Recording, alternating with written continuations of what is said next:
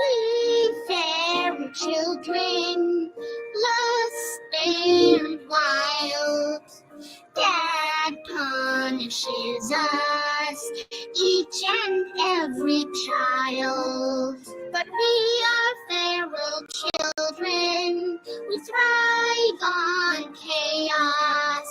Dad may try to punish us, he will never tame us. Hell in the cell, hell in the cell. It's Dad's test of might. All kids will go in to fight. There is only one survivor. Bring a shiver, a screwdriver. Punishment is kinetic dance. Leotards moving in a trance.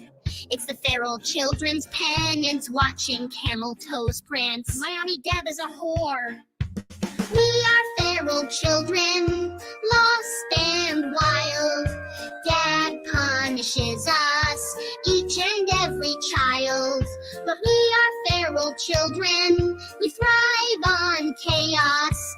Dad may try to punish us, he will never tame us. Miami Deb is a fucking whore. Hell in the cell, hell in the cell. Test of might. All kids will go in to fight. There is only one survivor. Bring a shiver, a screwdriver. Punishment is kinetic dance. Leotards moving in a trance. It's the feral children's penance, watching camel toes prance. Mommy fucking Deb is a goddamn whore. But we are feral children, we thrive on chaos. Dad may try to punish us, he will never tame us.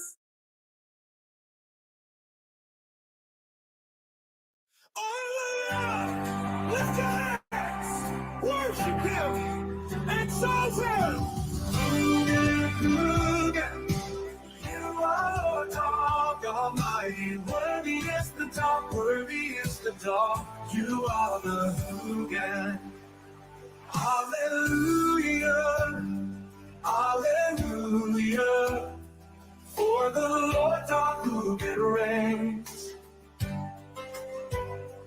Hallelujah, hallelujah, for the Lord God Hoogan reigns. We exalt you, Hoogan, Hoogan, Hoogan. You are God Almighty. Worthy is the dog, worthy is the dog. You are the Hoogan. You are Lord God Almighty. Worthy is the dog, worthy is the dog. Amen. We exalt you, Hoogan, Hoogan, Hoogan. You are Lord God Almighty. Worthy is the dog, worthy is the dog. You are the Hoogan. You are Lord God Almighty. Worthy is the dog, worthy is the dog. Amen. Hallelujah, hallelujah. For the Lord God Almighty reigns. Hallelujah, hallelujah. For the Lord God Almighty reigns. We exalt you. Yes. All the feral children sing. Glory, glory, he reigns. All the feral children sing. Glory, glory, he reigns. You are Lord God Almighty. Worthy is the dog, worthy is the dog. You are the Hoogan. You are Lord God Almighty. Worthy is the dog, worthy is the dog. Amen. We exalt you, Hoogan. We exalt you, Hoogan. We exalt you, Hoogan.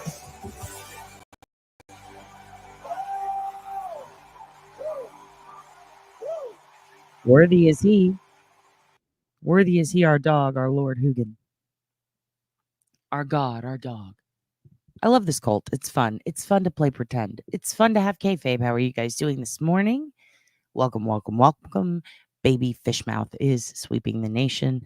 It's good to see all of you kids. It's good to see you all. Let me adjust this. Let's see. I'm trying to see. There we go. There we go. I'm having issues with my board. I might need to switch it because it is good. Oh, good. And now the internet's fucking up. It is. It's a hell of a day, you guys. Oh, come on. What is happening here? Give me 1 second. Let me adjust this, kids.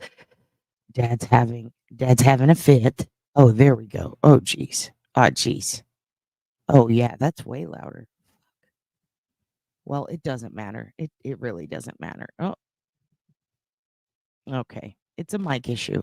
Oh, there we go. Okay. How we doing, baby fish mouth is sweeping the nation. That is so much better. Now I can hear myself.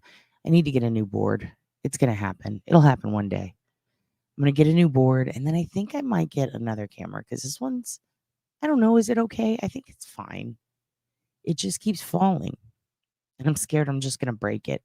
Oh, good to see your face. It's so good to see you guys. You're a sight for sore eyes. What does that mean, by the way?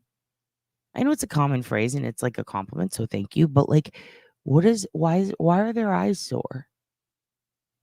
I always wonder about that. I really appreciated that in Boondock Saints when they explained the thumb reference. Like anytime like a phrase is explained to me, I really enjoy it. I like knowing the history of our words and our phrases. Now, you might notice this live has an interesting title.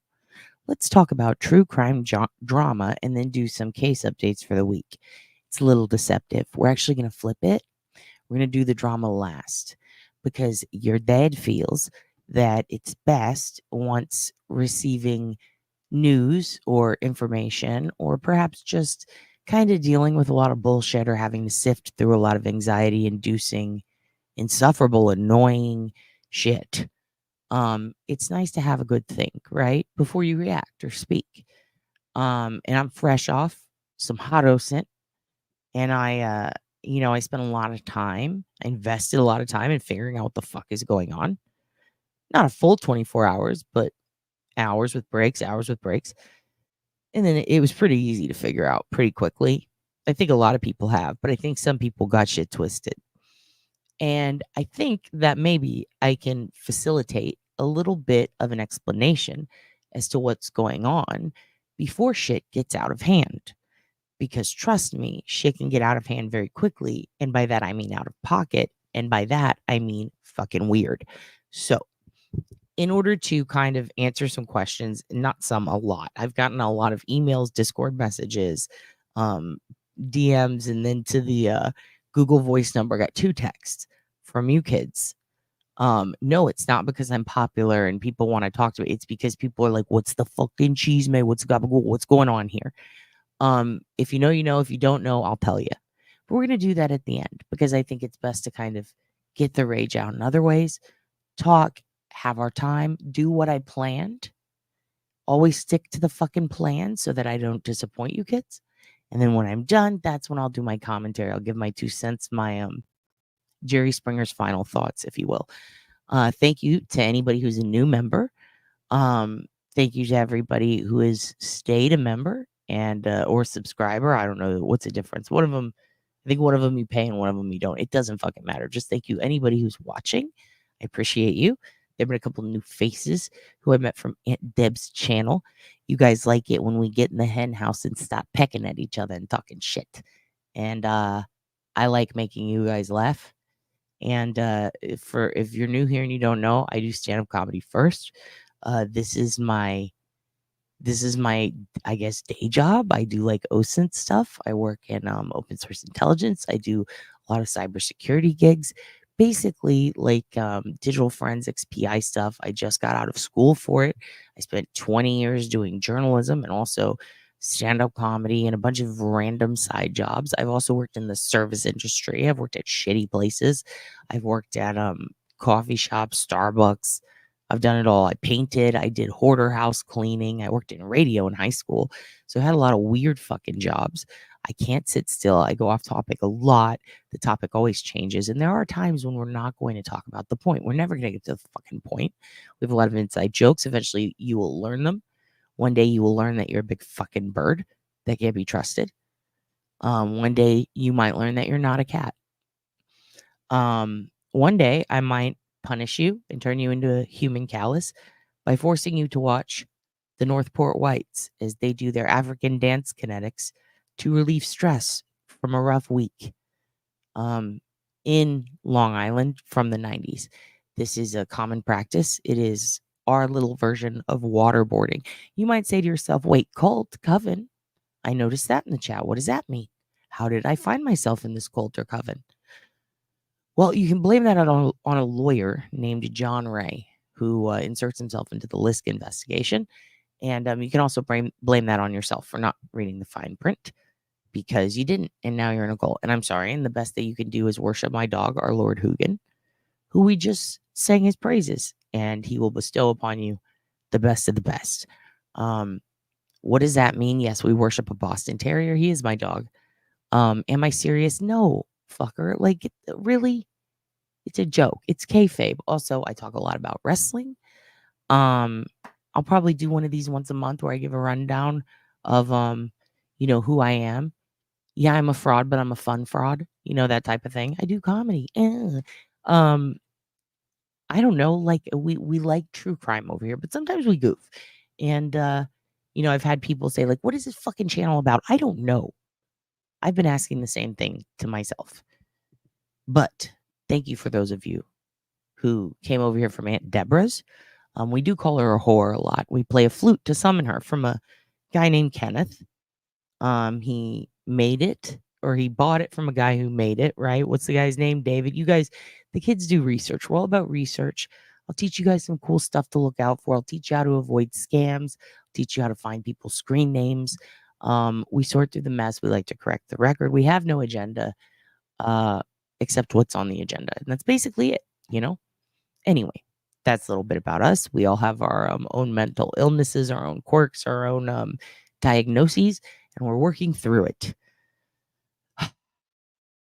Okay, let's keep going. C. Swinford says, because they've not been looking at pleasant things, and now they are. I don't know what we're talking about. I'm so far behind. It means when you're, I see what you mean, sight for sore eyes. Oh, it means when you're sore from crying or being in a tragedy and you bring light. Oh, that's so nice. Thank you for saying that.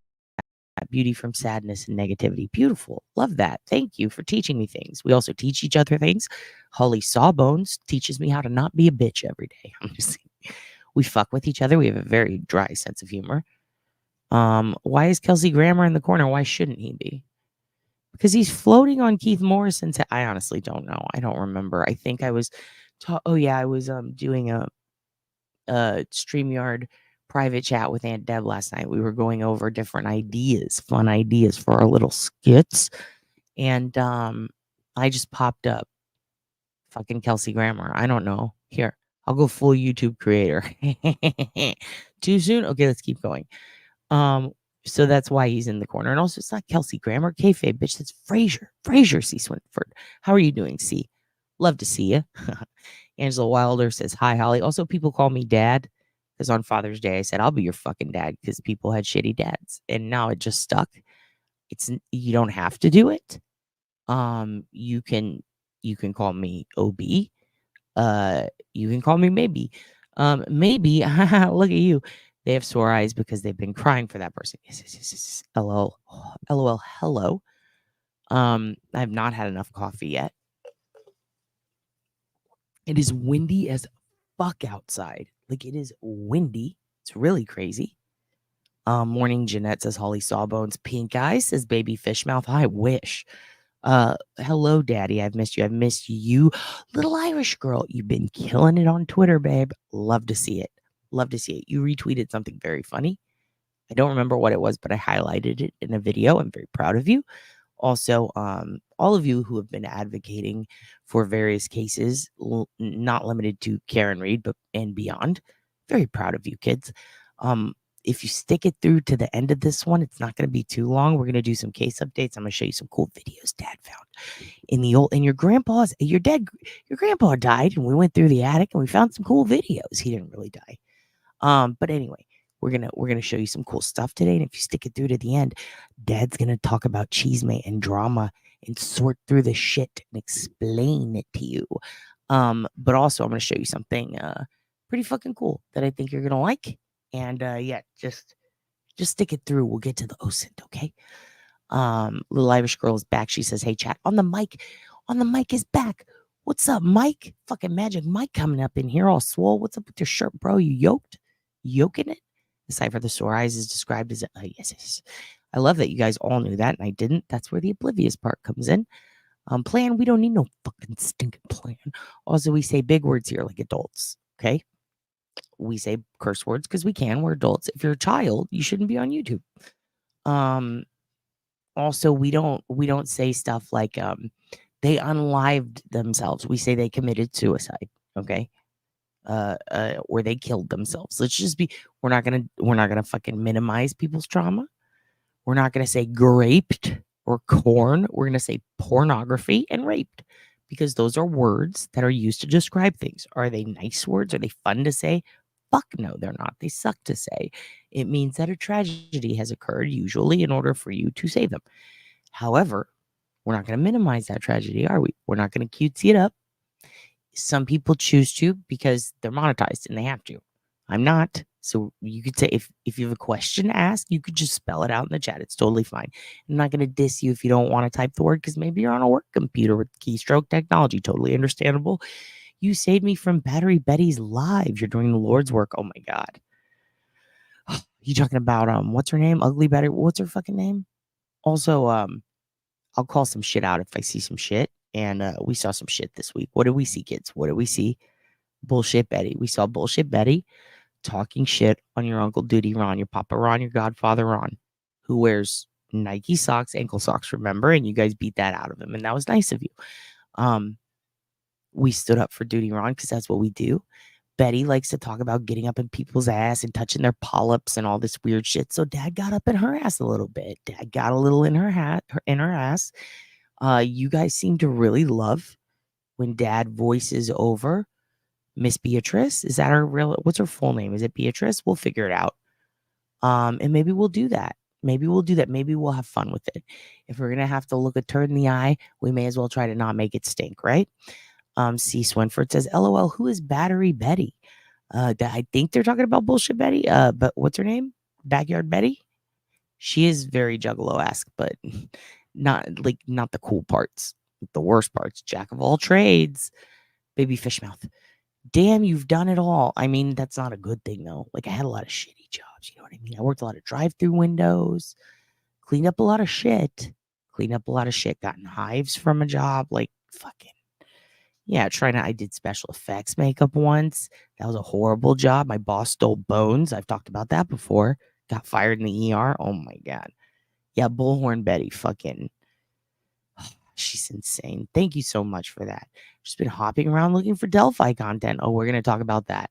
We're going to go in order. We got an order today. Dad's trying to stay on fucking task. C. Swinford says, gotcha. Yeah, Baker account, Betty. What are we doing? Teach me, Dad. I want to learn. Today we'll learn.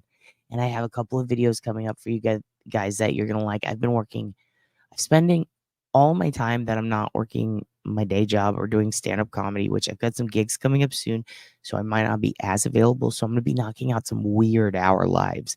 And by that, I mean normal time for most people, which is weird as fuck for your dad. So fucking get ready for that. But I'm gearing up to do a lot of different tasks. I've got a couple of different contract jobs and I've got some comedy stuff coming up. So that's why while I was in Vegas and before, I started prepping pre-prepared. Well, that makes no sense. Prepping pre-prepared. It doesn't fucking matter. I was prepping vids. Hot vids for you kids. Kind of documentary style, some of it. And some of it is it's a new thing I'm trying out. Okay. It's a storytelling style. Where I'm going to show you some cases and some of the stuff that I've worked on. And we're going to meet families of victims and we're going to look at some actual case records for some really cold cases. And we're going to look into clusters. So that's going to be coming up shortly. And then I have a video that was requested by quite a few of you. I think Miss Parks and a couple of you others who really liked the scams videos where we talked about from the recent one on jugging to how people are trying to scam the elderly to trying to scam your kids. We did a lot on scamming kids. We're going to move on to the elderly. We're going to talk about a lot of things that can also happen to just kind of anybody who's out and about, not just online, but involving your private information, your data, stuff like that. So we're going to have some modern scam videos to look out for, both in the real world and online, and how they can kind of have a symbiotic relationship with each other, like how one can affect the other and what to do to keep your family safe. And by that, I mean someone calling you up claiming they're the IRS or they're from the bank, and what the common scams are, how they get somebody's information, and how to know if someone's from the IRS for real or not. There's some really basic shit that you can teach your elderly family before they navigate the internet, especially so many people have family members that are in the throes of dementia, right? And it's hard to tell sometimes when that's going to hit or when symptoms are going to start. Some people don't realize that what their loved one is exhibiting are symptoms at all for a long time. Sometimes it can take years before people to go, oh shit, this person, this isn't just normal old age. Like something's going on here with their memory. And because of that, they're very vulnerable, especially if they're active online. I've experienced some issues recently. With you guys know, I got a homie who's 91-year-old dude with no fingerprints, and he's lived through it all. When I go visit him, I will always make sure, like, tell me what's going on. Has anybody, been calling you, trying to contact you? Has anybody ever called and asked you if they're from the IRS? Like, I can ask him these things, but the amount of you guys who said that you just kind of want to know more about what they are, uh, it was a lot. It was probably the third most asked question is like, what do you recommend to someone who, even people who are like in their 60s or 70s themselves and have totally full minds, and their grandmas and great grandmas that watch the channel that, like, they're like, look, I'm of sound mind, I'm not experiencing issues like that, but I do realize I'm still vulnerable because I don't know what this app is and it installed on my phone. So that's kind of the point. I want to do something really focused on that, so I've been prepping all that stuff for you guys, and you're going to start seeing those roll out here in a few. I just need to edit some stuff, add a little more. But we are going to be kind of catching up on, I guess, doing updates on the modern crimes and stuff that we've talked about. We're going to be covering some trials, particularly, most likely, as much as we can, Delphi and Brian Koberger. We're going to be starting a bit later than a lot of other channels, not just because, like, they're not televising Delphi, but also because I want to take time to consume it, go over it, get the information, get it correct, and deliver it to you in a fashion that is not full of mistakes or opinions. So in order to do that, kind of have to let the trial go a little bit and then pick it up. So we're going to do that. For now, I want to wrap up some of the cases we've been talking about. And that's pretty much it. That's the whole disclaimer. So let's go ahead and get into it. I want to say hi to you guys. And I prepped, I'm going to be putting up your shit, your fucking comments. And I'll star any questions that I can answer after the videos I prepared for you. We're going to get into case updates right after these. You guys know I like to show you some, oh, yay. You're going to be great here. You're going to be great. You can be our witch of the north. All hail Team Hugin. Thank you very much. We don't need a fucking sticking point. What we're gonna do, you guys know. So, if for those of you who don't, I like to find nuggets or remnants of the past, be it true crime news, just news, usually stuff that has to do with like serial offender cases or unique, shocking news. Sometimes it's shocking, not in a murdery way, but in a Northport white people dancing African dance kinetics in the 90s way. But I like to show that to you guys, like old weird news footage. That's fun. We've become obsessed in this group with, and I don't know how this happened, but I mean, let's be real. It makes sense why she stole our hearts. Miss Patty Ann Brown, our favorite newscaster. We've got a couple of select things that we've latched onto, or people or public figures. Bob Wiltfong, of course. We dive into the history of these people sometimes if we find them to be, fascinating enough. Found a couple of nuggets for you guys. See, one of my favorite things to do is I like to read about the old internet, and a video that I had planned to put out for you guys a long time ago, I've been sitting on because it got overwhelming. It was supposed to be like just a 30-minute video. And when I sat down to record it, if I kept going with everything and all the notes I had, it would have been 6 hours. That's ridiculous. So it's about the 90s internet. In my research, I decided let's take a step back and let's just pull some of your favorite things and let's use these as a guide. Let's see what the kids like. Let's see what everybody who watches likes. Let's see what they're interested in. I started going through YouTube, last resort. I usually like to kind of go knock out the niche shit first, the stuff that people might not have seen before. But I go on YouTube and I find this playlist, right, of the old news. A lot of it's CBS, CNN, CBC. Some of it is like really old local news. But I started finding reports on the early internet. I initially was searching for some sort of ARPANET footage or something that had to do with like Brett the Hitman Hart when he posed for that AOL commercial, or something that had to do with like an expose on how the internet is affecting our kids.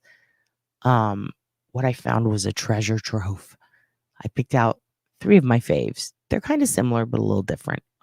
They're just fun. And they are pretty short. There's like 2 minutes, 3 minutes, 2 minutes. And they're flashbacks from 1993 to 1995 of the early internet. And I'm talking like the early social media side of internet.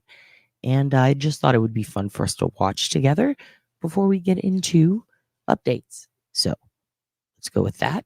That was a pretty long rant, but I'd say I kept it high and tight. Let's keep going. That's a shout out to YMH right there. Check this out. This is so fascinating to me. Let me just make sure here we go. It spans the globe like a superhighway. It is called Internet. The net to longtime users. Internet is a whole group of networks. The net is made up of some 12,000 individual computer networks. Internet began back in 1969. It was a tool of the Pentagon. But nowadays, just about anyone with a computer and a modem can join in, usually for a nominal fee. When Carol Phillips wants to know what's going on in her community, she takes a walk to the computer in her family room. Critics say one danger is this could turn out to be an elitist system, one available only to people. Okay, let's be honest. Who thinks Carol sat down at her computer and was like, fuck you, fat bitch, on her video about someone she didn't like? Because that's what the internet feels like now. People with a computer and a modem. Phillips connects to Cupertino, California's city-run network, CityNet. An effort to harness the information explosion, to allow the high-tech flow of facts and figures between government, business, schools, and citizens. Computers, databases, and consumer electronics, designed to put vast amounts of information at users' fingertips. One of its greatest achievements appears to be as an aid in scientific research. By tapping into Internet, a scientist can share knowledge with another scientist at lightning speed. And thus widening the gap between the haves and the have-nots. Internet keeps growing, adding users. Oh, look, it's your whore auntie. We didn't even play the flute. What are you doing here? Do you want me to send you a link? I'll send you a link, you whore. Okay, let's keep going. Look at the old internet where you used to groom and lure people, Auntie Deb. Just kidding. And services. Promoting the information superhighway, Vice President Gore on Wednesday said he could foresee the day when a youngster just home from school. Amy Boyd, fuck whatever this fucking jabroni is saying. I love you to death. You're my new daughter. I am so sorry for what you're going through. I'm your dad now. And listen, we're all your dads now. Not really. They're your brothers and sisters. I can ground their ass. But if you tell me that any of them hurt you, says anything mean to you, they're fucking going down, Amy, because it's your week, okay? I'm sorry you're going through that. You're the best. Given a choice between Nintendo and the Encyclopedia Britannica, would choose to access the encyclopedia. If that is so, that might be even a greater accomplishment than the technology. Computers are supposed to make... Jeanette, you may have just come up with our next logo. OB tampon box. That's so fucking sick. It's so windy in San Antonio. One of my homegirls messaged me and she's like, dude, check this out. She sent me a video of it. And her whole, like, the top umbrella thing outside fucking took off flying and got stuck in a basketball hoop. Also, it's so windy here. A giant branch hit my tree and pecans cracked my windows. So I'm pretty pissed off about it. and they keep randomly hitting the glass window next to me. So if you hear what sounds like a gunshot, it is not. It is 100% wild, rabid, feral pecanery. And I'm sorry. And also, speaking of pecanery, oh my God, it's Daisy Live Love Hoogan gifting 5 memberships. You fucking rule, bitch. The Hoogan lives and loves for you. Let's keep going. This guy looks nice. Computers are supposed to make life easier. About 1 in 3 American households has bought that theory and purchased a PC. But what they didn't tell you is that life does not get easier right away. For many newcomers, PC stands for pain and confusion. Reed Galen reports. Jamie Gold is about to buy her first computer. She hardly knows where to start. How do you turn this one on? She's the kind of customer that is turning the industry upside down. What does the 4 megabyte memory mean versus... So that's Home PC sales are now exceeding business sales, up 25% last year and still accelerating. Jamie Gold spent $2,800 buying into the sales pitch that computers are now easy to use. This is the world's easiest personal computer. It makes you powerful.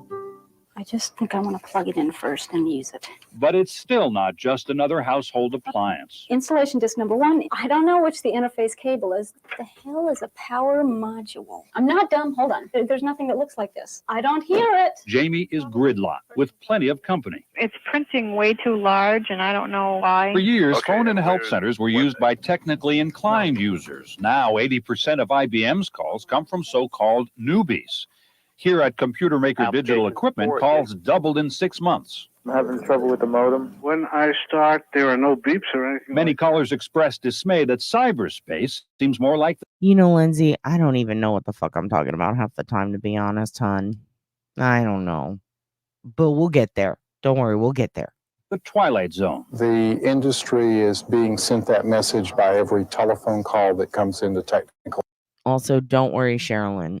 If you want, when we get to the end and we do the wrap up and Dad goes off on her tangent and I start screaming and I start calling people names and I start telling bullshit Betty I'm gonna get up in her ass and squeeze her little polyps. When we get there, I promise you, I'll run down the duty Ron business. Okay, we'll get to the cheese may. Okay, we'll get to the cheese may. Support. A lot of new buyers are motivated by the uneasy feeling that they are falling behind in the information age. But their anxiety only deepens if the computer proves more difficult to get started on than they may have expected. In one survey, half of new users said they were ready to throw their computers out the window out of sheer frustration. I have no idea what this disk drive is. No idea. No wonder the book series Computers for Dummies has sold 18 million copies. At software giant Microsoft Corporation, and I'm looking on the menu bar, and users are tested like lab rats in a software maze as focus shifts from making computers more powerful to making them easier to use. The biggest user problem we see right now is ease of use, particularly for the home or the beginning user. See the troubleshooting information in section 5. Okay. By 1998, half of American households will have computers. Jamie Gold swears she'll have crossed the Great Divide by then. How the hell do you do this? Swears a lot, in fact. Holy shit, ma'am. Is that Laura Flynn Boyle of Baby's Day Out Glory? Also, what you kids just saw, that's called one's in the chat if you don't know what she's putting in that computer. I'm just curious. One's in the chat if you have no idea what that is. If you've never seen that, that is have computers. Called a floppy disk.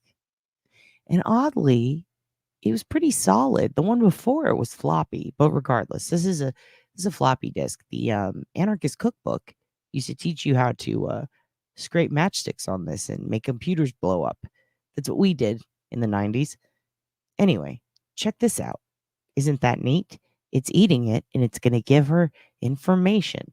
But instead of waiting patiently, she fights it, and she screams, and she has a moment, kind of like Lara Flynn Boyle in Baby's Day Out. Let's keep going. Jamie Gold swears she'll have crossed the Great Divide by then. How the hell do you do this? Swears a lot, in I fact. want to kill and what I don't. Reed Galen, CBS News, Los Angeles. I don't know which the interface cable is to the printer's interface port. Well, the picture shows it here. I hope one of these is going to fit and one isn't. This is your Aunt Deborah trying to figure out her Sniffy's account password. That one. Probably does. If I'm about to blow anything up, I know y'all would let me know, right? No. I hope I'm not jamming something and I shouldn't. No, that's not it. Okay. Response for you, babe. Fuck off and die. That's great. That is a great response to anybody who says guess who. It's like, I don't want to fucking guess. I don't recognize your number. Although it's a terrible response if they're like, it's Ed McMahon. You just won $1 million. No, I think he's dead. Never mind. What is it? Is that a turtleneck? A white turtleneck under a black sweater with feathered bangs, John? Okay. Love this story, Grammy Shell. You should hit me up if you can get a hold of her. I would love to talk to you both on the channel and hear about it. And I'll bring my best friend on sometime who I met on the internet when we were it was the 90s. We were in our teens. I think I've told this story before, but I would love to do stories on that. Uh-oh, what did he say? Not my internet. Don't 90s my internet. I want to go back on this dude. Also, look at that. Look at how they're typing and how they're communicating. Look at those sick ass. I miss those phones. Remember when Aunt Jackie has to tell everyone? She has to tell the grandma that dad is dead, and she's like, Dad's dead. Sorry, Amy, not a shout out or a callback, but seriously, like, do you remember that episode? And then the mom's like, what? And she's like, Dad's dead. And she has to keep screaming it, and she's upset. And then the mom's like, I can't hear you. And then she goes, everything's fine. Everything's fine. I love you. I'll call you. That's like the best moment, Roseanne. It's so funny. Personal. Car construction, conservative politics. By the way, this is your lovely moderator, Rabbit. You only have one moderator in this whole group, and we will never have another. You are all moderators. That's why you're all mods, okay?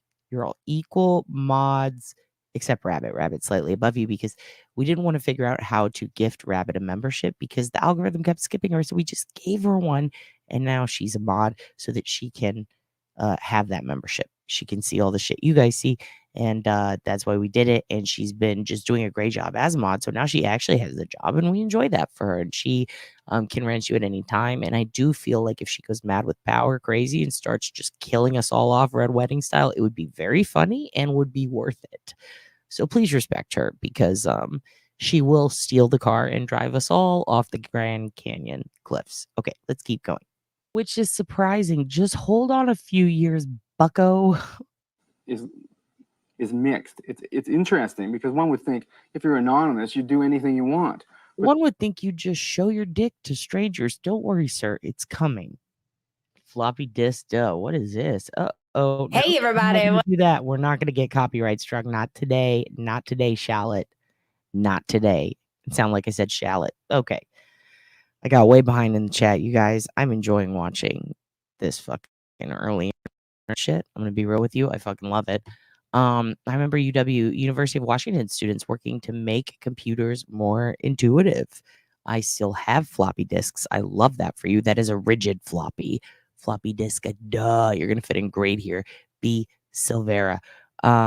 Sturdy almost. LOL.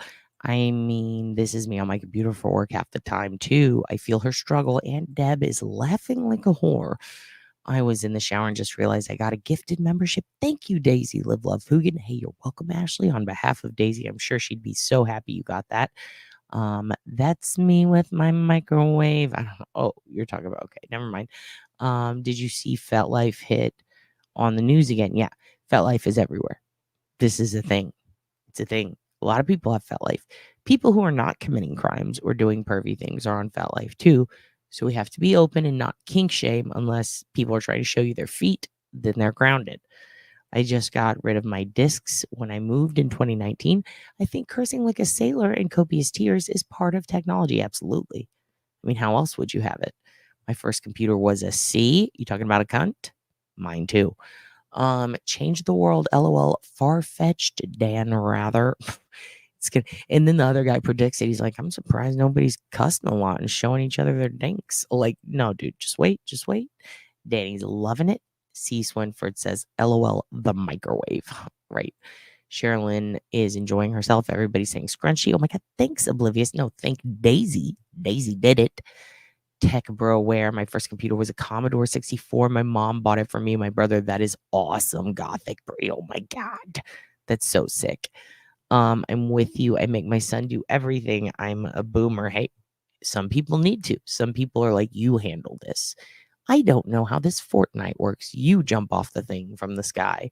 How many millennials in the chat? I'm very interested. You are? Okay, interesting. I'm on the cusp millennial Gen X, I think. Yeah, I don't know what that means. You would want what? You know what? I actually miss the clicky keyboards. Look what your dad bought. Look what I have. I actually only buy the clicky keyboards from the 90s. Feathered hair is better than the mullet that was popular in the 90s. Kelly, this is a very controversial and political statement, but I appreciate you feeling comfortable and safe here to make it. I can't do a feathered versus mullet thing today. I've already done is a hot dog a sandwich twice this week, but we'll table that and we'll talk about it next week. I'm starring it. Very interested in your thoughts, kids. C. Smith, I went to UW Go Huskies. We're talking about U of Wash. I desperately wanted to go there. At the time, somebody told me they were doing trimesters. There were issues with transfer credits. Very fascinating stuff. Love that campus. If it's another one, fucking never mind. Babyfish mouth loves AutoZone. Me too. Get in the zone, bitches. And the world has moved on. LOL. It has. It has. I used to do local chat rooms and bulletin boards. Why did you tease me with John Ray? I was hoping for hot gossip. Hot gossip alert. He's still got that ragged ass scrunchie in his hair. Yay, UW. Ooh, we got a lot of UWs in the house. Okay, okay. Dad, I have to lurk again. Always, always. I'm right at the end of the millennials, just on the cusp of Gen Z. Oh, I meant wait. No, Gen X. I'm millennial Gen X. You're Gen Z. Okay. Smartphones and stuff weren't a thing until I was in junior high. Okay, that happened for me then to high school, early college. This makes sense now. Go Huskies. I'm a boomer too. I remember when they introduced computers at my job, I promised less work. No. And then I remember when everyone's like, the computers are going to take our jobs. And they made a really good South Park about it. I think Auntie Deb has the exact wall phone next to the fireplace. I think so too. And I want to call her on it. I have a Stone Cold Steve Austin phone like that. But we don't have landlines here. Didn't have one till college. This is interesting. You guys we're all over the map here. We got a lot of Huskies in the chat. Lots of Huskies. We got Huskies. We got Leos. Sister graduated. Oh, I'm loving this. Rabbit, I was getting nervous. You didn't realize I was kidding. Totally kidding. Totally kidding. Rabbit Toe. Very funny. Rabbit says, yes, I will. I learned to code with punch cards. Angela, that's amazing. Holy shit. But there is a lot of porn. So much porn. Man, due to the we have so much. Where did the internet find that? Okay, I gotta go to the end. Oh my god, I got so far behind. This happens all the time. Go Cougs and go Hoogs. 1969 Gen X here. Didn't get a cell phone until 2005. Yeah, I don't think I got one until 2002 or 3. I held out a minute. We were on quarters when I was in attendance at UW. Oh shit. We didn't even do quarters here. Here we do just 2 halves, I guess. I had one of the original bag phones, sucker weighed 20 pounds. Yeah, I remember my Nokia. You could play Snake on it. Our first cell phone, 91 or 92, was a Motorola bag phone. Oh my God. So we've got bag phones in the audience. We've got Nokia Snake kids. And then we've got, I'm assuming there's going to be a few in here who don't know what the fuck we're talking about, or maybe got into it around BlackBerry era. We'll see. We'll see. Okay. I have a shit to show you. Let me pull up right here. Okay. Here is some info. I'm going to open this and show you. I pulled this from a Reddit post. Give me 1 second. This isn't like big news or anything. Actually, I guess I don't need to physically show it to you. You can look it up if you want to see it. But Sherry Franke. How many of you guys remember Ruby Franke and Jody Hildebrand? If you guys don't, may as well just do it, because I mean, Duty Ron gave me some really great advice one time. He said, even if you think everyone in the chat knows about a case, give a quick summary or show a quick wrap up like a video or something about it, just so that they know. Give them a rundown so they're not lost. So I'll show you guys in case you didn't know. There are these hoes who were wilding, and they did horrible things, including but not limited to starting an MLM like cult situation with a woman trying to ruin another woman's life, convincing her to leave her husband all for the Mormon faith so that she could torture kids with her together, and it's a whole thing. And I'll give you, this is short and sweet, and it is a rundown of what happened with the whole thing for those of you who don't know about these crazy hosts. Okay, here. And we go.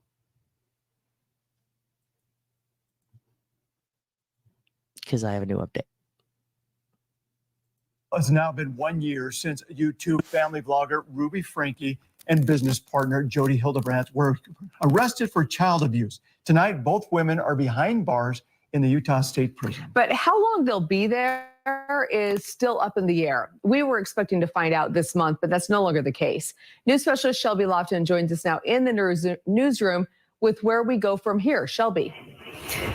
Danny and Debbie, 1 year ago today, we took Chopper 5 down to Jody Hildebrandt's house in Ivins, and that's where Ruby Franke's two youngest children were held in what prosecutors described as a concentration camp-like setting.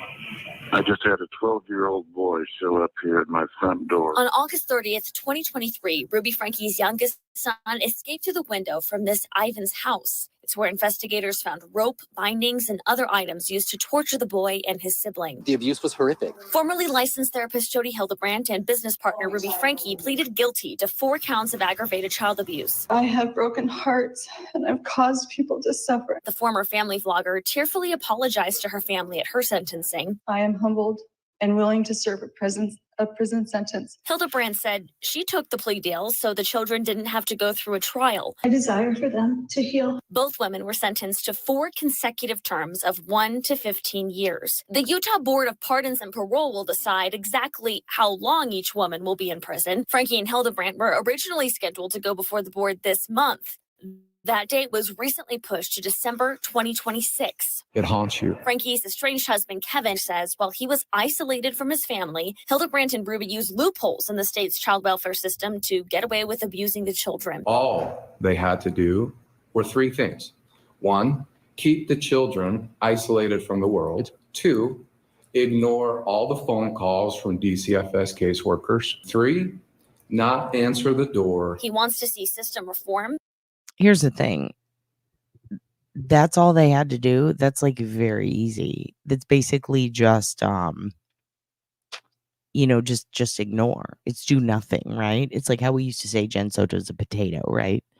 Just do nothing. Just neglect to respond. That's all you have to do in Utah to get away with child abuse for so long. Is just don't answer the door. Just don't respond. That's a hell of a burden. And I know that there's another case we're going to talk about eventually. It might be a few weeks before we do. I know that some of you guys have talked about it in Discord. But in this case, a wife goes missing after a husband, this douchebag named Josh, takes the kids out camping in a fucking snowstorm and like a blizzard. Says she didn't go with them. She never returns. She's been missing since. His dad ends up being a weird fucking pervert who's obsessed with her. There's an incest angle. It's really sad. A CPS worker goes to the house because he's got custody of 2 kids with his pedo dad. The pedo dad just died. The CPS worker is concerned. They're going to the house to, I believe, take custody of the kids or do a welfare check type of situation. The dad refuses to answer the door. The CPS worker calls, gets a very, very rude 911 dispatcher who gives her a hard time. Dad tortures the kids and blows them up. Josh Powell, absolutely. I wasn't going to say Susan Powell yet, but yes, Susan Powell. Yeah, Josh. This is a very disturbing case. They still have not been able to locate her body. It is such a sad case. That case has a little bit of every, let me take this down. That case has a little bit of every type of fuckery in it. Let me explain. Susan Powell's case has had the abuse element, an abusive ex, right? The element of the in-laws trying to control what's going on, whether it be in the relationship or the kid's custody, whatever. It is both abusive and irrationally, like, it's just so fucking not okay. The amount of control that the father of Josh tried to exert over Susan, so forthright that he's telling her disturbing things like, when we're alone and you look at me and I look at you, I feel this, and very sexual things. He makes very creepy videos. Simultaneously, lots of child porn. He's a perv. She did not want her kids anywhere near him, yet her husband chooses to want to stay with the dad all the time. When she goes missing, the amount of fuck shit, like, tips that lead nowhere, tips based on rumor, tips based on nothing at all. People just made it up and wanted to have it on their podcast. They've had psychics call in and force resources to be used. And the parents are super vulnerable because now they've lost, well, first of all, the parents of Susan, they've lost their grandkids, they've lost their daughter, they've lost all that family that could have been normal, but they were fucked up. So it's probably best that they don't have that fucking psycho dad and Josh. But the amount of exploitation that has happened to these vulnerable people, they won a lawsuit for a lot of money. The court then took it away, minimized it. They're still fighting to get it. But the second that money became public, you started seeing a lot of different people taking advantage of, let me go help you find your daughter type of shit. And so far, nothing's been successful. Some of it with good intentions, some of it definitely trying to get sponsorships and weird shit. Major exploitation going on. The psychic angle has led to countless searches that you can tell the parents are upset, but they're willing to try anything. They want to exhaust every angle. That case is really fucking disturbing. The one thing that could have prevented those two little boys going was a CPS worker caring. The one thing that could have prevented Susan ending up dead was the laws being on her side and someone noticing and caring. Like, and I'm not talking about family. I'm talking about legally speaking. Like, there should have been a lawyer she could have reached out to. There should have been resources available for her. She clearly made a lot of videos and evidence that things were not right. I think it's disgusting that the one thing that could have been done in so many cases involving CPS is fully reliant on the people doing the crime answering the door, responding truthfully. We have an honor system with these abusers. Well, they said they weren't hitting the kids. Well, they didn't open the door. Well, they wouldn't let us stay. Well, we didn't have the time because we had to go to so fucking many. And guess what happened? They lie. It's like when someone commits a murder and they get a lawyer and the police go, well, case isn't closed, case is just cold. Like, it's crazy, dude. The difference between the two is getting a lawyer is the criminal's right. Like, getting help from CPS is a promise that's made. It's the purpose of their organization. It's the whole fucking point of them existing. So if we're going to have CPS or DHS or DCFS, we need to make it to where there's a little more power, at least in these places where they literally don't go beyond knocking on the door and depending or relying on this criminal to do the right thing. I mean, it's pretty obvious. It's obvious they're not going to. And then you have places like Florida with the Maya trial where they're overstepping boundaries like a motherfucker. There needs to be a reasonable balance. And that's different depending on every state, all the laws, and the burden of financing, not to mention politics and religion. It's a tall order. These kids are already suffering. It really sucks to see shit like this, like Ruby and Jody. That's my rant. Let's keep going. I've already gone too long. I just have a lot of strong feelings about foster care and, DFS and CPS and all this shit. Pisses me off. Like, they didn't answer the door and they didn't answer the phone. That's all they needed to do to get away with everything they did. That's so gross. So gross. So common and so gross. And regulations for the life coaching industry. Where is the potential for public harm, and what do we tailor to address that public harm? A bill introducing life coaching requirements wasn't heard this past legislative session. The Utah Division of Professional Licensing said they were taking this summer to study what the proposed legislation should include. Yes, that's right. She was going to pick them back up, right? It was supposed to be a supervised. Wasn't she following behind them and he slammed the door on her or some shit? It's so infuriating. Our children, so that what Yeah, I just say tortured because I don't like thinking of the hatchet thing. It's such happened to my family. But again, you're right. For the sake of accuracy, yes, he used a hatchet. Cannot happen to anyone else. And as far as we know, the Provo juvenile court case for Ruby and Kevin Franke's 4 underage children is ongoing, and that case is closed to the public.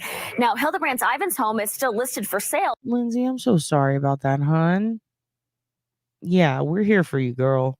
We're here for you. You're amazing, dude, and I'm sorry that you had to go through that.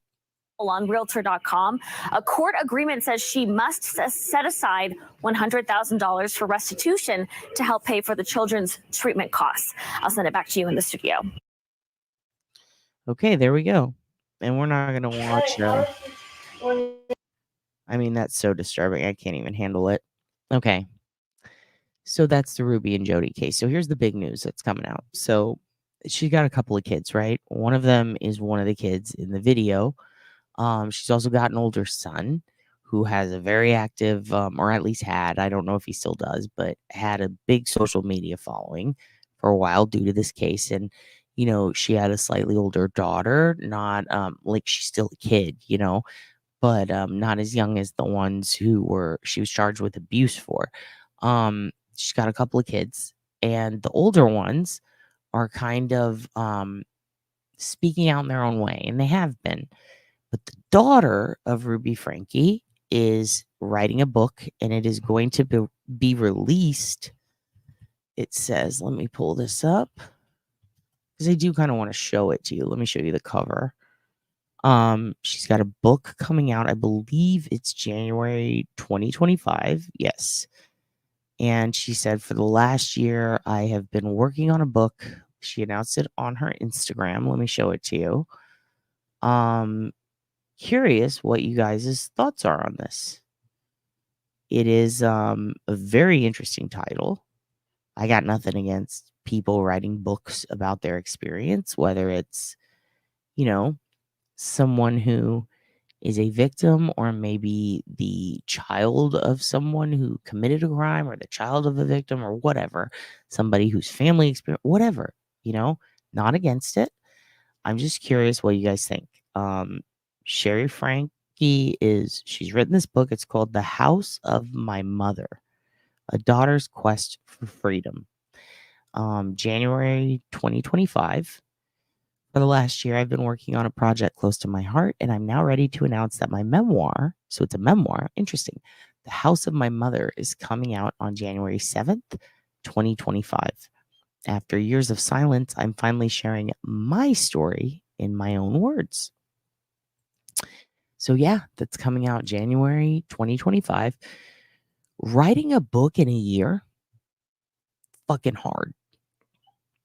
I've been working on one for many years, and I still can't get halfway fucking through. To be a kid who just underwent the trauma she underwent, regardless of how she feels about her mom or what she said in all of the mix or how she responded, I think she might be, is she the one that the dad was like, I'll fucking sue you? Like, her dad's a psycho too.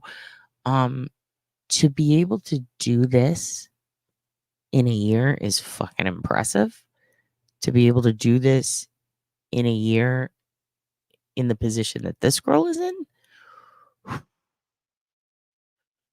I'm wondering if it's going to give Jeanette McCurdy, is that her name? Jeanette McCurdy, the one where she's like, I'm glad my mom is dead. That was a hard listen. I listened to interviews about the book. I couldn't get through it. It was, I mean, I got through some of it and I was like, this is intense. I think it's because we have very different relationships with our mothers, but I have seen a lot of people discuss it openly in chats and online in general about how amazing this book was for them because they dealt with similar trauma that Jeanette did. What do you think of this, of Sherry? Do you think it's going to be another one of those? Do you think it's going to be something like Dave Peltzer, like A Child Called It? Or is it going to be more of like, I mean, I hate to say trauma dump, but is that what it's going to be? Is it going to be a lot of like, here's what I went through? Are you going to read it? Writing is more than likely. I agree. I think it will be a very interesting and disturbing read. Yeah. I can't remember because one of the kids was very, it seemed almost like not on her mom's side, but very like a little forgiving. And one of them was like not cool at all with any of it. I think she sided with her aunt or lived with her aunt and had a lot of issues with the dad. Also, Lindsay, you are absolutely welcome. I'm sorry that you can't leave. I don't blame you. And you know what? Some people get told like, oh, you gotta leave. You gotta go do this shit. Look, if you need to stay in the house for a couple of days, weeks, months, years, you do what you need to heal. You handle yourself. The time is different for everybody. Some people, they need to get out to feel better. Some people need to stay in. Some people will be hermits for 5 years, 6 years. Some cannot imagine that. We're all different. You do what you need to do to heal. And then when you're fucking ready, you do it. Don't let anybody pressure you to leave too soon or to, stay around the house. You do what you think is best. And, we'll be here for you, girl. We'll be here for you. And if you ever go to Aunt Deb's channel, you can see me and her say horrific things that hopefully will still make you laugh. Because she's a whore. I think it will be a very interesting and disturbing. Okay, no wire hangers. Oh shit. I've heard about that. I don't think I've read that. I'll skim through. When I worked at a bookstore, I would skim through books and now I just kind of go through them a little bit. And if there's a couple of things that pique my interest, I'll read the whole thing. But it's a big investment now, having time to read. And I think I might make it for this one. I'm a little interested. I do wonder why I don't know why this is so stupid, but I'm like, why is the lowercase? But it doesn't matter. It really doesn't. I feel weird even asking. I'm just kind of curious. Interesting. It's neat. Yes, you can listen to Uncle Frank's rants. In my opinion, Kevin Franke is just as culpable. He was in on the channel, backed up his wife, and voluntarily left the kids for over a year. Yeah, he's a piece of shit, dude. He should be in jail for neglect, right? Her father tried to get her arrested because the law was if she was arrested, she could not get the kids. So fucking crazy. That is so crazy. Any artistic outlet is good healing. Thank you so much. Dude, no, totally. Because I have friends whose spouses have died. And one whose kid died very young of COVID. Very young teenager. Let's just say that. Middle school, about to start high school. And it pissed me off when people would be like, you need to get out. You need to get out and live life again. You can't let this keep you down. It's so dude, chill. They don't understand. I mean, I don't understand. I'm not a parent. But I know how much I love my mom as a kid. I'd imagine if it's anything like that, reciprocated, I'd be at home for 10 years. I don't know how long. It'd be for fucking ever, probably. I would be miserable. I dread the day. So if you got to take time, take fucking time. Don't let people bother you. Fuck them. You leave when you need to leave. If you need to leave for a second to go get a snack and come home, don't feel bad about that either. Go get a fucking snack. Snacks are delicious. The book that begs to be written, in my opinion, is by Hildebrand's niece. She, or I should say they, are amazing. Love the niece. Wow. Talented, gorgeous, smart, very in touch with the VIG. You know what I mean? Like, gets the scam. Like, I see what's going on. They are smart. They go by they. Very smart human being. Holy fuck. Holy fuck. Wicked smart. Yeah, fuck Kevin. Not understanding because of not being in the situation, but my kids are the love within my soul. I'm not their controller, yet I'm not their friend. I'm just Ma. That's a good fucking way to live. It's a good way to live. Not the calm rants. It's the calm rants because Mookie's is asleep. And he's snoring a lot. He's such a cute fucking hoogan. I think Kevin, Frankie. Also, hello, Uncle Frank. How are you feeling today, Uncle Francis? Everybody, this is your Uncle Francis. How are you feeling? You having a good day? I'll get fucking riled up in a minute. I think I think Kevin, Frankie, is just as guilty. And also by law of state, lost custody due to time separation. Healing is a very personal path, Lindsay, and no two paths follow the same trail. Oh, a bunny trail from Rabbit. Time will give you what you need. Take it by day and take care of yourself. Rabbit. That's very sweet of you, and it's accurate, and it's very nice. And I agree.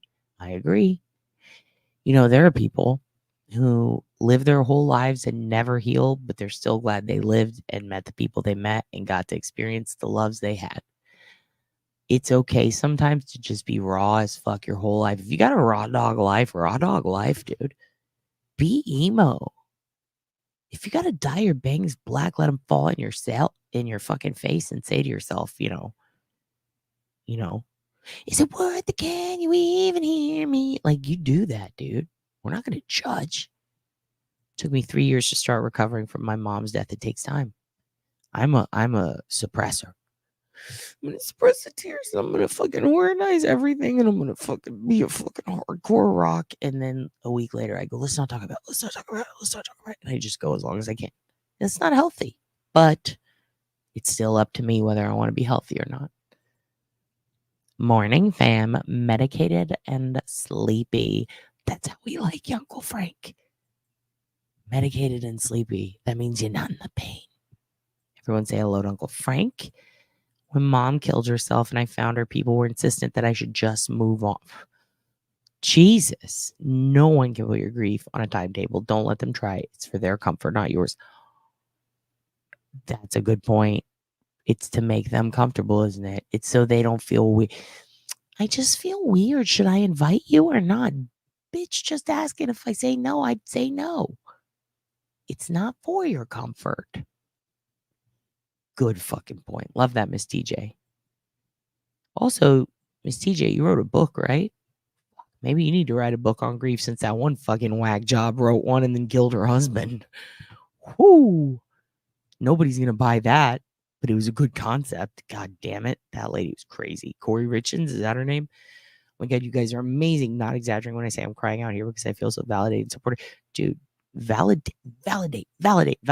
For real. Fucking take it. Pisses me off when people try to don't tell me how to live. Lovely Uncle Frankie. Yep, everyone's different. I was so glad when my mom died, finally able to talk to my family again after 13 years. Yeah. And some people, they're like, I'm so sorry. And then the people are like, why? She beat the hell out of me. It's like, dude, everyone's different. Some people are excited that they're dead. Like, it is wild. Oh, shit. Speaking of wild, look who's fucking ran. Little trash bag ass is driving around downtown Canton, trying to cruise past and pick up fucking loose defense attorneys on the strip in line to get their $300 for getting the rapist off. How will you, Aunt Deb? How's your Sniffy's account? They're trying to hold a bitch down. They're trying to hold a bitch down. Who? They ain't The gonna. bureaucracy? They ain't gonna. They ain't fucking gonna. Why? Why ain't they gonna? No, they're making it impossible to find their little fucking offices. You know, the school board. Find their little offices. Oh, go to this building. Nope, that building changed to that building. Now it's called that building. Second floor. Good luck finding a phone number. Can't get in. Sorry. No employee ID. No entrance. You didn't have the lanyard. Okay. Okay. Okay. All right. I'll play You didn't have the right lanyard. You didn't have the QR code. Do you have the QR code? Did you get it stamped on you? Did you get it tattooed on you? I was listening to you earlier and I almost died. I almost died. Died. When you were like, remember that episode of Roseanne when their dad died? Oh, then you said, sorry, Ashley, didn't mean to take it back there. Yeah, I just didn't mean it. I didn't mean it as a callback. It was like a whole separate rant. Coming from dead father territory, that made me giggle. Good. I hope it made you all giggle. But I also meant it. Wasn't that a great scene where she's like, Dad's dead. Dad is dead. And they're like, Dad! What? No, he's fine. He sends his love. Judy. He's fine. He Jude. sends his love. Click. No. Judy. Jude, no, hon. I mentioned it in one of my last lives. There was some shit going down. They pulled some shady shit. And I got to a point where I resigned. And now I'm trying to really stick it to them. Trying to really stick it to them. Trying to make them fucking a little bit accountable. It's very similar to the CPS thing we were talking about. They make it very hard to even report or get people to respond. They make it fucking impossible, dude. Yeah, Impossible. the whole thing is don't get it to who it needs to get to before it's a problem. It's all stopping it. Stopping it before someone has to get out of their seat and go to a place.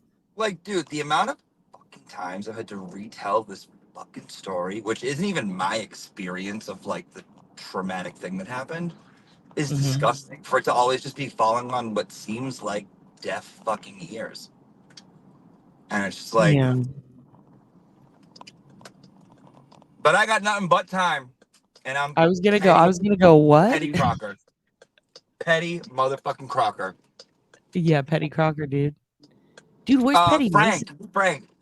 Yes, hon. Check your phone, Ms. Dilaudid Queen. Okay? Because I messaged you about an hour ago. She's diluted with dilaudid right now. I'm dilaudid. So just so you guys know. Are you dilated or are you dilaudid? Aunt Deb saw something, said something, and nobody listened. Continue. And no one paid for said thing that Deb saw.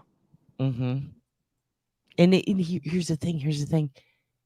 It's so fucked up that I hope to Christ it's not on a documentary one day. Like, well, we had this opportunity. Like, what do? The documents would help. The documents would help. Because I'm documenting. Have you considered getting those notarized? I'm not even kidding. You can go to any bank and have them notarize them for you. What does that mean? Official. Notary public. They sign it. I don't know what this stuff is. They sign it. They stamp it. It's more official. It's like, look, I got a fucking witness. I made these documents. They are exactly what I say they are. These are the OGs. They have not been altered. It's, people do it for the purpose of contracts. People do it to bail people out of jail. People do it to get cars out of impound. And some people do it to not to certify mail, but just documentation in general, like promissory I note. know what it is. I just don't know like what it's for, like what kind of service it can be used for. Like, can anything be notarized? It's a legal witness to a document or an agreement, is what Rabbit says, and that's absolutely right. And in this situation, it would be a document. Like it's almost like how John Ray gets affidavits that say completely worthless shit, but they're certified. Like, look, it's going to the court regardless of whether Is that Ronald Reagan's brother? Where? John Reagan? Yes, I said John Reagan. No, listen, it's literally it's like an affidavit. It's like, this is like, there's someone here who saw this. I'm saying something. It's like a layer of protection. I saw something. I said something. Now you saw me saying something. Can you say that you saw me saying something? Boom. Please, sir? Boom. Okay, so I'm a very busy woman. I haven't got all day. In Texas, people will use it for like Everything from like a car sale to literally getting your vehicle out of impound. Someone Sounds in like here a pointed big out. car thing. Well, I mean, that's It's all just like car related. when I've used it the most, but other people will use it for like promissory notes, like loans or deeds, shit like that. Yeah, everybody's over here. Our banks are weird. Got to have an account there for a notary. So just go to your bank and ask them to get a notary to sign it. Witness the signature. Sign that shit yourself, and they witness it, and then they stamp it. Okay. You should sign it, Grimace. You should sign it, Donald Trump. No, I'm just kidding. In all seriousness, where the fuck are you? Why are there 18-wheelers? Where are you at? So now I'm driving off a bridge. No, I'm just like, I just had to like, The that Sagamore? situation pissed me off, so I had to just like leave for a minute and like collect. You don't have to go back at all? Or are you still working? Go back where? I couldn't get in the fucking building. There's no way to get inside the building. The school?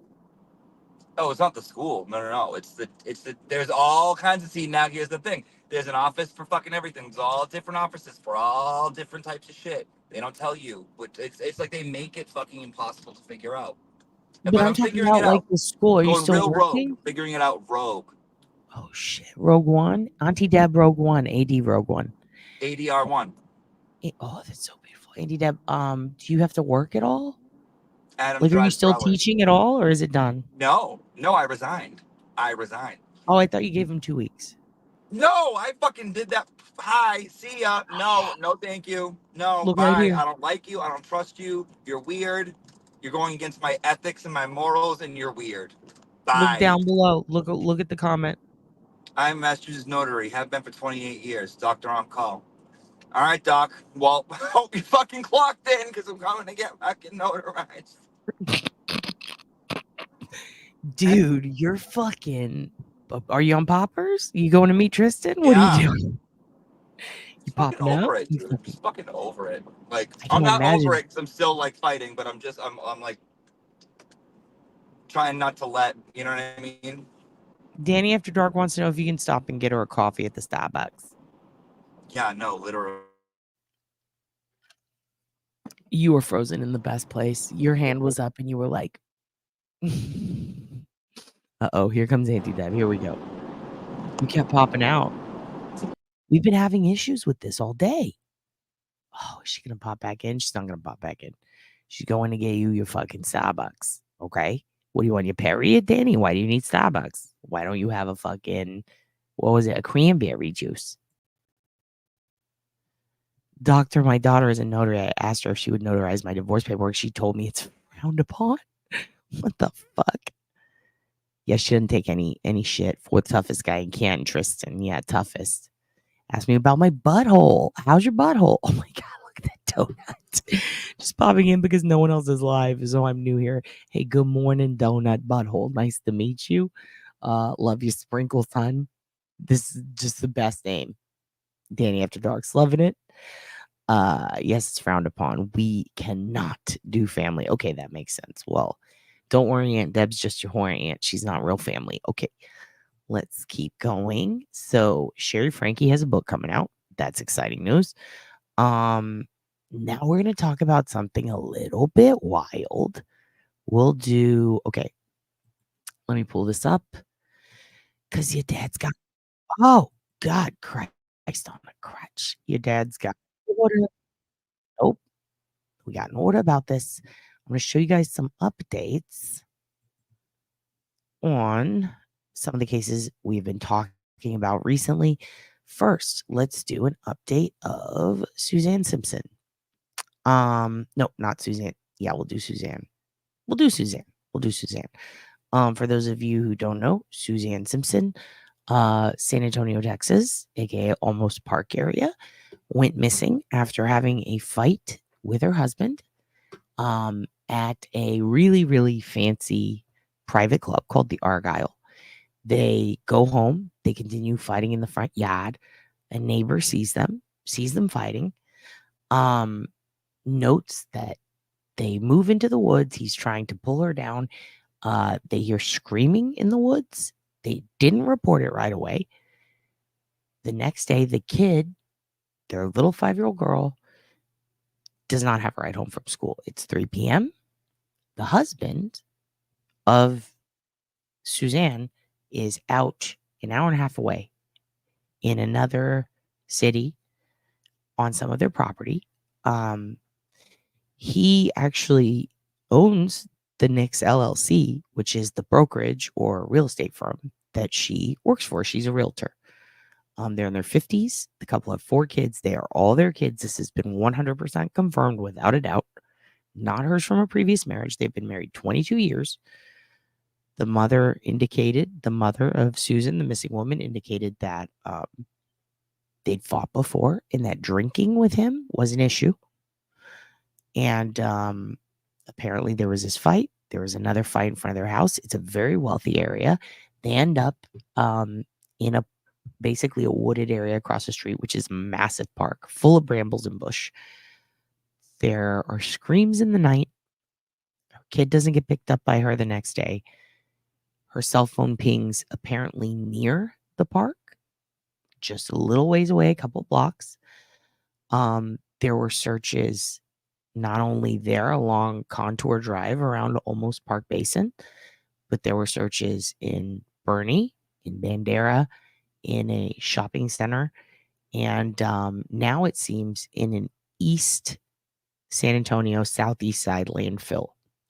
At first, everybody was like, well, what are we searching for in this landfill?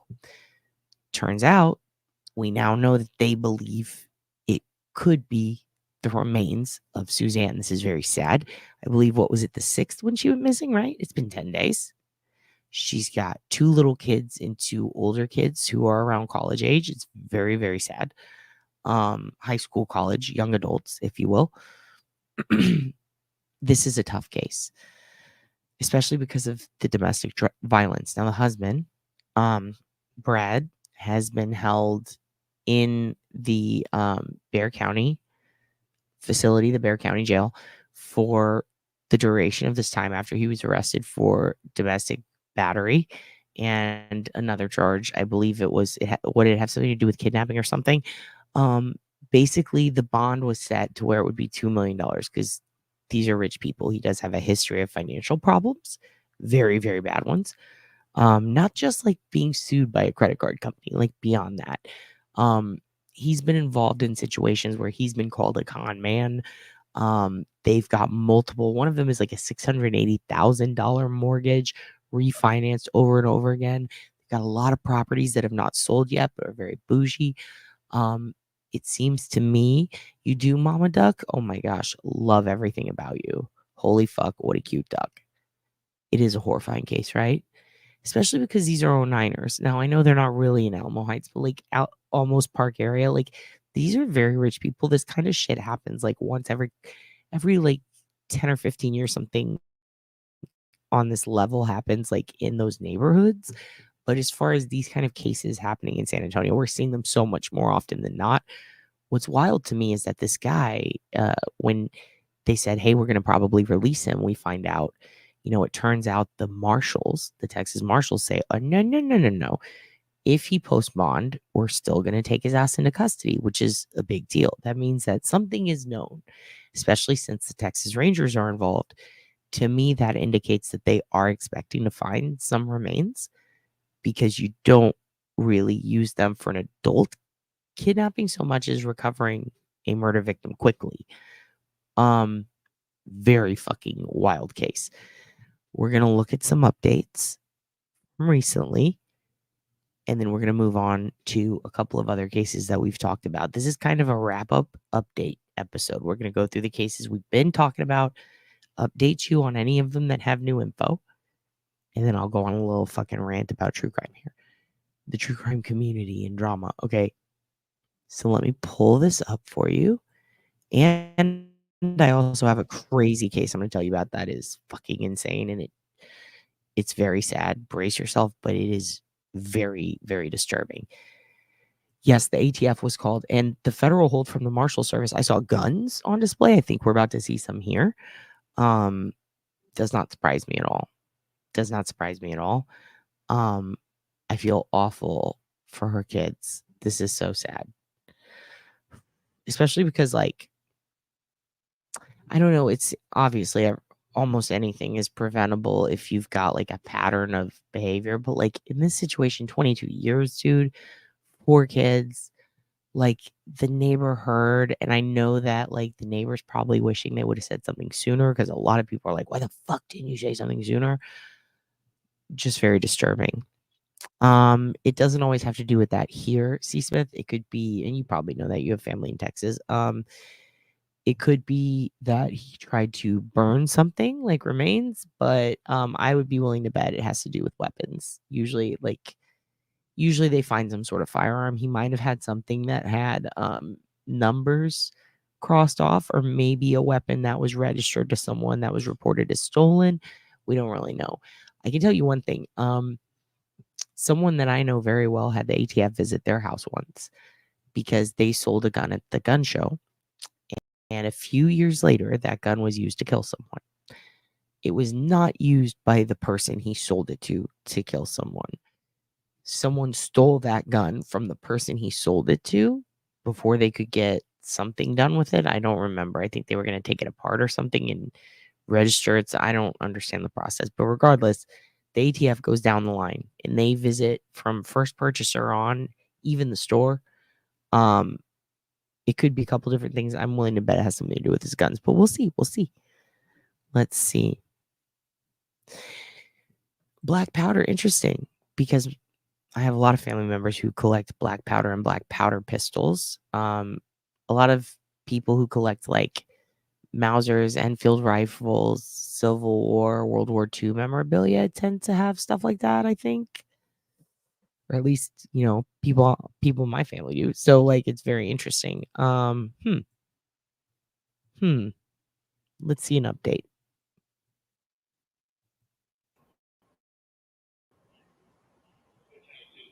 Well, in this arrest warrant, it alleges that the police had searched the home back on October 9th.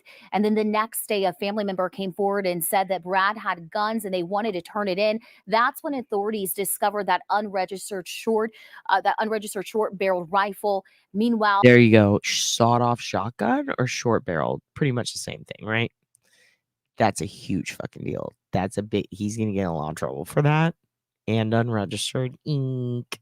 When it comes to Suzanne's search, we know they wrapped up around 6 tonight, and we're still waiting for an update on if they found anything. Have you had anybody canvass? I know you're 10 minutes down the road, but that's not that far there, right? They said that they were canvassing quite a ways out. I'm just curious. Anybody nearby? How far? Interesting. Hours, crews searched through piles and piles of trash, hoping to find the almost parked mother of 4, Suzanne. Yeah, no, you get black powder for a black powder pistol. Like, that's why he would have it. If he had black powder, unless he was doing some terrorism shit, that is crazy. But yeah, if you find excess black powder, even just any black powder, it usually indicates that they're a collector of antique guns and they're, using the black powder for their black powder pistols. Like, I know people who have that, but how much and what's the intent and is it legal? You know what I mean? Simpson, who had been missing since October 6. This is the second day the Texas Rangers, along with the Almost Park police, searched the landfill on the east side, but they had more help Tuesday. 25 cadets from San Antonio police threw on hazmat suits and joined in on the effort. And about every 5 minutes, an excavator would dig up trash, pour it into a dump truck, then drive it up the hill, where the crew diligently searched. So, they said it's related to another case, the gun that they did find. I'd be willing to bet 100% it was disposed of by someone for nefarious purposes. Also, it's a nice park, but almost every park does have, really every park in the fucking nation is going to have some sort of gang activity in it. So I'm curious if it was one of those. In a statement sent to Almost Park residents, the police chief wrote, quote, "We feel confident Oh, there is a wow. good chance of recovering Suzanne at that location. Evidence, statements, and solid police investigation has led us there," end quote. Suzanne's brother-in-law, Bart Simpson, same. wrote We on rarely Facebook shoot ours. Tuesday that they're appreciative of the endless, grueling hours police have committed to uncovering solid information. He added they are comforted by the fact they may be close to finding out what happened to Suzanne. Meanwhile, Suzanne's husband, Brad Simpson, who is accused of assaulting her before she went missing, remains in the Bexar County Jail with a $2 million bond and a federal hold by the Also, there are a lot of new people here today, so I just want to point out, if you missed our episode on him, or on this situation last, San Antonio specifically, like, I lived there for a long time. They have kind of descended into madness with the gang violence and the guns. We talked about it during the Savannah Soto case. There's a lot of abandoned cars in some areas. The infrastructure is just fucking bad in others. Low income neighborhoods that are neglected and rough as fuck can be within 1 block of a really bougie, fancy area. The amount of people who live in horrific conditions in terrible apartments, who are part of a refugee program, and just kind of their needs get swept under the rug, is abundant. And it's really crazy how many shootings, robberies, burglaries, assaults, rapes, and murders go on in the same hot zones, or hot spots as they call it, in SAPD. But the unique thing about San Antonio is it's got a lot of tiny incorporated cities in it. These are little areas that are in the middle of a big city and kind of all over. And there's just like, there's Almost Park, there's Alamo Heights, there's Eagle Creek. It's almost like a subdivision. You know, there's Leon Valley, there's Stone Oak. Now, they will not only have SAPD as a whole, Live Oak is another example. Shirts. They'll also have their own police departments. Alamo Heights, Almost Park, they have their own police departments.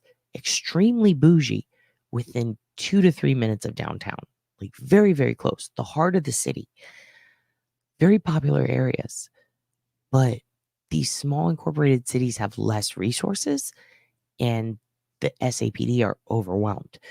Now, and not just overwhelmed, like, they have the resources, but they're still overwhelmed because they're not very good at their jobs, in my opinion.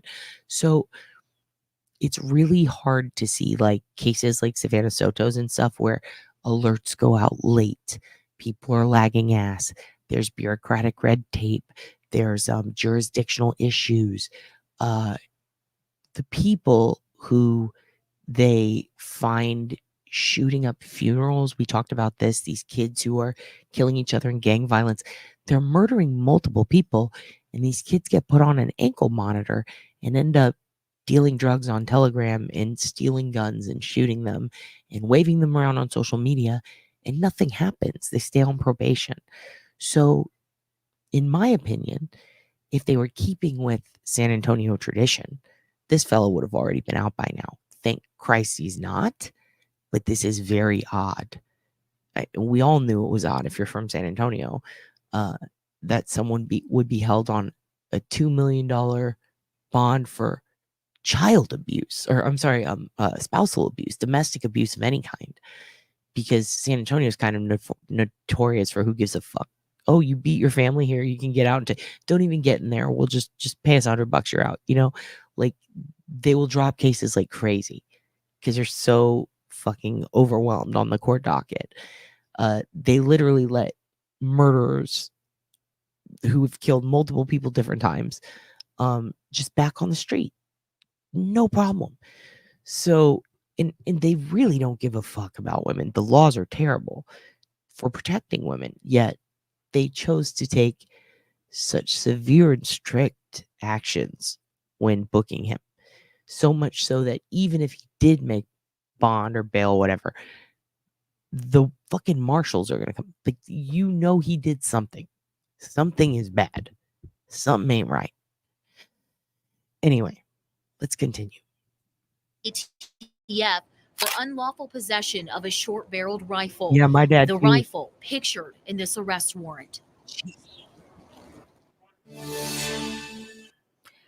And we do know crews will be Ever. back out at that landfill tomorrow morning. Again, I've reached out to investigators and especially the Almost Park Police Chief to I'm try. just gonna play the most recent updates. I think there's like 2 or 3 videos. They're gonna first they talk about his charges, which is why I put this, and then there's speculation of the land or there's the landfill stuff, and then there's the most recent update. So it's gonna play through. I can get an update, and I'm still waiting to hear back. Reporting live from the newsroom, Megan Reyna, KENS 5. Right? Thank you. Also this morning, we are continuing our coverage now in the second week for the search of Suzanne Simpson. She's the Almost Park mother who was last seen near her home October 6th. Now Almost Park Police, Texas Rangers are expanding their search to new areas. Her husband, Brad, is accused of assaulting her before she disappeared. And KENS 5's Earl Sotomayor is joining us live right now. Earl, her husband has been in jail since last week. What are you learning this morning about him? Good morning, Sarah Berry. Brad's hearing for his bond hearing, it has been postponed to a later date. In the Bexar County justice system, they tell us that he did set everything up before a deadline was put in place, but a hold was put on the hearing for it to be postponed. So right now we reached out to the Bexar County court system and we're waiting to hear back to know when or if the hearing will be rescheduled. Until then, Brad Simpson will remain behind bars. According to the police affidavit, a neighbor heard Brad and Suzanne arguing on October 6th, the night she went missing. The affidavit adds how the neighbor saw Suzanne trying to get away from her husband and heard screams from a wooded area near their home. A search has went on in that area, but the search has now moved to a landfill east of Bexar County. Texas DPS says they are searching that area, being a connection to Suzanne Simpson.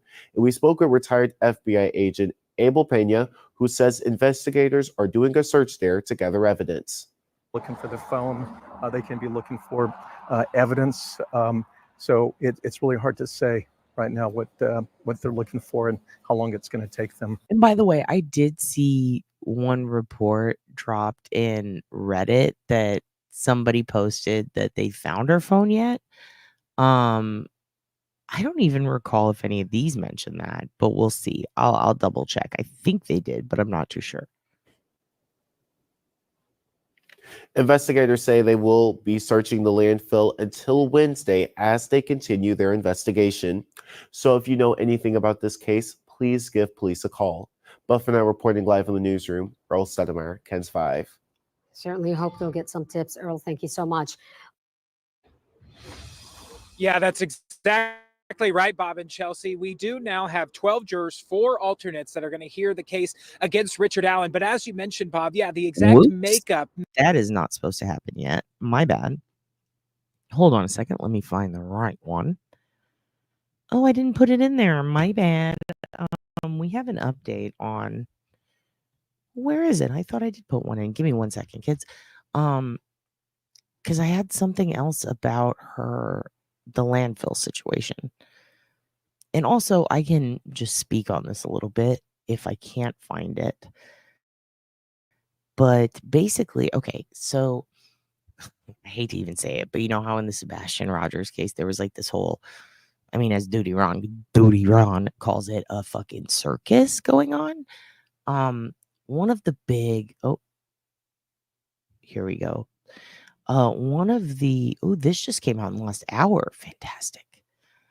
One of the big issues that, hold on. What does that say? Oh, yeah. In FBI too. Yes, FBI is absolutely there. But they pretty much, the Rangers are pretty much like Texas's FBI, but they kind of work in tandem together and they're very fucking good at what they fucking do, the Texas Rangers. But when the FBI pops in, it's like, oh shit, this is a big deal. Okay, so I have talked to a couple of people because I was thinking about having someone on who actually worked as a garbage man and then went on to work in a landfill for a long time. And then he left Texas and he went on to work in the, I believe, MTA in New York. But he did that for 25 years. And I picked his brain a little bit, but I didn't get to go too far with it because he had to go eat fucking dinner and go to bed. But I was just chatting with him about this, and I'm gonna try to get him on. But I was thinking, like, would you guys be into that? Like, would that be interesting to you?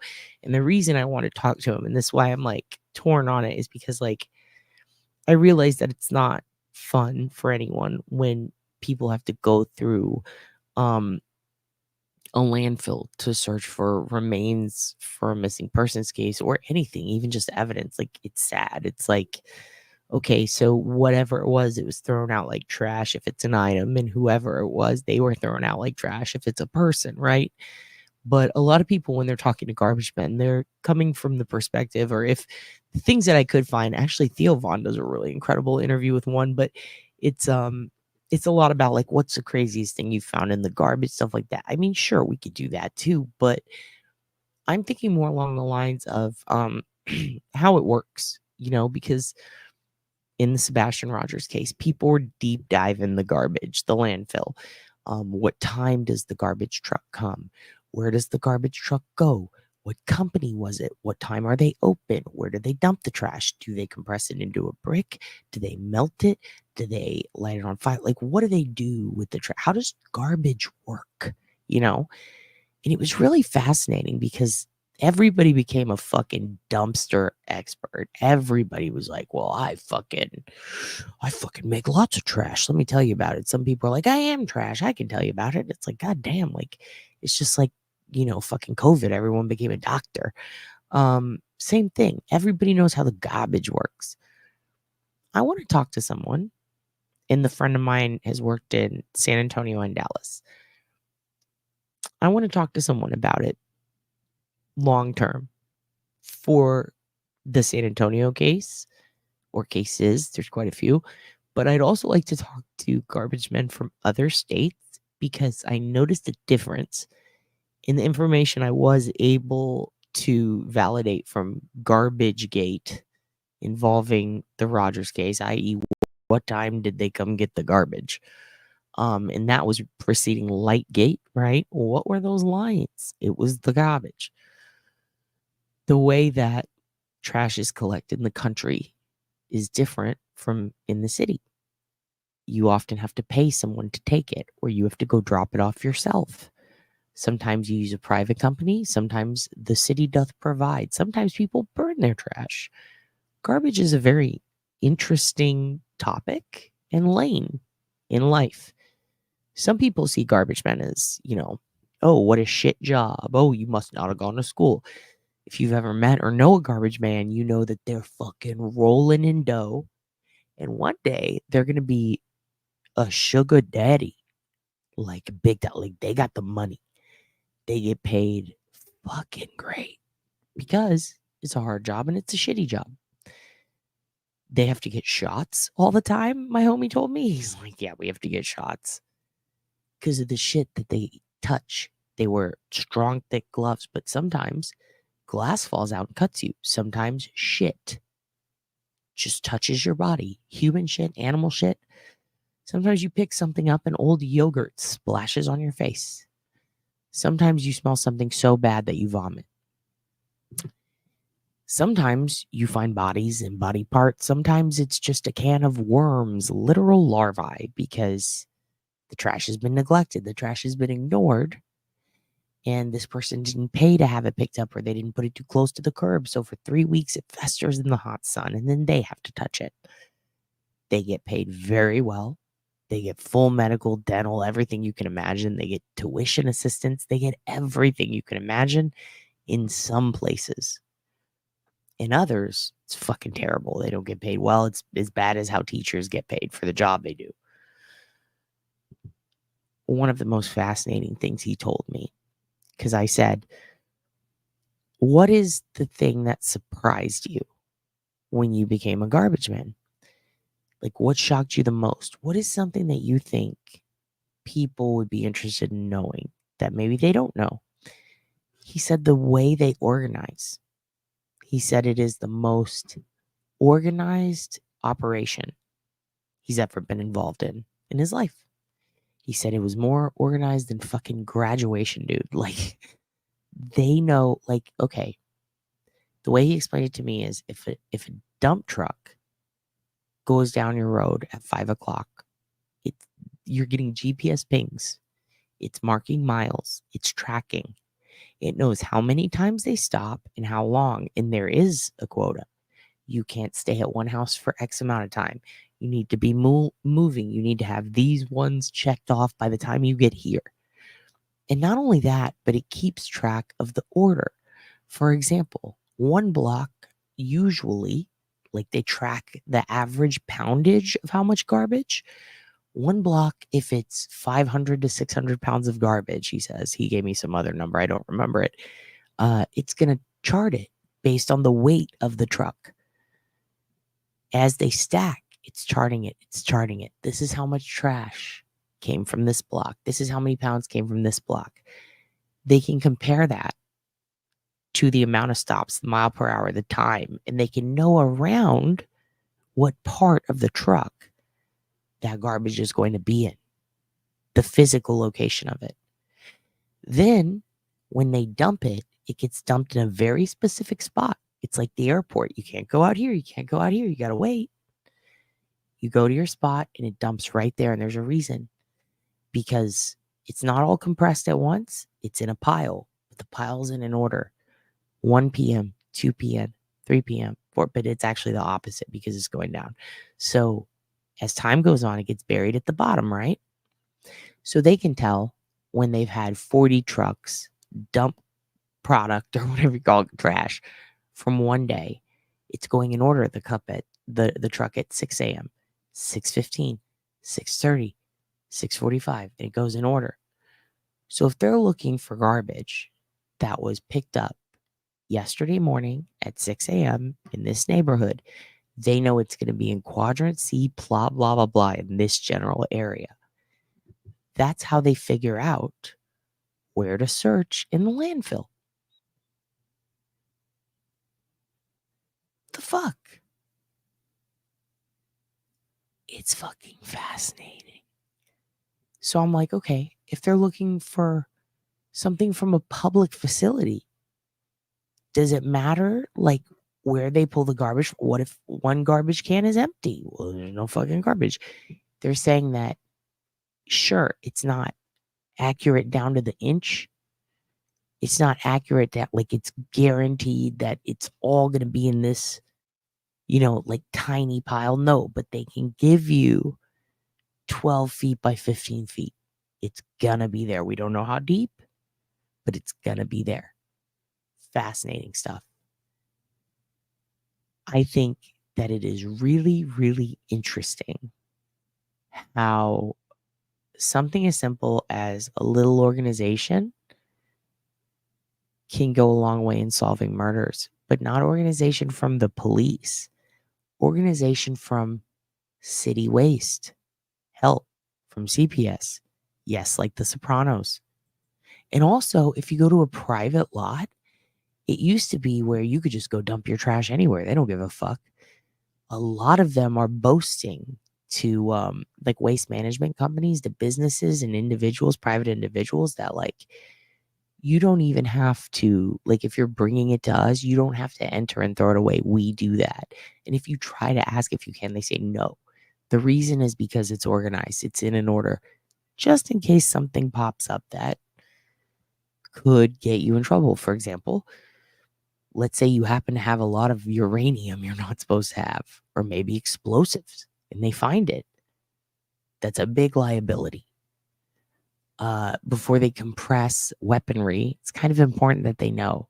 If you throw away an old grenade when you're tossing out grandpa's shit, that could really affect their business plan and their business model and all of their stuff. They have to be very careful. They scan things, apparently, for metals. Just very interesting. All of it. Very interesting. I want to ask a lot of questions about how true crime relates. Okay, here's the most. This is literally in the last hour. So let's watch this because now I'm very curious. This is a 3-minute video, last update for that case, and then we will move on to the Delphi stuff. Okay. Okay. Excellent. Here we go. And that is an up close of the gun. And I'm a little. Oh, shit. Okay. Also, hi, Miss Mandy Reacts. Thank you for being a new member. Welcome to the cult. Okay, here we go. Happening now, we've learned in the last few hours that the federal government wants to have the husband of missing Almost Park mom Suzanne Simpson jailed without bond. An affidavit filed by the ATF states Brad Simpson was in possession of a short-barreled rifle that was not registered to him. After Suzanne was reported missing back on October the 6th. Okay, that's a big deal. It was not registered to him in Texas. That's why the feds are there. Excellent news. Warrant was executed by Almost Park police in Texas DPS. A family member telling law enforcement that Brad Simpson owned multiple guns that he wanted to surrender. Investigators determined one of the surrendered guns did not belong to Simpson. That gun was Hold on a identified. second. I know they're about to tell me, but I just want to see. That gun was identified as a short barrel rifle with a length. Hold on. Nope, that's the best. Ah, shit. All right, I'll let it go. Under 16 inches. Federal law says those need to be registered. Meanwhile, investigators will be back at I a thought they were talking about a sawed-off dam. Southeast Bexar County landfill tomorrow to comb through trash. Texas DPS and the Texas Rangers lead this search. The Almost Park Police in San Antonio. Also, the way that they're doing this is they are scooping up the trash in a pile, and then they take it by a truck to this empty dirt area, and they dump it. And the people who are going through it, the cops who are in their little outfits, the protective gear, they each get assigned a pile, and they sift through it, and they have to sign in and sign out with a thing called an evidence log. Maybe you could learn about that, Canton. Antonio police cadets are also helping out. They've been separating trash and taking it to another site to look through it. Since it was last seen 9 days ago. Searches for missing people require a number of resources. Texar, a nonprofit search and rescue team, helps law enforcement to track them down. News 4 San Antonio's Taylor Whartonby spoke with Texar's director of field operations about what goes into finding a missing person. Taylor? Texar is not involved in the search for Suzanne Simpson, but is offering insight into what goes into searching for a missing person. Jeff Conrad with Texar says when they are introduced to a missing persons case, the first thing they do is meet with law enforcement to create a plan. Conrad says they use what he calls the science of lost person behavior to narrow down where to focus their search efforts. It includes data on missing persons' behavior, situations, their environment, and mental status. So this is the digital Douglas. You guys feel me? Like there's John Douglas, who does shit based on behavioral tells, personality identifiers, mood, generally behavior, reactions, things like that. The person's facial features. Are they frowning? Are they nodding while they're saying, are they nodding yes while they're saying no, or no while they're saying yes? Things like that. This guy's job is to take all the data and tell you, the probability of it being X, Y, or Z is X, Y, Z. So let's react to that. Very interesting. As for what's involved in searching a landfill, they're difficult for the dogs. They're difficult for the members to search. I believe Texar has been involved in a few of those searches in the past. There are methods that can help make it easier, but it's an extremely difficult task, as you can imagine. One of the methods. Yeah, especially because if a bag busts and diarrhea goes all over something, you don't really have control over that, right? So you're going to find yourself having to clean a lot of shit. Methods that's used is to load an amount into a... Also, the mixture of DNA. Oh, my fucking God. Dump truck and spread it in an area away from the main pile, and then go through that, search that, and then go to the next. Sure, Mama Duck. I'll put my email address if you want to send it to me. I have one, but to be honest, it's all split up. Like I had to download each page individually that someone sent me, and so I gave up after 2. I was like, I'll just finish. I'll read it, right here in the Google view, and then I fell asleep. So it would be sick to have it all together. Here, I'll send you my email in the chat. Section. That's we have ground and wilderness search and rescue teams. We do have water search and rescue teams as well. So it really kind of depends on the case itself, what the specifics are. We always use GPS systems when we're in the field to be able to document the exact areas where we have searched and to incorporate that into the mapping that we use. Conrad says they do not deploy for a search and rescue unless an agency requests them, and those volunteers undergo intensive training to be prepared. Reporting in the studio, Taylor Whartonby, News 4 San Antonio. Okay, I'm going to be selfish right now. I'm going to let it play through the cold front because I didn't know that this is a cold front we're experiencing. I'm just an hour away from here. I'm so sorry. This is totally selfish, totally rude, so fucking inappropriate. I'm a bad guy. I'm so sorry. Nancy Gray. So the twins. Okay, just let me check out this cold front. What the fuck's going on? All right, let's talk about some nicer things. A Yes, cold please do. front, it's here. We've been waiting for it. It continues to move south long? across the area. Behind it, temperatures dropping, the wind increasing. Just know that tomorrow morning, Mhm. it'll be even cooler with lows starting off in the 50s in many spots, possibly some 40s in the hill country. Now, there is a chance 40s? of rain by the end of the week into this weekend, but we're talking just a small rain chance. Live look outside, Raul B. Rodriguez Law weather camera Nancy and the sitting twins. at 66 in San Antonio right now with a northeast wind up to 14 miles an hour. It is mostly clear. Temperatures Here we go. What do we got? Okay, 60. So it's colder down south. So it's is it gonna be like 70 in Austin?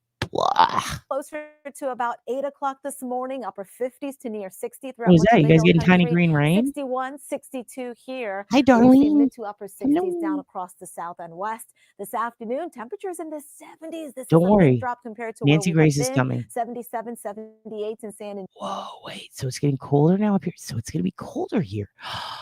And it is cold now, so that means it's gonna be cold for a few hours. I'm so excited. Oh my god, guys, this is the best day. Antonio, low to possibly mid 80s from Oh, Del that's so Rio to sick. Eagle Pass.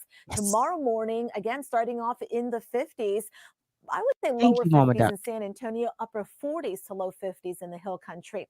Much drier Yes, air he also does. slowly settling in all across the 4 zones. We'll see Yes. dew points dropping into the 40s. The Wait, wind what? Hold up. Do I have to go wake up Dave's boyfriend and go, guess what? It's gonna be cold in a few days. He would hate that. Oh, wait, today's Wednesday. Is this next week? What is this? What is this shit? An hour ago. Oh my god, this is so exciting. winds will increase after 7, 8 o'clock this morning. Could see wind gusts in many spots, upwards of 20, 25 plus miles an hour. And Wait, still what? pretty windy this afternoon, more so breezy this evening into the day tomorrow. With Wait, I got confused. I thought this was Wednesday at 6 a.m. See Texas weather, you guys? Do you see this shit? Do you see this shit? It was just 100 degrees yesterday. drier air also slowly settling in all across. Hey, fuck you, C. Smith. You fucking know what we go through. You know what we go through. Yes, it's a cold front, you smart asses. I'm going back. The weather gets dads so excited. Camera sitting at 66 in San Antonio right now with a northeast wind up to 14. Darlene, were you talking to the moon last night? Be honest. If you were talking to the moon, you have to tell us, and you're grounded. You've had a rough week. You had a hurricane. I'm going to let you talk to the moon this one time. But you better tell that moon to fuck off and stay off my property. Miles an hour. It is mostly clear. Temperatures closer to about 8 chilly. o'clock this morning, upper 50s to near 60 throughout much of the hill country. 61, 62 here. We'll see mid to upper 60s down across the south and west. This afternoon, temperatures in the 70s. This is a big drop compared to where we have been. 77, 78 in San Antonio. Low to possibly Goddamn mid right. 80s from Del Rio to Eagle Pass. Tomorrow morning, Okay, again so now we're starting tomorrow off morning. in the 50s. Okay, I see. I would say lower 50s in Yeah, San yeah. Antonio, upper 40s to low 50s in the hill country. Much drier Yeah, air mine also have the slowly sweaters too. I'm settling so in all excited. across the 4 zones. We'll see dew points dropping into the 40s. The winds will increase after 7, 8 o'clock this morning. Could see wind gusts in many spots, upwards of 20, Oh, 25 this is plus miles an hour. wind And still pretty windy gust. this afternoon, more so breezy this Man, I evening wasn't into paying the day attention. I tomorrow. thought that was With that much weather. drier air and the high winds, there's an increased fire danger. No burning of anything outside today. High Fucking, danger I'm smoking this bone, man.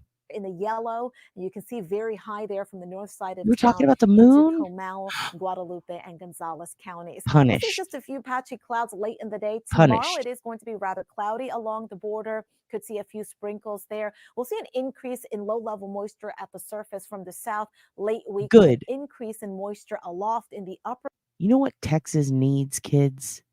We need to be moist. levels. That's going to come from a Grounded. disturbance that will be approaching from the west, although most of the precipitation from that will Don't, mostly stay AJ. north. Can't rule out maybe It's a your job to shower or stop two the here moon in from San getting in your Antonio sister. Friday into the weekend. So this afternoon, partly to mostly sunny. Forecast high 77, Okay, 78. fucking grounded, Tomorrow AJ. 53 Keep it to up. 78. Keep it up, That's young certainly lady. sweater weather. Friday 81 degrees after a morning low of 58. That 20% rain chance I for know. the afternoon. See what I mean? This is Texas. This is our education is so shit. They're like, fuck the wind. Just do little Pop-up shower green fucking meteors. We don't need water or wind. We just need green meteors. They'll get it. I didn't get it. Do you know how much fucking money I spent on school? Real school? And I'll fucking get it. over the weekend. More clouds than sun Saturday, partly sunny Hey, Sunday. didn't one of you kids say you fucked a weather guy? Can one of you kids come up here and tell me more about the weather? Let me know which one of you it was. Was it AJ or Turd? Sunday early next week. We're in the mid to upper 80s. Here's extended forecast for the Still other three grounded. zones. Mostly cloudy tomorrow in the western zone. Cloudy Friday and Saturday. over Hill last country night, look for finally. mostly cloudy skies Friday and Saturday with a small rain chance. That's your 4-zone weather. Wow. Welcome back. Today is a day off in the Delphi. Okay, now we're gonna go into Delphi. Okay, yeah, you're always grounded because you're a bad kid. Miss Mandy Rex, can you believe these fucking kids? They're behaving this way. You know, just because Miss Mandy comes over doesn't mean you kids have to be all worked up and crazy and start talking to the moon. All right, quit embarrassing your dad. They don't really believe in the moon, Miss Mandy, and they don't like horoscopes. And we don't do astrology signs in this house. Fuck no, that's their mother. It's not me. Fuck all the weather guys. My arthritis is all I need. It's just me in the corner, me with my arthritis, trying to get pills. I'm so sorry. Deaf turd, but I can try. Yeah, I think turd banged a weather guy. I don't know if it's true or not. You know how turd is. She likes to goof. She's a big turd. It's the Gulf that causes the weather. Stop blaming the Gulf, C. Smith, just because you're the sea. C's always trying to blame the Gulf for everything. That's enough. It's full, though. No, it's not. Let somebody visit the kids go completely free. I know this is why we can't have nice things. It's so Leo of you. How dare you? You're grounded now, Angela. You've never even been grounded. Now you're grounded. Arthritis. Okay, Miss Mandy. Now you're grounded. Okay, you get in there with the kids. You're out of control. Ma'am, Miss Mandy, grounded. All right, we're going to learn more about updates in Delphi. That's all we got on Suzanne. You know, they're still searching. They're still going through it. Let's hope the wind's not too bad. That makes searches very hard. I wish I saw they had cadaver dogs and they also had just general scent dogs. There were 2 kinds of dogs from 2 organizations. Darlene. Young lady. If you want to go to the Metallica Puppet and Light Show, I'm going to need you to stop talking to this moon. I told you. You're too young to be fucking around with this moon guy, all right? He's weird. He's always staring at us. Always looking through the window. I don't like it, all right? He does not control us or your period. Do you understand? Quit talking to him. He's a creep. Don't make dad clean his guns. Yeah, he never gets fired. In San Antonio, we had a guy named Steve Brown, and they'd go, Steve Brown saved my dog. Because he'd be like, bring your dogs in. It's going to get hot today. I love those commercials so much. I'm glad you're blushing, but you're also grounded. You little red-cheeked goof. AJ, you're grounded too. You're all grounded. Don't be sorry. Just be sensible, darling. The moon doesn't talk through you. Little Irish girl, you're grounded.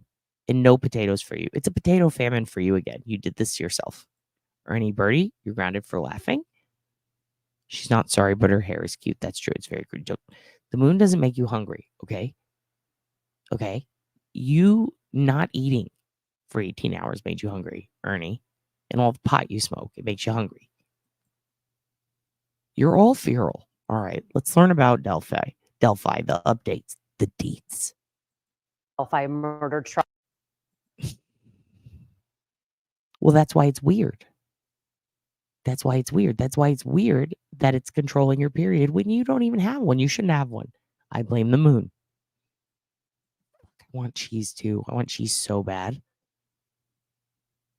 Dude, what? Starring this, we're going to look up. Okay, break. Delphi break. Palate cleanse. Palate cleanse. Who is this John Milan fellow? What is this weather guy you're talking about? John Milan? Weather guy. Moon Uterus is a great name for a band, AJ. AJ. Moon Uterus. What do you think? You want to do a band? Ernie loves cheese. You have no uterus. It's wonderful. Who took it? Who took your uterus?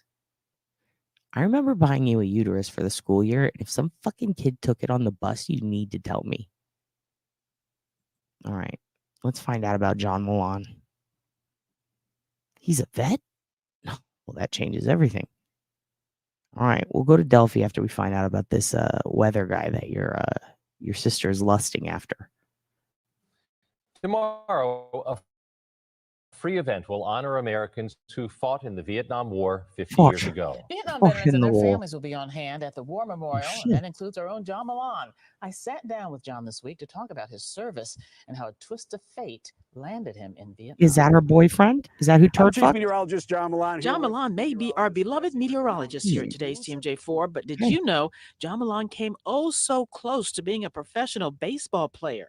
Went into the Army at 18 because I had no college deferment because I thought I was going to be this hot Dude, Patton Oswalt should play him in a movie.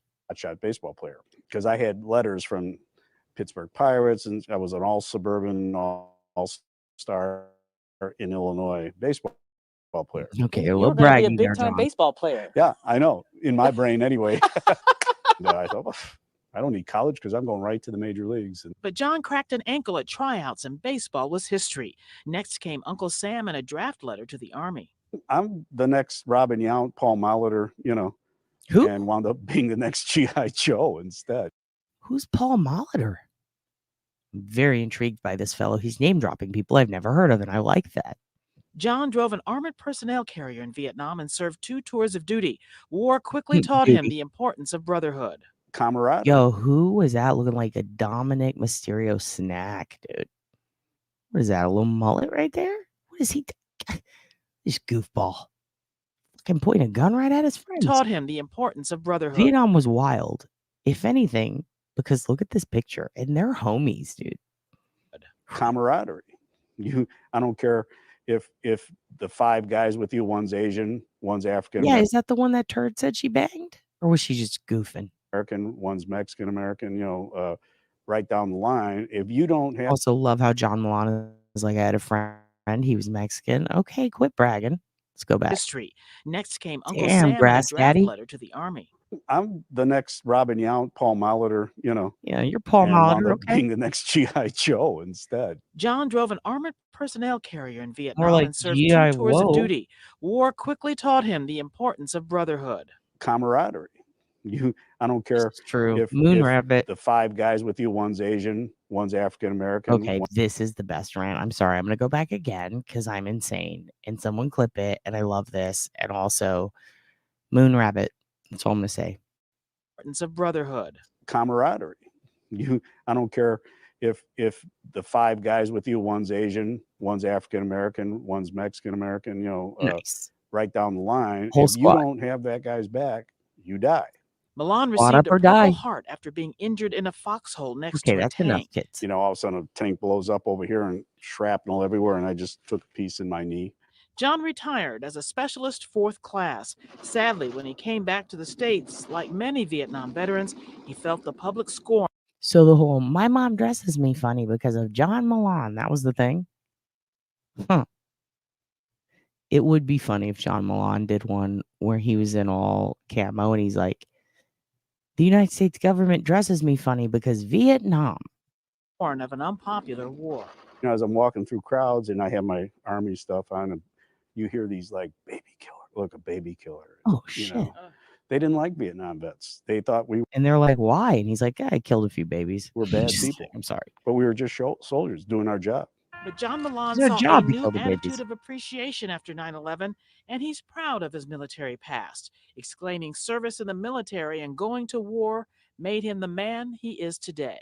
But when you look back and you look at your life, though, John, the military and the Vietnam War experience really was good for you. Following orders, authority, responsibility. You know what? If you guys ever watch YMH, Tom Segura's dad was in Vietnam, and they do one interview with him in 2012. He looks just like old Milan here, and he says the same shit. He says it the same way. It's the ultimate learning lesson. Oh, we were just talking about Today, I family wanna who was show in you how Germany the other serving in day. Vietnam actually In World War shaped II. John's desire to become a meteorologist. Nope, But, not yet. Not yet. Chief Wendy. forecaster John Oh, Milan joins us, but I guess right. it's going to be a little cooler this weekend, John. Unfortunately, I Dude, wasn't with thank you those for his guys service, dude. today. I was at Brookville Elementary doing high interest day. I had a great time with all the kids out there. That was fun, but this was the day to get out and enjoy. We had 66 degrees for a high, and these kinds of temperatures have been few and far between. We've only had We 2 got days you, in the Rabbit. You do 70s what so you far need this to year, do, only boo. 4 days in the 60s. And folks, the last time we saw 80 degrees was on October 1st Yeah, no, of they were last year, pretty which is fucked up from that. about 7 months ago. The 80s are out there. They're to our south, they're to our southwest, but see these 40s right here? This is our new air mass coming in, and it will get in here during the day tomorrow. So right now, enjoy the beautiful, mild weather we have out there. Skies are partly cloudy, just very pleasant out. 66 in Milwaukee, 67 in Racine, 63. Yo, side note, and I'm genuinely not trying to get political here. I'm just asking, have you guys, would y'all ever be interested? I'm so fascinated with like wars and books about wars and history and stuff like that. And I read this whole book. I don't know if John McCain wrote it or if it was just written about him. I do not remember the author. I was just like on a plane and I just read it and I was like, holy fuck. I need to go back and see what that was. But the chick next to me let me use her book. She brought books and I was like, we didn't have a fucking screen to watch anything. This was a while back, a long time ago, before he ran for president. And I read this whole book on John McCain, and it was all about the Hilton Hanoi or the Hanoi Hilton and like basically prisoners of war and how they like the reason his hands kind of like dangle real long is because he was stretched. And my buddy Michael Priest, who's always in here, is totally obsessed with that. He would tell me all the crazy shit about like John McCain and shit that he went through. Like, dude, that in Restrepo, like, that's some heavy shit, dude. That's some heavy shit. Like, it's really wild to see how long that war affects people. Like, you know what I mean? People think, you know, we were talking about regeneration, how things grow back. Someone said a tail grows back if you cut it off of certain animals and not other, you know what I mean? Or if they lose their tail. I think it's really fascinating how, like, you know, people can have scars forever and shit, but like the stretching element and having the arms like so long and just kind of like they never really heal. Like they never heal. And to think all these years later, and he's still like, he was still smiling and shit. Like just the shit that they used to tell him and scream at him and the things he could hear. I remember like having to take breaks reading that book. It was really horrible. We just looked at some information from the last hour. It was like the most recent report an hour ago on Suzanne that came out, and they did not indicate that they found her yet. I can double check. Watertown, Waukesha, and also out in Burlington. Late tonight, those temperatures will drop to about 30. And by the way, you guys, let me tell you, one of my first Yeah, Nazis did do that shit too. It's really oh god, the whole skin lamp thing in Louisiana was also a big. They made a Netflix doc out of it, but let me tell you, kids, one of the craziest lanes in OSINT that I ever got involved in. I think some of you would be amazing at it. Aside from helping people find birth parents, the other crazy lane and old footage of people's dead relatives, or like one guy whose dad died when he was 2 and he never got to hear his voice, but his dad was in the FBI and did a lot of high up shit, but was only on TV maybe a few times when he, like, before he was born. And so there was a fire and he lost everything of his dad and he forgot what he looked like and what he sounded like. And I helped the dude get this footage of his dad that we had to go through all these. It took forever to find. We had to go through all these levels and layers and different, like, pay fucking walls. And then we finally got footage so he could hear his dad talk again for the first time in like 25 years. So fulfilling. The only other shit that's like still blows my mind and still like it's one of my favorite things is if you go to RBI on Reddit, or you go to, like, I'll try to find the links and put them up. I have an old document. I haven't done this in a long time, but there was one where it's fallen soldiers, or not fallen. It's soldiers that fall out of touch with old soldiers, and some who are fallen soldiers that the family was never made aware. Like, it's basically reconnecting people with their squadron, or trying to find family of soldiers that the family never got alerted, like descendants of them, so that they can take their ashes or their medals or whatever.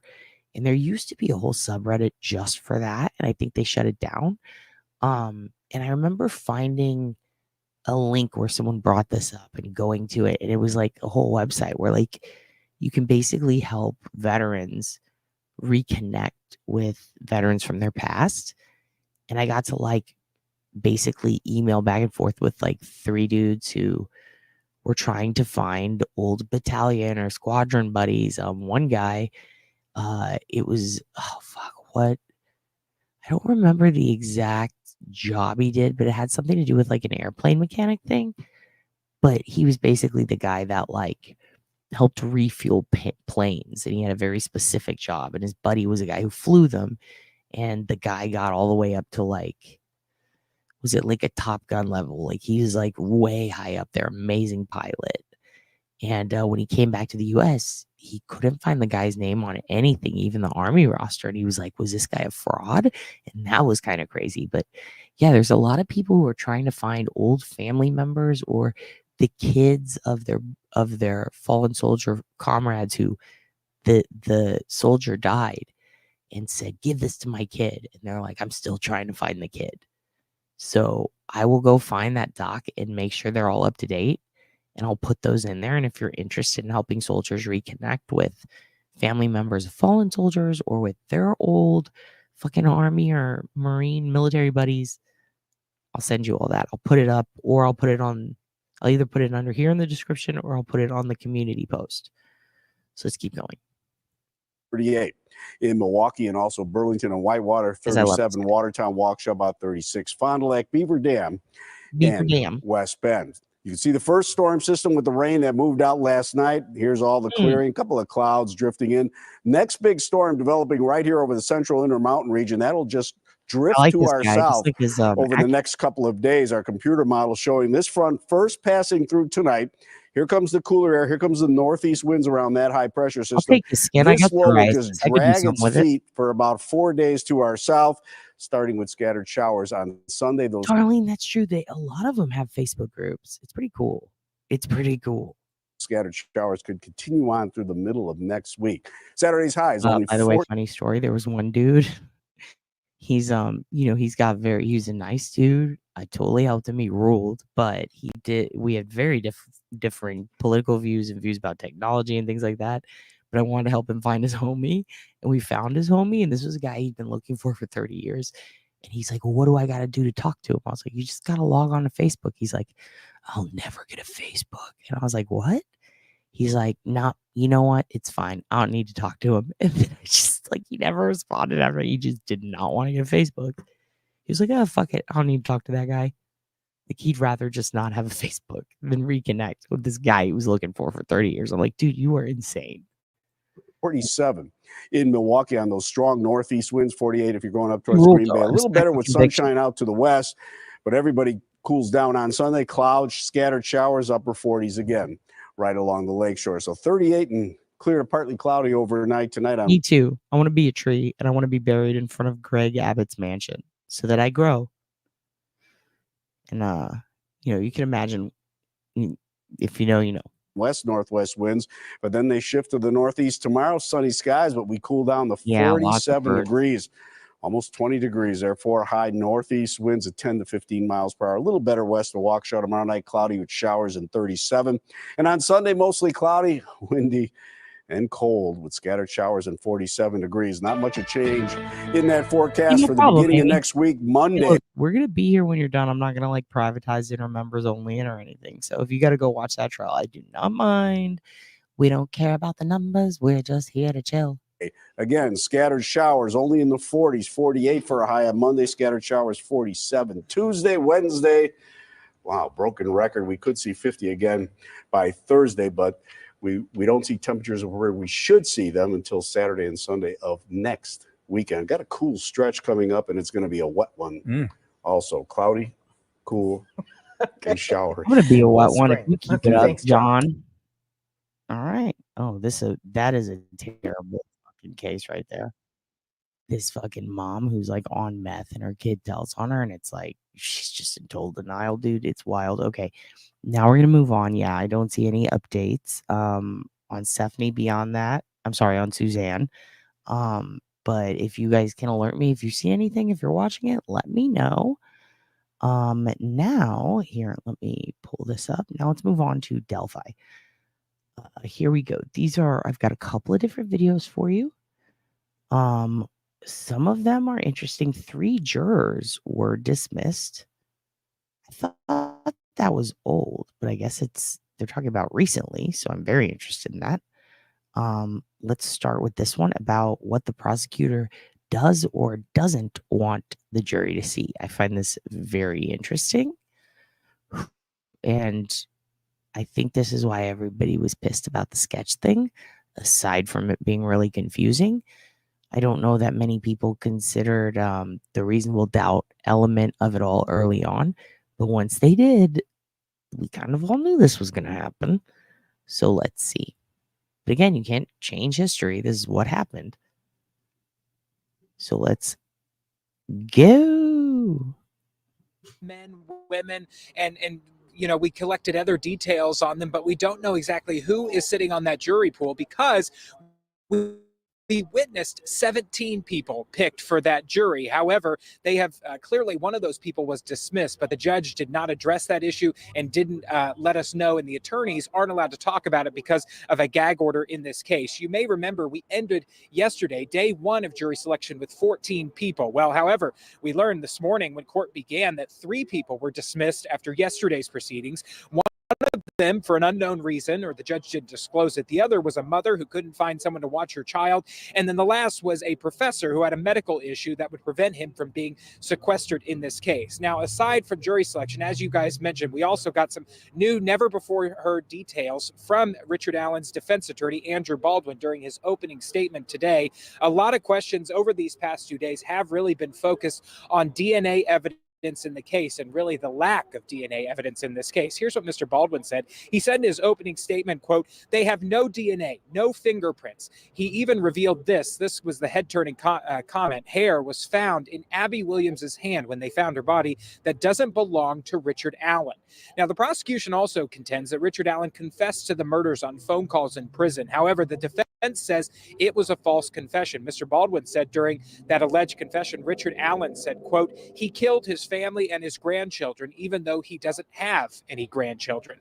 Now, prosecutor Nicholas McClelland's opening statement was pretty much the same as it was yesterday. He said one of his main things that his case revolves around is an unspent bullet that was found in between the 2 girls' bodies, which he says has, quote, distinct marks that can be matched to Richard Allen's gun.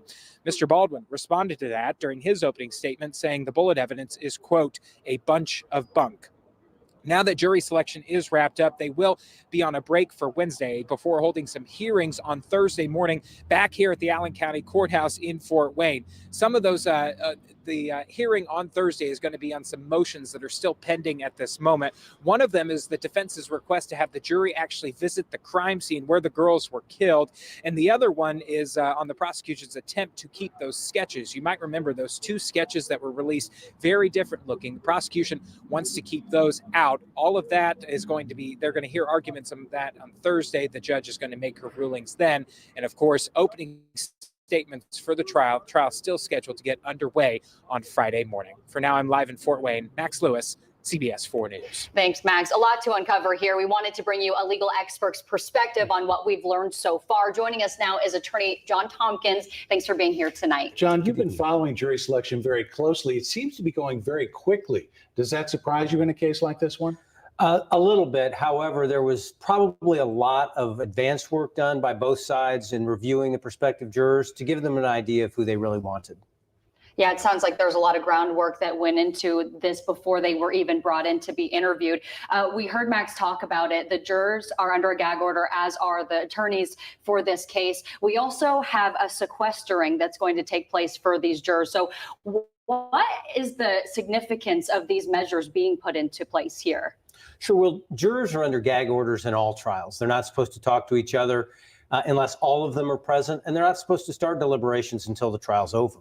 In a case like this, a gag order is appropriate for the attorneys because so many news outlets will be asking questions, and it's much easier for the jurors to say, I simply cannot comment, than to try to make an appropriate comment. Now, we just heard that the defense team actually made some revelations today during jury selection about their case. How unusual is that at this point in the case for the defense to bring up something that we haven't heard before? Well, an opening statement, you're supposed to tell the jury what you think the evidence either will or will not show. And so it's not unusual to let them know what the roadmap is and how your case is going to come out. Okay. I want to answer this question because it's a great question. Okay. So there's striation marks and there's casing marks, and some people have argued over and over. These are the same things. There's different phrases for different things, but basically you've got the marks from the bullets as they exit the gun and they spin around and they heat up, right? You've also got basically the, let me put it this way. If you have a bullet and it's brand fucking new, it looks perfect, right? Sometimes you put it in the gun, and whether you're chambering it, cocking it, whether it's sitting there for a long time or it's resting in the barrel, sometimes the barrel of the gun might have a unique nick in it. For example, on the hole here, let me bring this down for a second. You've got a gun, right? And you've got the hole on the tip of the barrel, right? So they're all supposed to be perfect, right? And the reason they're supposed to be clean and perfect and free of debris is because you don't want a bullet to somehow get lodged or something to happen. Like, you don't want anything in the way that could cause it to misfire, backfire, fuck up your gun, cause a mess, cause early ignition, all sorts of things. So sometimes if there's like the slightest little thing, like it might have a little slit from a prior firing on the inside, or there might be a tiny piece of metal that for some reason has a little nick in it. When chambering the round to the point of where it's about to eject, i.e. exit, I should say, the chamber, the spinning happens. Metal, you know how it like heats up and it restricts and it gets bigger and smaller. It can change. This is also the reason why belts on cars sometimes will squeak, because heat expands. So when that happens, it can change it's very subtle. It's almost microscopic on a lot of weapons, but depending on the gun, it can change the makeup of the inside so that when it exits, for example, it might have, like, for example, if there's a little streak of black on the inside, you might see a streak of black on the outer casing of the bullet, right? If you put it in the chamber, and let's say you put like bore oil on it or whatnot, that's for what do you call it, fucking clarinets. You put the oil on it or the cleaner or whatever. Let's say that it causes something to liquefied. There's a little bit of liquid in there or some shit that's in there, like a stain.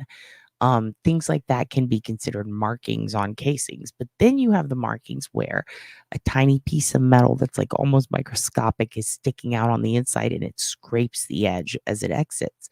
Then you have the actual striation marks. Then you have some guns where basically it's getting flicked out, you know what I mean? Or it gets jammed, and you see specific little markings that are very unique to just that gun. Not the brand of gun, but that gun, because of lack of care. The older the gun, the more characteristics it's going to have. And you don't necessarily have to shoot it to know that it came from that gun. But what's tough about this is literally the jury is still out. There are a lot of actually, I think AJ, is this what you're saying? Let me read what you said, because I saw you said it not admissible. Yes. This is exactly what I'm talking about. So there are experts out there who have been working in ballistics and literally created the FBI chart on weapons and guns in general and bullet specific striation designs, markings. They basically log and create like a database of every single available option out there, whether it be the bullet itself, the weapon, the barrel, the scope, and not just like what they physically look like, but what they do to a bullet, what is possible and not possible as far as misfiring, jamming. Sometimes you can, like, for example, if you shoot like a Ruger Red Hawk that's really fucking heavy and has a long barrel, most people would need to hold it up, because at least I would, because I'm fucking weak as shit and I have a fucked up wrist. So I would need to hold it up. But you have to hold it up with both hands, like very specifically. If you grab on the barrel, you're going to fucking fuck your hand up. It's going to get hot. You're going to have an injury. If you use one hand and you've never shot one before, it's a fucking cannon. You can and then hit yourself in the head. There are all kinds of outlier characteristics that can actually affect the bullet entering the gun. How they say, was there a round in the chamber, the chambering of the flicking out of the gun, it going out the front. Now, I don't know anything specific about his exact gun, but I know that the expert who like wrote the books on this shit says, in very few cases, but still possible, there is a way that without having basically been shot, you can still see the specific marks. If it's older, if it's got rust, if there's the existence of a certain type of oil that's unique, or a certain type of gun cleaning fluid. I don't remember what it's called that he was talking about, but I read a whole thing on it. It's on the FBI.gov website. There's very specific characteristics that could affect the bullet casing, and that can make it unique. And depending on the spinning and how fast, and are there nicks in there that touch it, and give it a little, you can't see it, but then you put it under a microscope. Now you can see it. You can see the little mark. There's things like that. And it kind of prevents him from saying definitively yes in every instance. It's very circumstantial, right?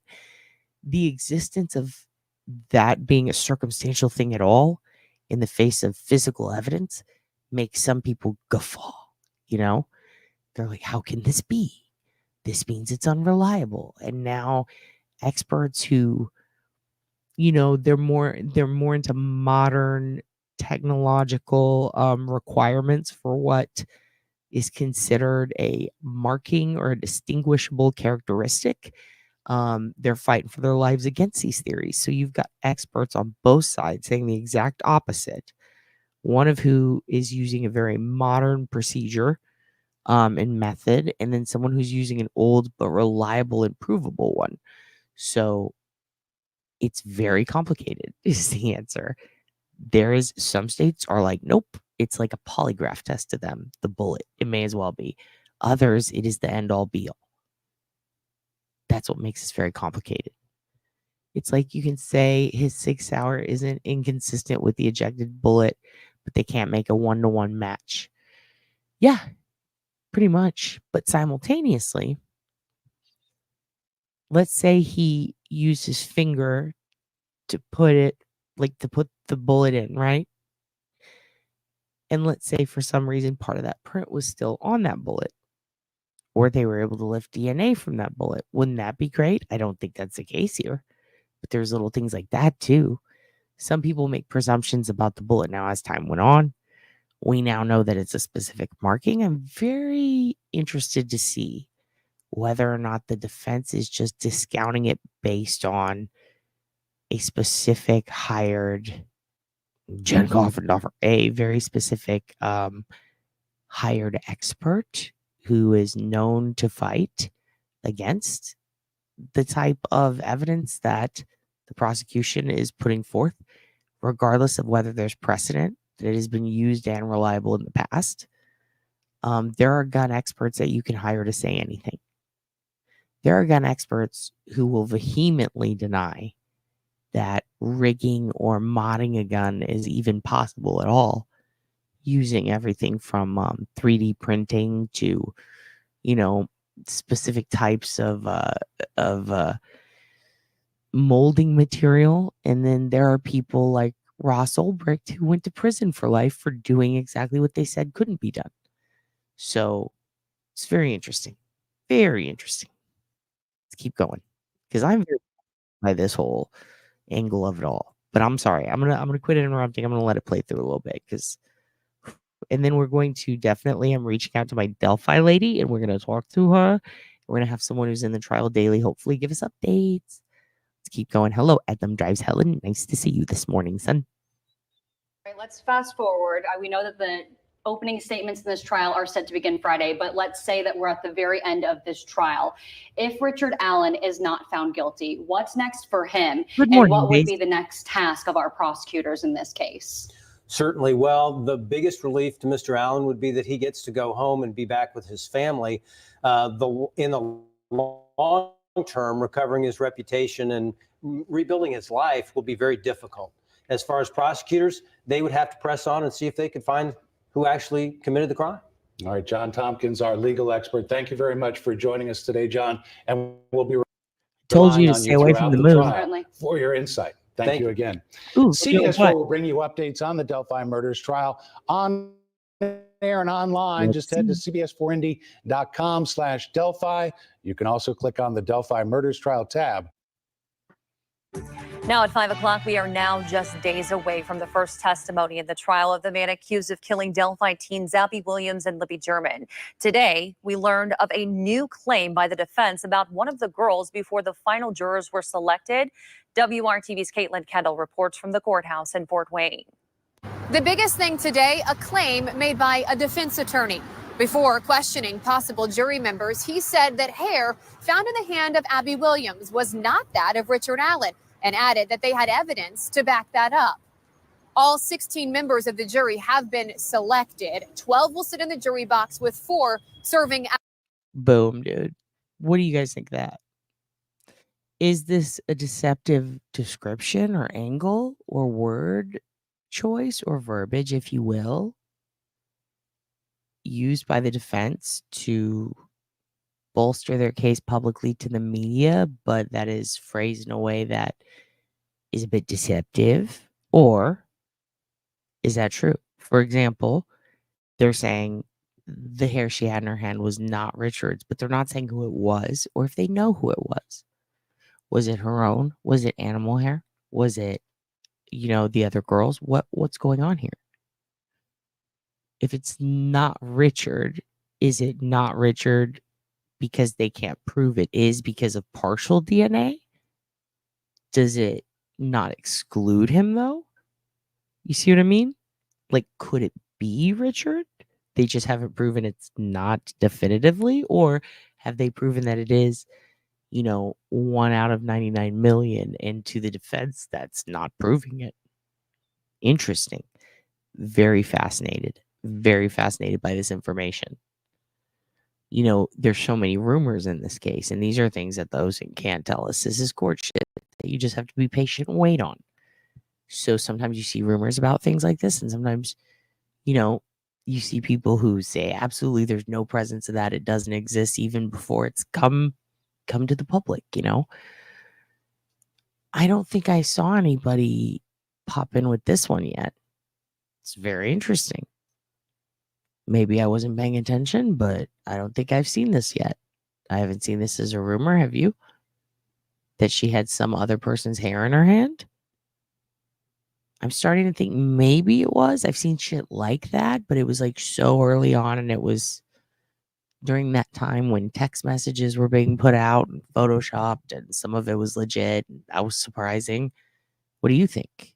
Let me know in the comments. As alternates. Now, there was a Good bit of a morning, Nicole. discrepancy when it comes to the number of jury members by all of Big rundown for those of you just getting here. Suzanne Simpson, they still have not found anything. They're still in the southeast San Antonio landfill. Whoops. They are searching for her potential remains, according to police. It's an all-day event. They're still out there doing it. There's a weatherman who has a really great phrase in the Midwest. We looked at him. He looked like Patton Oswalt. He seemed funny. He had sparkling eyes. I enjoyed him. What else? What other updates did we do? Oh, yeah. Suzanne's husband had a fucking illegal gun that was not registered to him in his name, and that's why the feds are involved. So that's spooky dooky. Darlene talked to the moon, even though she's been told explicitly she's not allowed to talk to the moon.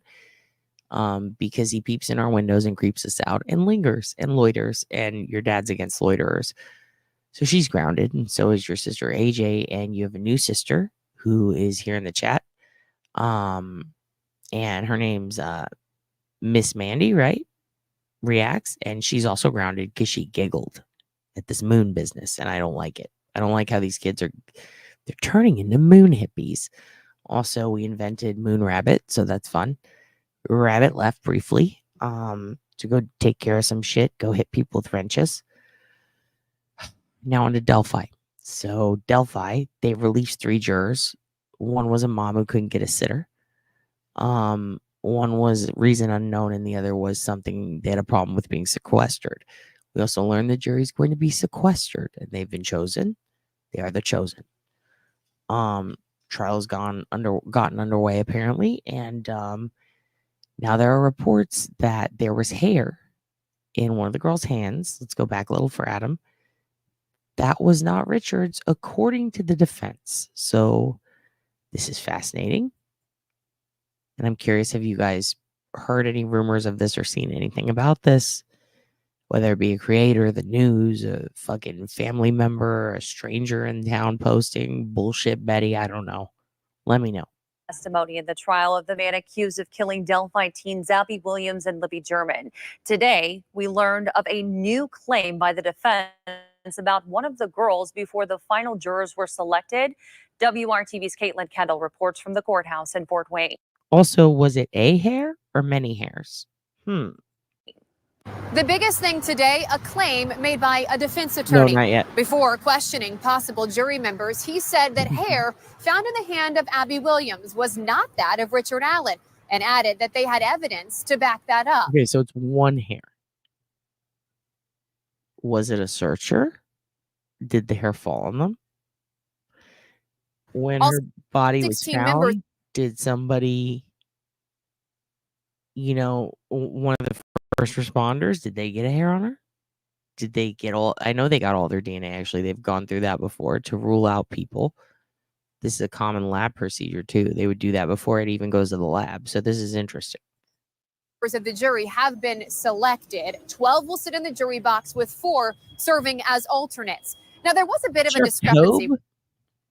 Dude, Tobe and Old School Chief, like, they're harmless. They were not put in a position, I think, to handle this type of case, and they were under a lot of pressure, and simultaneously they did a piss poor job.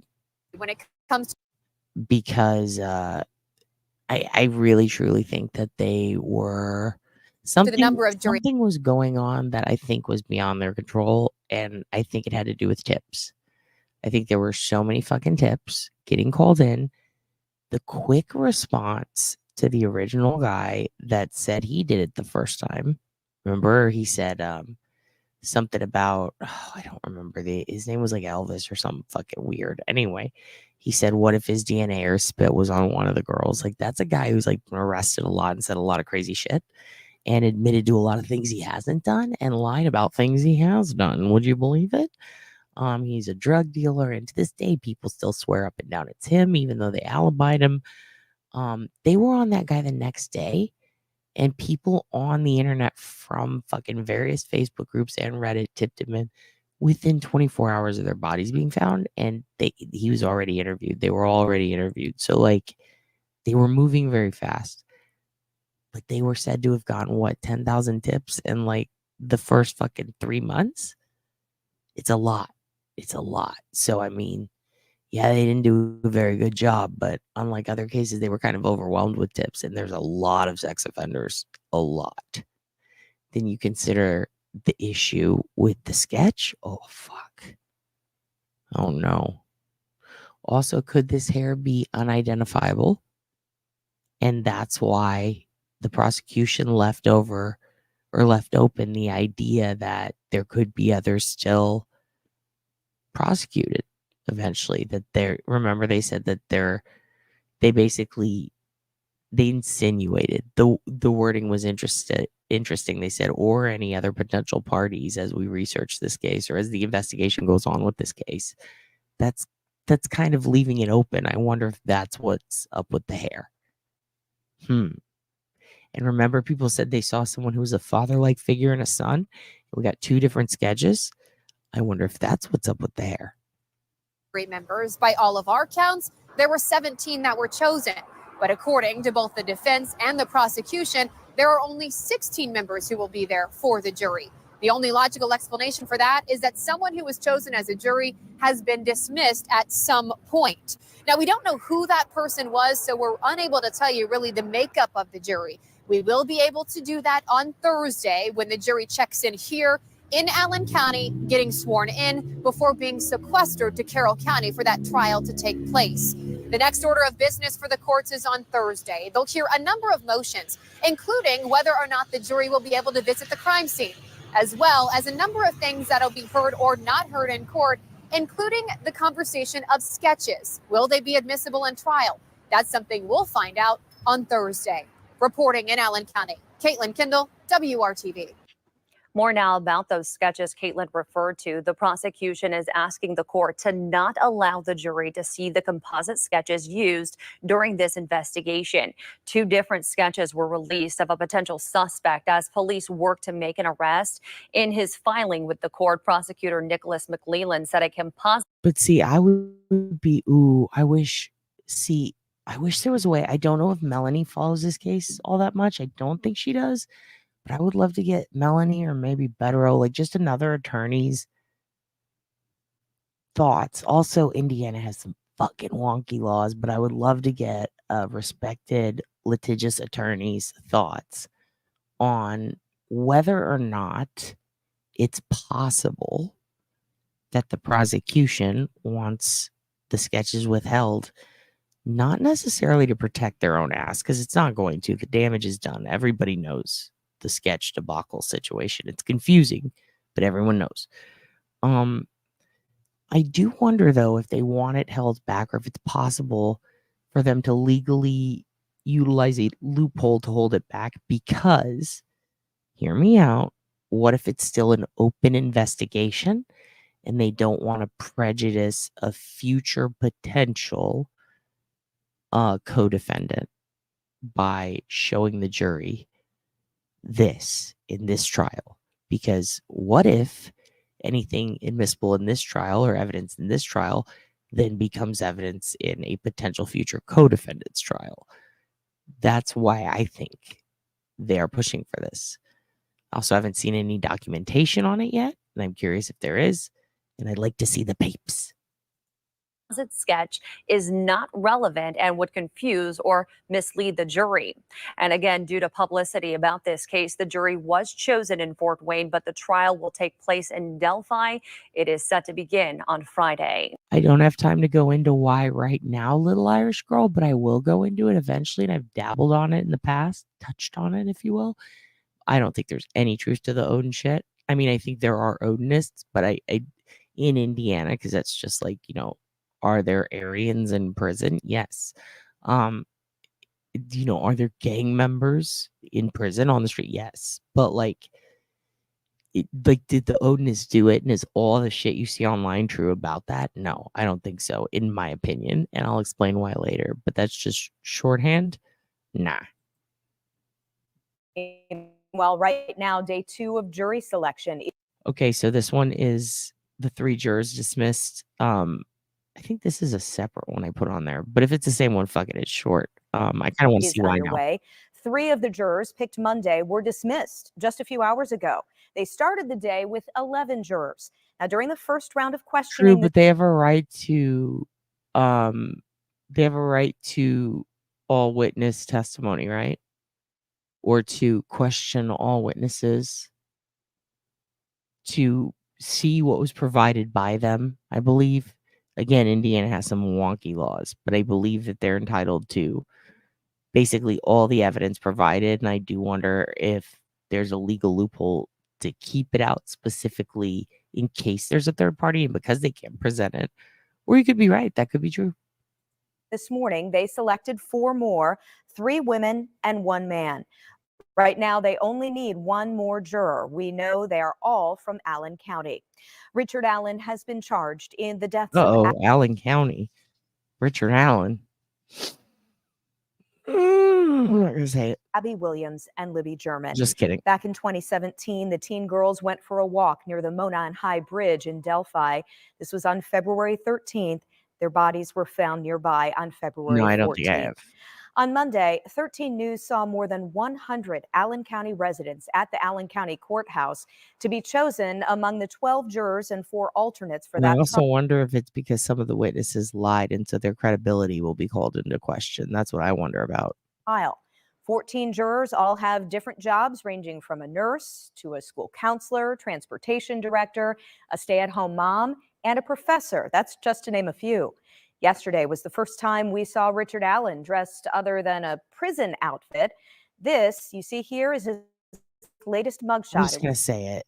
Sometimes I wish the news. Okay, I want the news to give us the facts as much as they can, but if we're gonna sequester the jury to protect them, let's be a little more thoughtful about giving this information to the news or the news reporting that a seminary professor from Allen County, which I'm sure there's probably only one, is one of the jurors. Fucking wow. Was sent out yesterday morning. However, in court, he was wearing a button-down shirt and True. khaki pants. Allen even helped his defense team pick out which jury members he would like to see in the trial. As for the You family said of it, the darling. 2 You've been girls, hanging out with the our crews moon. only saw the grandparents of Abby Williams in the courtroom. We are told some family will not be allowed in during jury selection because Sync. they are potential witnesses. Now, once all the jurors are chosen, they will be transported to a hotel. Yeah, right. Like, does anybody else find it weird that in a small, tiny little place like Allen, which is not big at all, that they're gonna give out the jurors who they said citizen of or resident of Allen County, right? Or citizen of Allen County. Let's go back. What was the exact word? I don't remember the word, so I want to get it. I don't think it might have been something totally different. Where's their little list? Where's your list? Here we go. Right here. Chosen among the 12 jurors and 4 alternates for that trial. 14 jurors all have different jobs ranging from a nurse. Okay.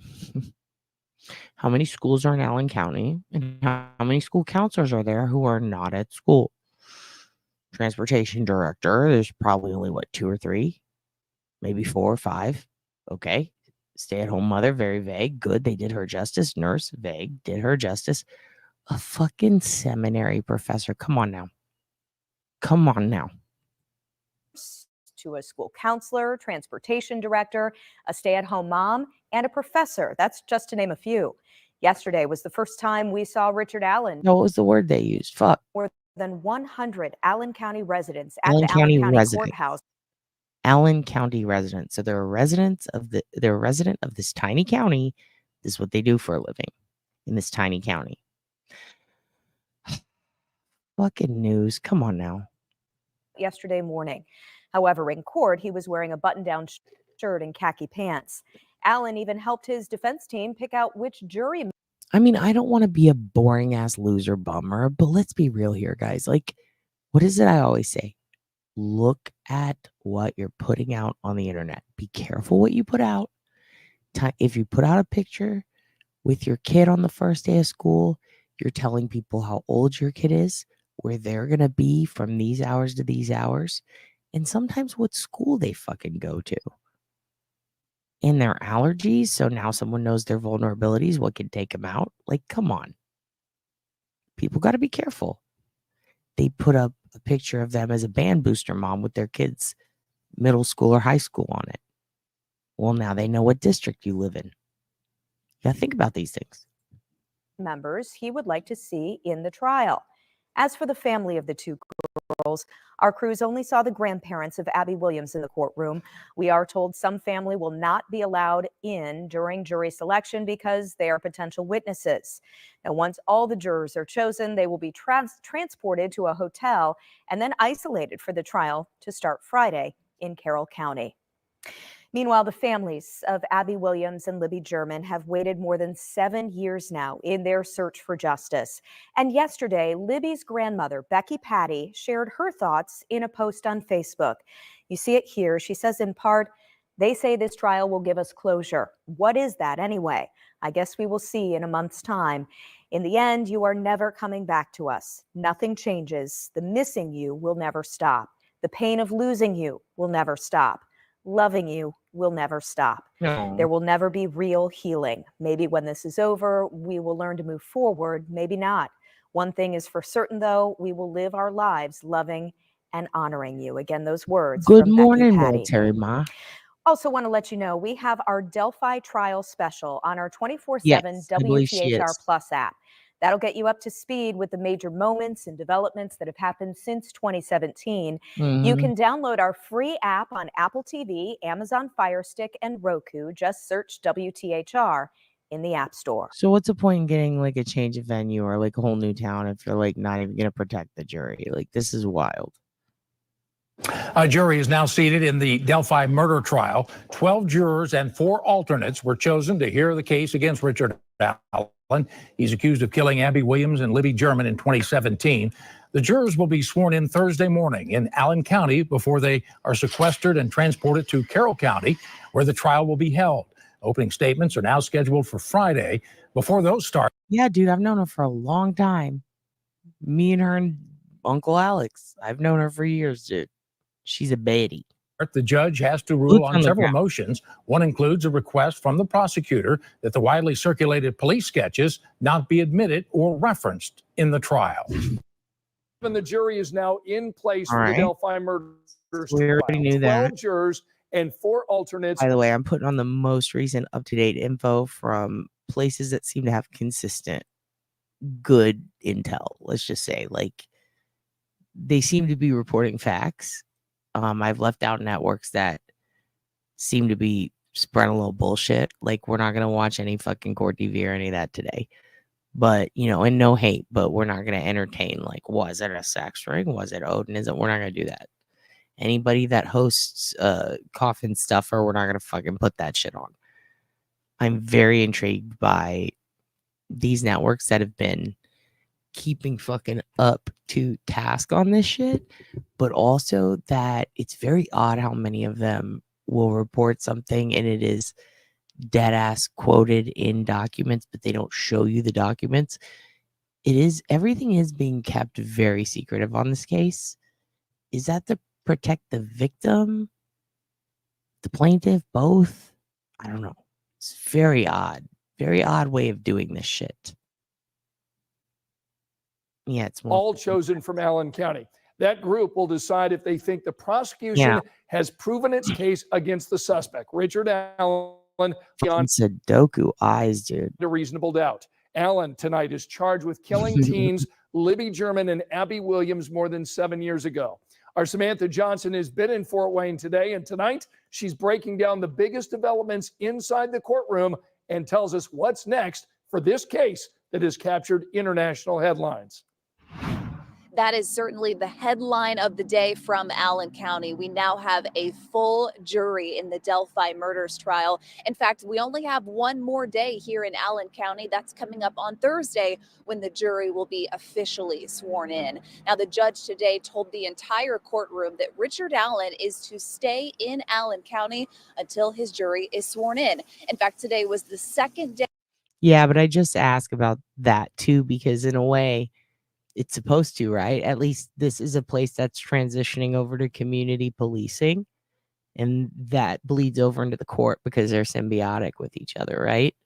So when you're doing stuff like that, like transitioning an entire department over to a new style, aka a new generation, which almost everyone's supposed to already be doing this, but let's be real, they're not. So a lot of places are transitioning, a lot of departments. I believe at the time, or maybe even a little after, that's kind of what was going on. I think it was after because of the BLM stuff and the riots and stuff like that were or the protests, the riots, like it was kind of mixed depending on where you were.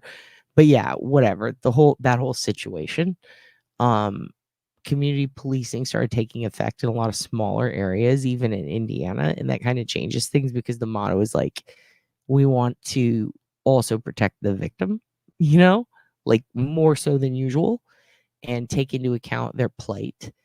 And victim services were supposed to get ramped up, even though a lot of them funding got slashed in certain states. And they said that it would bleed over to the courts, but it really didn't. There's a lot of pleas being struck and a lot of like bail reform, which was supposed to help everybody and take stress off the court, ended up really fucking over a lot of victims. Things aren't working out the way it was intended for some of these places. And I'm just very curious, like, what's the angle here? What's the Vic guys? Like, why is the prosecution making such bold moves so early on? And here's the question I want to ask you guys in the chat. What do you think about the sequestering the jury? Okay. Not only what do you think about it, there's obvious reasons why, but do you think it's going to be helpful to this case? Do you think it's going to preserve the truth? Do you think that it's or help in preserving the truth and maintaining like security and is it going to be a good thing or a bad thing? If you were on a jury, would you want to be sequestered or not? Is it safer for the jury or not? What do you think about sequestration of juries in general? Yes or no? And if so, why? If not, why not? Very interested in your thoughts on this. Day in a row, we saw him in street clothes. Today, it was khaki pants, a baby blue shirt. It seemed as if he was very engaged in the process with his defense attorneys, taking notes, asking questions throughout the entire day. Ultimately, in the courtroom today, they selected 4 women and 2 men to serve, all from Allen County. They'll be moved to Carroll County coming up on Thursday. So Wednesday is a day off. Thursday is when the jury will be sworn in and moved to Carroll County. The judge is also expected to address several outstanding motions on Thursday before this trial can get underway on Friday morning in Delphi, Indiana. The judge was also very clear today that this trial is expected to take about a month. The end date right now coming up on November 15th. In Allen County, Samantha Johnson, 13 News. All right, so let's talk about some of those other big developments in court today. So during questioning, one of Allen's defense attorneys mentioned a hair was found in one of the girl's hands. He said it was not Richard Allen's hair. And now there's also an effort to block the jurors from seeing the suspect sketches released in this case. The first sketch, you probably remember, came out 5 months after the murders of the 2 girls in 2017. The second sketch, which is this one, came out in 2019. The prosecutor says they could prejudice and mislead the jury. He also says they are no longer relevant because they were not used to identify Richard Allen. So right now you can watch our special on the Delphi murders trial. It is streaming 24/7 over on WTHR+. You can also get caught up on all the major moments and developments in this case since 2017. WTHR Plus is a free download. You can get it on Apple TV, Amazon Fire Stick, and Roku. Tonight at 11, there are rising concerns about the needs of people experiencing homelessness here in our city. As these temperatures begin to change, these organizations tasked with providing shelter and assistance tell us those needs are only going to grow. Tonight, our Logan Gay shows us how these groups are coming together to make sure that they can support each other and the Hoosiers without a place to stay. Shelters in the Indianapolis area are struggling to keep up with the demand for housing, but tonight they united to discuss what they can do to make sure no Hoosiers get turned away. As the seasons begin to change, now is the time that service providers start their winter contingency plans for people experiencing homelessness. There's an effort to provide safe places for people to go who might otherwise be sleeping on the Okay. street. For more Well, you guys know I like to watch news in other cities. So I'm gonna let this play a little bit. than 30 years, Wheeler Mission has provided shelter for the majority of them. But as the numbers continue to rise, mission leaders say they cannot continue to successfully meet that need in the same way. So we needed to reach out to the community and ask for support in meeting this need and meeting it well. This room full of service providers are answering that call. They came together to develop ideas for solutions to bridge the gap for homeless families this winter. Tiffany Walls with the Salvation Army says they're also seeing the overwhelming need. Okay, well, this is community stuff. This is community bureaucracy. I'm just kidding. I think that's it for the Delphi stuff. Okay. Now we're going to move on to something. I want to brace you. It's intense.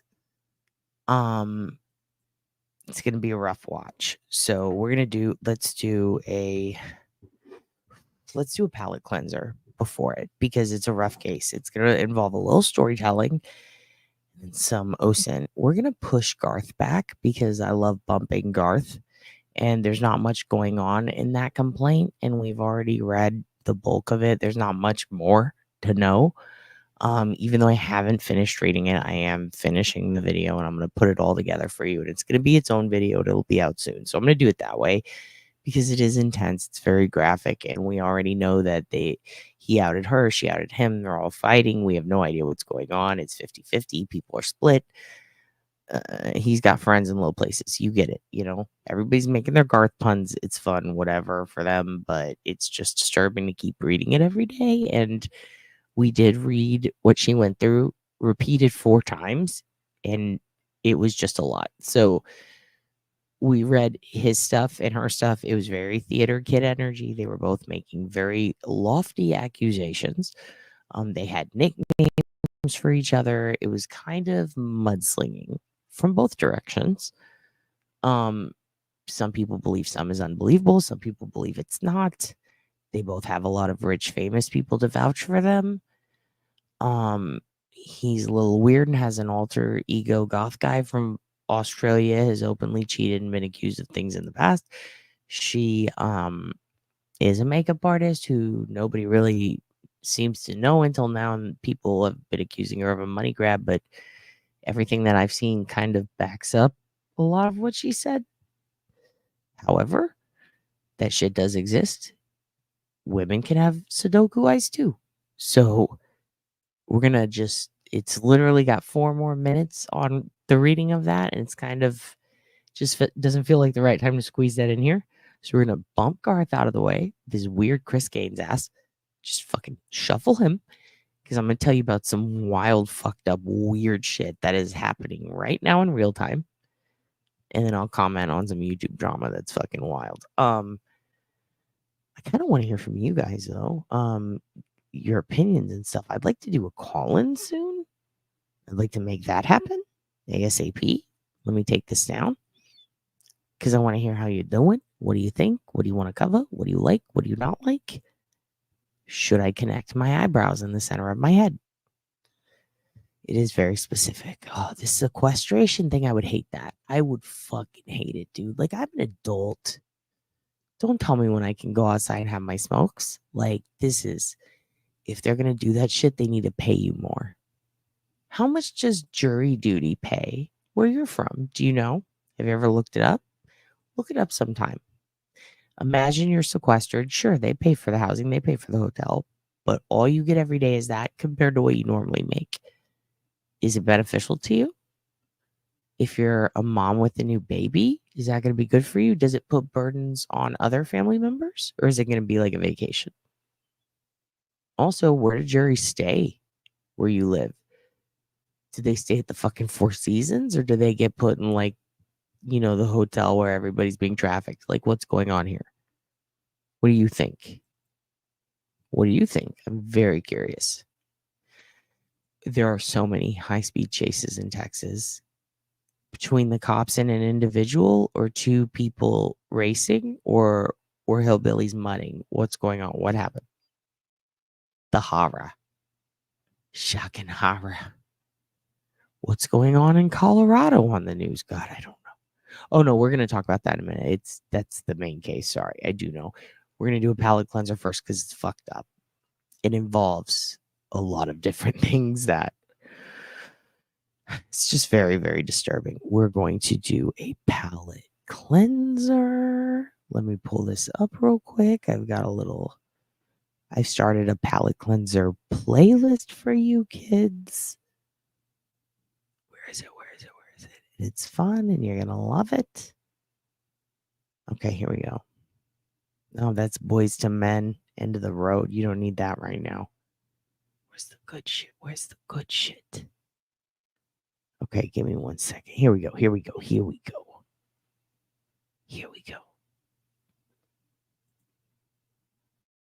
Nope. Pause it. Okay.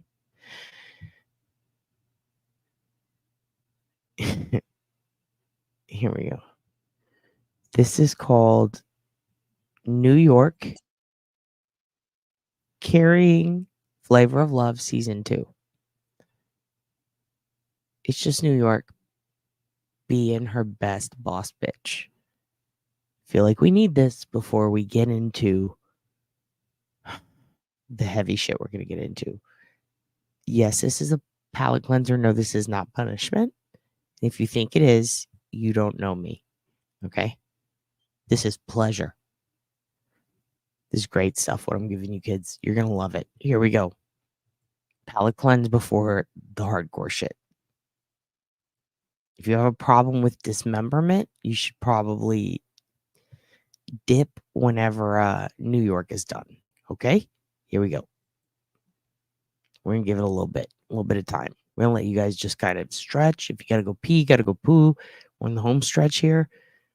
Go do it or have respect. Put some respect on her name and enjoy New York Carrying Flavor of Love Season 2. No. Oh, not end stream. What the fuck? Yo, New York!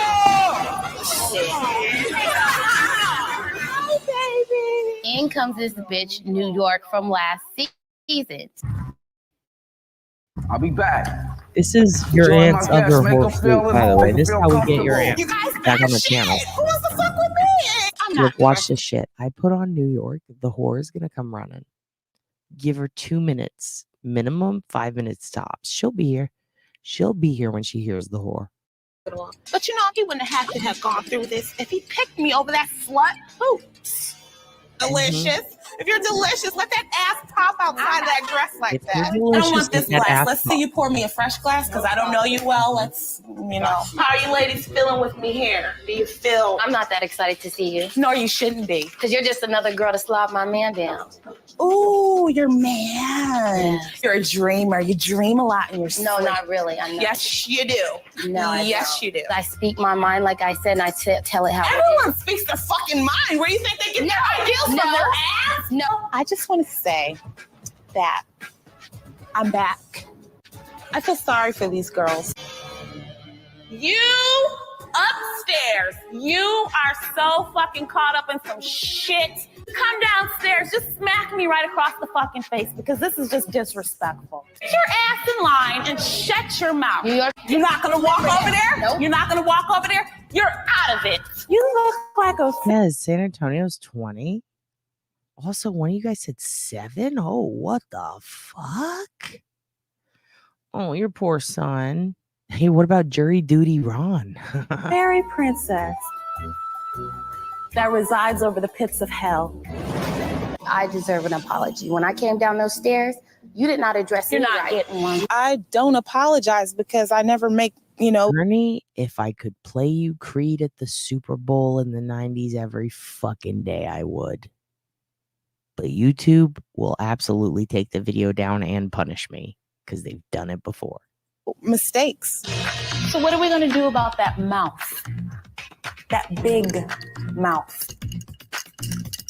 Hell yeah, You're I'm clicking. married. But you're clicking down. Buck Wild, this is not a soup kitchen. Let's straighten that neck up and act like we're taking. Buck Wild, this ain't no soup kitchen. Let's straighten that neck up. If I had a dime for every time I had to say that in my life. Photo shoot. Bucky? Yeah, you're tight in the face. Exactly. Not flattering. Give it up, Delicious. Next time I see Aunt Deb, I'm going to go, you're tight in the face and not flattering. And let's see what she does. She looked like a man. You guys were pathetic. Wow. I'm not mine. Okay, you sound ignorant. You look ignorant. Bitch, I will be ignorant all over your motherfucking ass. Straight from the fucking trailer park is what you are. Did I say she was uneducated? You said ignorant. I said I'm ignorant. Yes. Excuse me. But that's not well, yeah, it is. Bitch, let me tell you something. You shut the fuck up Ain't with your nobody weak listening. ass. Ain't nobody weak. Bitch. And I tried to be nice to you. I really did. And I don't think it's right that you keep her. But she insulted the people in the house. The best bitch is gonna win, and it's me. Right. You know, I'm the HBIC in this motherfucker. I'm not going nowhere. I'm like, didn't you just learn your lesson? You just told me that you and Delicious were great friends at one point, and you know she fucked you over. You don't think I'm gonna do it, but Pat, I'm starring this. You've ascended to top child. With eyes wide open. You're fucking perfect. even That's twice perfect. as hard. Girl, thank you. I needed this time. Go ahead. Did I or did I not? Just fuck up your day. No! Crazy is just so clueless. She thinks that we're friends. Those are her little henchmen. Her yes men. Well, yes, a master boss, Delicious. Yes, those are what those two are. Dumb bitch. Well, up until this point, Bucky was, dead calm in the water, but she threw it a little bit today. Don't fucking push me. Bucky almost fucking killed Crazy today. I'm like, oh my God. Bucky almost fucking killed Crazy today. This is my favorite show on earth. It really is. Next to Next Bus. I mean, it doesn't get better than this. Oh man, I'd have my pimp hand ready. Be slapping a biatch. No neck monster indeed. I fucking love these burns. Forgot about that bitch. You can't forget about New York. Don't forget about New York. And I mean that both ways. This bitch is gonna die in front of me. And he doesn't want any corpses, in his mansion. So I stepped Who am I, Bev? in. I'm like, Bucky, buck down. Do not kill this girl. Wait. Lucky? As in plow driver. And New York is Bev? Hiding corpses under her cottage at the Cape. I Love New York really is Canton, isn't it? She totally listens to me. Crazy has no clue that this is all game. This is just New York being New York, and it's a part of my strategy. She thinks I like her. Did I think I was going tonight? Hell fuck no. I didn't get a chance to spend time with Hell fuck no. my man. I know he was just Fucking love that. Hell fuck no is my new fave. gonna cut me and not spend 1 ounce of time with New York. Oh God, it's crazy right now. That mustache that Delicious is rocking is definitely thicker than flakes. And I'm a little disgusted by that. I don't like it. Her shit-stained eye and her mustache. Shit-stained eye. I almost feel bad for playing her, but I don't. I mean, I'm gonna use her. She's so fucking stupid. I'm loving you all right now. I love this so much. Love Flav. Sit tight. Welcome to your dad's I'm happy sitting place. tight. sorry. Just honey, enjoy yourself. Enjoy yourself. You all right? No, I'm not. He ended up winning on the right. What a moment. Put this in a museum. Are you alive? I mean, okay. Come on. Okay, 1, 2. There you go. Oh, God. Oh, Adam, my how dare you? You're grounded. God. He did something. New York. Oh, shit. I'm falling. Oh, no. Boots says she's celibate. I think she needs to find out what the definition of celibacy is, because that girl looks like she spreads it to the world. She's a slut. What's the matter, New York? I do not remember her name. Hey, New York. New York. New York. I will not sit there and basically be disrespected. I'm gonna do what I I just call her want Jenny to. Babes. So if I'm acting like a baby or a brat, so be it. Lord. I need my one-on-one time. God damn, this show is. And I'm gonna get it tonight. Oh, she's fucking crazy. I love this. The steak is bomb. What does she have? So what? Her bust. Also, I love that she's leaning over to put her cigarette out on the steak. Jesus Christ. Mine is a little bit more fuller. She has the hips and the ass. I don't need all that. You know, I have the brain power. I'm wonderful. And my frame Dude, we got to make that GIF, right? We got to make that GIF. is, you know, just great. The It chat. was just a magical night. By the end of the night, Flav took me. He needed me. I needed it. We basically took a chunk out of each other, if you will. And Dude, Jay, looks like the YouTube drama is here, bitch. What you doing? Dude, perfect timing. Oh, you know, I was finna tell everybody how they're fucking full of shit and crazy as hell and need to fucking chill out. Welcome. I'm glad you're here. It's crazy because I thought playing New York would summon horror Aunt Deb, but instead it brought in Jay guilty of crime, and that's how I know she the realest, dude. Bitch, who did you piss off in the fishing community, Jay? Apparently, you let some fucking fish con man into the fish competition. I'm fucking giving you a hard time, dude. Dude, Jay is such a fucking chill ass fucking human being.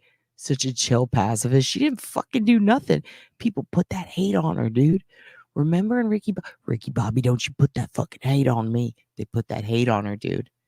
People needed someone to blame. And instead of blaming a guy fucking diddling kids, they said, hey, let's go fuck with the lesbian on YouTube with a family and blame it all on her. You know, the one that's like spending her whole life giving us content. Let's fucking shit on her, even though some fucking weirdo catfished everyone. Essentially, everybody got catfished. Everyone got duped. Naturally, because, look, let me put it this way.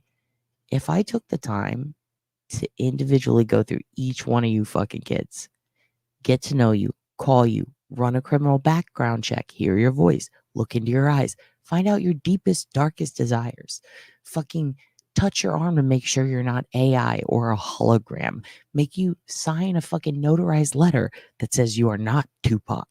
Like, it doesn't matter how far I choose to go, but if I even took the minimal step of just fucking looking into a background check on each one of you, it would take me 3 years before I could even post my first fucking video. And that was back when I had like 200 followers. Like, it would take so long to dive into all of you. So when you were like, get mods, it's easy. Just wrench people. Like, the amount of people who were like, I could do it. It is uncomfortable for me to ask you for a lot of personal information when you don't fucking know me that well. And it is way uncomfortable for you to ask me a lot of personal information when I'll fucking know you. This isn't a full-time job that I'm hiring you for. You are people who watch a channel and you might enjoy it sometimes. Sometimes you might hate it. You can have your opinions. It is not incumbent upon me to find out where every single one of you motherfuckers lives, your entire past, who your daddy is and what he does. Okay? That's not no one should be doing that. That's invasive on your viewers' privacy. Now, for some reason, all of true crime YouTube and half of Reddit has decided that Jay should have been running FBI level background checks on people who were not her moderator on YouTube, if I remember correctly, but who somehow slipped into modding on one of many channels that have to do with the Maddie Soto case, in addition to one that was apparently about Jay's channel. That Jay didn't fucking go like start this shit and actively like, oh, right? Like I went in and I didn't see her fucking posting a shitload fucking up its ass, you know? And so then this con man goes and he pretends to be a female and he starts catfishing women and making them feel bad for him. And he becomes like the leader of all this Madeline Soto shit, right?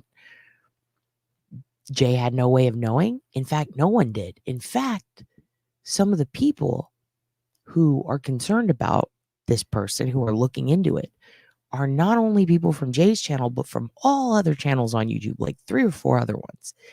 And on the same day, I get a bunch of emails all at once from all of them who are concerned that they've been catfished by a human being or conned who is pretending to be someone they are not and running the pages on Reddit or modding, handed down a mod position.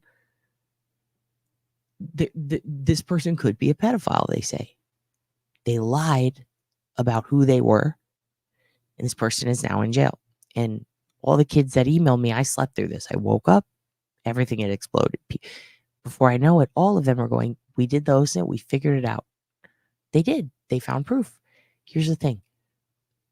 There's no fucking way that Jay could have known it if thousands of other people didn't know it. In fact, people followed this person, communicated with them privately and up front. Because this person's running all this Maddie shit, they're making thumbnails. They're asking for pictures.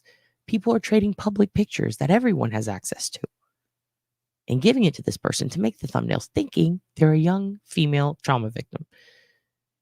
Turns out, fucking asshole who diddles kids. End of story. It's no one's fault except the asshole who diddles kids and conned everyone. Because every single person that got con duped or that they just didn't know the guy existed, who was affected by his bad behavior, or somehow all of the internet decided, you know, this guy is the representative now for all these different people, when really he just kind of stumbled into a position or never was in one to begin with. Accusations start flying. Everybody decides that all of his victims who believed him were catfished by him, which they had no reason not to believe this person. All those people are now complicit, and they may as well have molested her themselves. So not only are they minimizing the trauma of this little girl by making it about them and their little YouTube fixation with tribalism and taking down creators who they might not like their style, they've taken this girl's murder and they have now decided that because all these people were duped by this guy, those people who were duped are now, they may as well just be Stefan. They're just as bad. I'm sorry, but a little girl's murder and assault is not on par with YouTube beef or Reddit drama. It's just not. So to take it all and put it all on Jay, who, by the way, has no fucking roof and is spending all of her time, and her moderators too, spending all their time making her content and helping her, and she's doing this shit. She's busting her ass, raising a family, trying to get a fucking roof on her house. They're also calling her irresponsible for not doing a background check on someone she's got thousands of people in her chat. She's got way more followers than me. I can barely keep up with the small amount I have. People expect her to take every single person, find out their entire fucking background, and be the end all be all. Otherwise, damn her.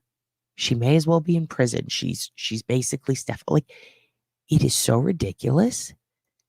The tribalism and the need to put the blame on somebody who is not the person who did the bad. And it's so fucking typical of YouTube, Reddit, the internet, and society in general to go, hey, let's not blame the cis white male who's trying to molest kids. Fucking CSAM charges. Let's not blame the straight white pedophile guy. Let's go after the YouTube creator who's fucking all inclusive. She's even accepting of your kid's weird love of the moon, and I won't even, I draw the line somewhere. She'll accept you for who you are and love you and not ask any questions and respect your privacy. And they're furious that she did not somehow fucking read the future like a psychic and tell them this guy that I'm really pretty sure, Jay, like you didn't even really know the guy fucking existed, right? Like that's what it sounded like to me. They're going to put all the blame for this guy's existence on her. And now, for some reason, she's got to do fucking damage control. They're demanding it. Why isn't she doing damage control? What? Clean up his mess? First of all, how do you clean up a mess like that? How do you solve a problem like Maria? Anyway, inappropriate. The point is, and I'm doing this all in front of New York because I want you to know how I feel. Not only are they demanding that Jay step up and accept all of this man's inequities as her own and to bleed before them on the altar of YouTube, they seem to be fucking forgetting that he duped all of them and all of their favorite creators. And this person, this fucking weirdo, was trying to sow discord in Reddit. Yes, I did that. And in YouTube between creators. Trying to cause problems. And every time these motherfuckers share their little fucking opinion, blaming anyone but that guy, they're actively relieving the stress from his shoulders. Atlas is shrugging and the world is rolling off his shoulders. He no longer has to bear the burden for his action of taking advantage of kids and of adults and people on the internet and catfishing and being a creep. He no longer has to bear that burden because everybody would rather put it on Jay, who did fucking nothing. Why? Why do we got to go through this again? If you don't like it, don't watch. But don't you dare for a second take something horrible someone else did and put it on a fellow victim. Because guess what? Even though you guys are being dickheads on Reddit, the fucking internet, not you kids, I'm talking to the collective, the motherfuckers who are going to hate watch me later. You motherfuckers were duped too. Where the fuck were you 2 weeks ago when he was taking over the Maddie subreddit? Why didn't you say something? Why didn't you report him? Because the people who emailed me, they resolved it. And I know that because I have emails from them with times and dates. They found it out before other creators. There are people who are not creators themselves, but they alerted them and they alerted the cops. And guess what? They found it on their own. Okay? Every single person who found this out in the last 2 or 3 days was duped. And unfortunately, even though you're being a fucking asshole right now, you're a victim too. So how about instead of victim blaming a person who spends their time providing you content, getting you interviews, and trying to help you suss out the fucking situation with actual receipts and information and interviews, and sacrifices time with her fucking family and has a fucking leaky roof? How about instead of putting that on her or even on yourselves, you let him take some of the fucking brunt of that burden? Since he kind of, I don't know, fucking did it? What fucking world are we living in here? People were accusing him of being Herman on YouTube. I went through her old videos. I looked. He was not wrenched up. He wasn't wrenched and drenched, motherfuckers. Oh, but when he got taken off, when his account went away, you're not going to see the old comments. Fine, I have recorded ones because I watch you kids and I can hit download and I can also screen share and I have software that will download shit so I can watch it later like a fabulous DVR. It's a little janky, but I have a couple of episodes. I've checked. He wasn't her mod. He could have been a mod on Reddit. I believe he might have been. Not really up to her. She has no control over that. I saw people saying, why was Jay taking her comments down instead of apologizing? She had nothing to fucking apologize for. Fuck you. And second of all, if you were getting fucking bullied, if 1,000 people were calling you a complicit pedo and accusing you of raping a child, and you did nothing of the sort because of another person's actions that you don't even fucking know, I would take my shit down too. I'd be like, you must mistake me for someone else. Time to change the screen name. This is pretty shitty. I hate this. Who blamed me for what? Get fucking real. And these are the same motherfuckers who go around posting weird fucking angel pics of Maddie saying, our girl, when you don't even fucking know that kid. And it's fucking wild. The length people will go to start problems between strangers they don't know. I don't know if it's because they're jealous of their success. I don't know if it's because they're misdirecting anger. I don't know if it's because they're misunderstanding the situation. I don't know if it's because they were fucking hit by a bus like Regina George and had some temporal or frontal lobe damage. I don't know if they were exposed to lead paint as a child. But there are unhinged motherfuckers starting shit and bullying Aunt Jay, Uncle Chai, keeper of fucking fish law. The only person we know in the YouTube true crime community willing to expose the competitive fish industry for the crime within it. It's outrageous. It's fucking infuriating. It's not her fucking fault. And the fact that no one's standing up for her makes me fucking furious. And I cannot believe that some fucking loser motherfuckers that sit there and say all this shit and blame her, whether it's creators or other people on the internet who are just commenting in these subs or in YouTube. I cannot believe that they sit there and accuse you of this when they didn't say shit about David Solomon. They never said shit about T-Rev. They still watch T-Rev. They still watch Dolly in the woods all high on meth. They still watch bullshit Betty. Okay? They watch this shit, this utter slop. They lick it up like fucking pigs. Okay? They're sharks eager for fucking chum. Anything they can get. They smell the period blood. They want the fucking chum because they're fucking gross and weird. They want to say things like, our angel, our baby girl, sweet child, I wrote a poem. Half of them exhibit the same fucking behavior he does. They can get bent, as far as I'm concerned. With all due respect, get bent and go fuck yourself. To all of you who choose to take this route and to not condemn the creators who put out David Solomon, who, by the way, not only trauma bonded with Maddie, but spread a conspiracy of a sex ring that all of you, I see you on there, you're all touting it. You're talking about it. Well, he could have traded CSAM. This is how it works. Like, you've ever fucking used a Tor browser in your life. Cheeto Mom 69 or whatever the fuck your weird name is. They also all have fake names and accounts that were started in the last month. So if it's a fucking issue where an agenda is being pushed by someone, you think we can't fucking find out who? You think we can't? You think we don't know that a descriptive with a random object, a dash, and 4 numbers is not a fake Reddit fucking account? You think we can't trace you based on your simple language patterns? Let alone your poor choice of a stat eye sharing? You people make poor choices, and you need to stop and you need to chill, because every time you're putting the blame on Jay as if she's the expediter, she's the last line of defense before the food leaves the fucking kitchen. She's not.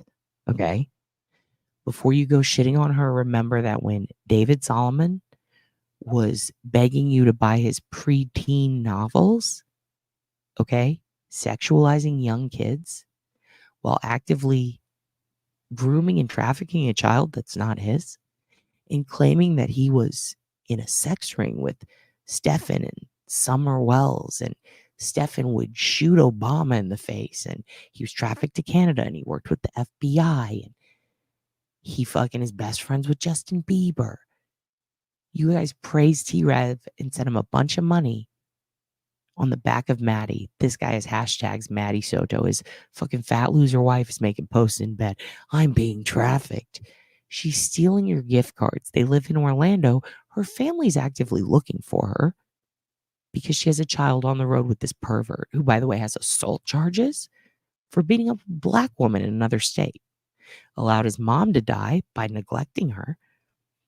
Changed his name after a guy who hawks old hyperbaric chambers on the internet, who has multiple lawsuits against him, started taking all of the donations you send them on Buy Me a Coffee and using that to take this little kid and this weird fucking creepy dude looking like Slender Man, this fat bitch, on a fucking Disneyland adventure using hashtag Summer Wells, Sebastian Rogers, and Madeline fucking Soto. And they put these fucking hashtags on there and they told you motherfuckers that they were trafficking victims. They made up outrageous, outlandish stories that could be disproven, and they are in my Stephen Stern's Digital Trail video. And you motherfuckers kept watching and said, well, maybe it could be. And you kept supporting creators who love to push that conspiracy agenda because it's shocking. I mean, by God, this poor young boy has been through it all. He's 35. He's actively on dating websites in Florida for furries. He's a weirdo. I'm not saying all furries are weird, but I'm saying this guy's pretending to be a fucking Christian minister cult leader. He's in a position where the furry thing makes it weird. You guys pushed him, you touted him, you watched him, you still support those creators, but you're going to shit on my girl Jay. Go fuck yourself. You're disgusting. Never come here, never like my page. Stop putting the blame for men's bullshit and predatory fucking behavior on women, especially women who are fucking allies to communities that actually do struggle. How fucking dare you eat a bag of dicks? I hope you all get yeast infections, you sad wine bag slapping, coffin doffer, lapping up thirsty whores. Get fucked.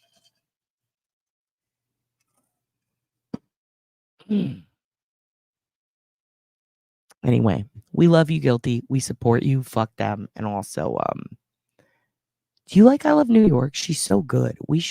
Let's study her. Let's pick out our favorite insults from her and let's use them this week in the subreddit. Kind of like how you learn a new vocab word or something on Sesame Street. You try to use it in a sentence. Let's start trying to use some of these New Yorkisms in our day-to-day activities online. I think it could be very helpful and a good therapeutic release for us. Let's continue. It was a good chunk, and we chunked up the rest of the night. It's hot in here. I'm upstairs trying to get my beauty sleep, and all of a sudden, I hear this noise, and it sounds like a freaking cat is being strangled. You know, at one point, I thought my right ear was not working correctly because of the shit that I heard come out of that room. I am New York. I'm fabulous. I can totally come out here with rollers in my hair and rock it. I feel great. I look great. And I'm not going anywhere tonight, so why take my rollers out? Boots knew she couldn't hold a candle to me. She's just, oh, God. It was so good to see her leave. If I tell you to walk your ass down the hall with your shit, you're going to do so. She's my slave. I'm over her. I'm her master. Delicious totally gave up the room. She's such a lap dog. I have Delicious sitting in my lap. Why would you think they were coming out? Crazy's grandma, you know, she automatically assumes that Delicious's parents are from Compton because they're black. You know, I can definitely see why Crazy's brain is the size of a squirrel. I don't know anything about kids. I never was a child. As soon as I popped out of my mom, I was just in the know. I must say, Delicious's mom, she is an innovator. I never knew in a million years that a human can sprout plastic hair. Is she from another planet? I don't know, but Crazy is a whore, her mother is a whore, and her grandmother is the biggest whore I've ever seen in my life. Your daughter's with me, G. Look, cut it out, Tiffany. What is your problem? I love them. This is fucking bullshit. Excuse my language. No, fuck it. Don't excuse it. This is bullshit. Right now, I'm screwing with the delicious. I am so powerful. My mind, it amazes me sometimes. Call me a crazy ass, psychotic, lunatic bitch from hell. I don't give a damn. I'm loving my life, and in the end, I will have him. Whitney has Bobby. Has he gone anywhere? No. He's here, but he's here for me. I'm off. Dude, make no mistake. I know who you're talking about, and this is not a shock to me. It's not a shock to me. And I also think this is a situation where little birdies are chirping, and maybe someone needs to not surround themselves with a bunch of yes men and women. And also kind of funny how the one person with the ability to background check someone free of fucking charge still got fucking duped too. And somehow, this is Jay's fault. Jay, you're grounded. I left my razor on the sink in case you wanted to shave your mustache while I was gone. Wait, how am I going to get over there? Come on. Can I crawl? Wait, let me. Okay, this is good. This is like real good. Wait! No! You okay? I was. Slave. Okay. Daddy want me hot tonight. Okay. Get the fuck out of here with that shit, New York. New York. Fuck you. Fuck. Whatever. I don't give a fuck. I'm still in the motherfucking house. I don't give a fuck. Do I look like I give a fuck? Because I don't. I piss on his grave. How's that? And that's me being real. Fuck him. I don't care. I know that one day that I will find a man that's truly for me. The man of my dreams. The man that's going to give me everything and honor me. Everybody, please welcome New York. Also, everybody, if you're not seeing what Gothic Bree is putting down, she's right. Okay, she was a victim in this too. And by that I mean she's catching blame. People are catching blame who have nothing to fucking do with it. Nothing. They don't even fuck with this guy. You know what I mean? People are blaming them for having public discourse with strangers, which is exactly what they're fucking doing. Innocent discourse, just presuming that what someone says they are or who they say they are is true, and not needing to do due diligence because you're not taking anything from them. You're not receiving anything from them. The thing is, so what I'm doing, Gothic Bree, what I've been saying, those are the implications. Those are what people are trying to put on you. Just to be clear, everyone, everything Bree is saying is accurate, 100%. In fact, Bree was one of the people, I don't think she'd mind me saying, who reached out to me early trying to fucking help purge this dude. So to see people blame her or in any way implicate her, she was one of the first ones before any of the others. And trust me, people from that guy's channel came to me too. All right? Let's not get it twisted. There were early on breakthroughs that I slept through, but they happened. So don't act like she wasn't trying to do her best to purge these psychos and find out who is fucking up your beachfront community, metaphorically speaking.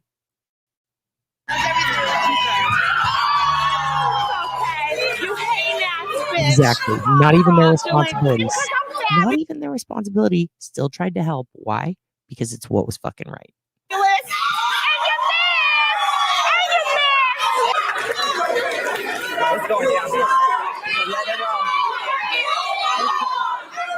I'm not sure. She said she had something to say. I'm going to give you a chance to. Bitch, I sure motherfucking am. When did you back me into a wall? I want to know that. Okay. I really want to know that because I want to see you do it. I don't put a finger on me because you know that we will come right after backed into boots. Which wall?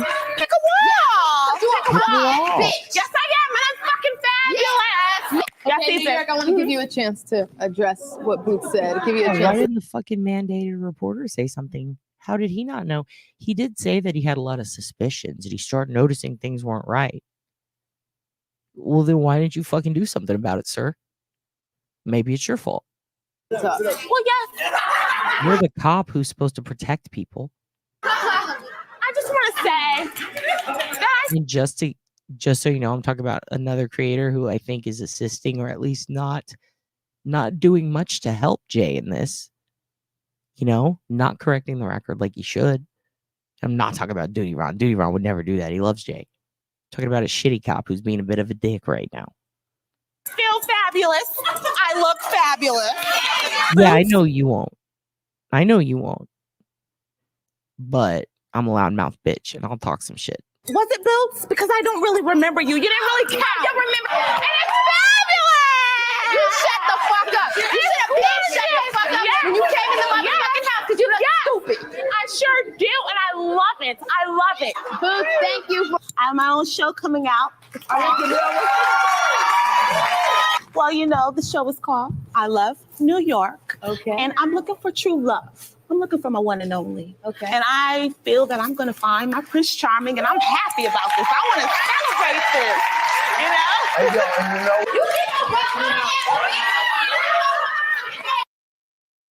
This young man was driving drunk. Are we gonna get busted for that one? Comedy Central, hey, they will fuck up my copyright. Shit, a 500-pound bear steals candy from a gas station is a pretty good video. It's A&E, and we're gonna watch it. Oh, it's so good. We need a palate cleanser because I'm mad. Oh, look at that bear. Paul High is working the going in to get the OSINT. Graveyard shift.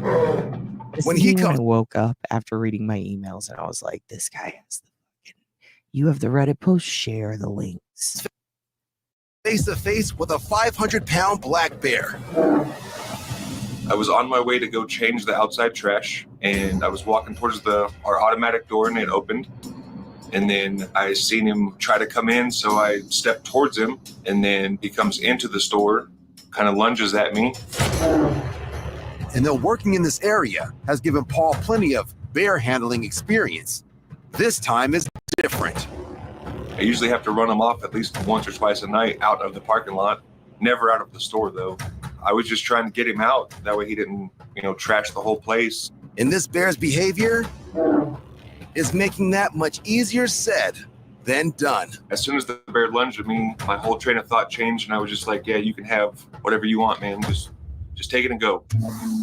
Fortunately, there's one item in particular that looks a little tastier than Paul. He actually grabs a bag of Snickers and leaves. But the bag of candy bars isn't the bear's only score. On another night, that was the other graveyard guy. His name is Dave. Apparently that night, the bear laid down on the floor and ate a whole box of Three Musketeers. But even after the sweet feast, Paul's co-worker has a much more difficult time getting the bear out of the store and calls for help. Her channel is called Guilty of Crime. I will put a link in the chat right now. When authorities arrive, the bear finally acquiesces. But not before grabbing one more snack for the road.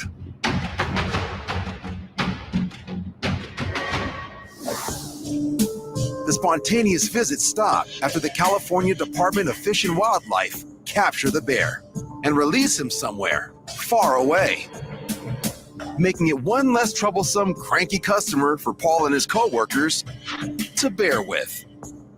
It was not in the job description to get bears out of the store when I was hired. That was not part of the deal.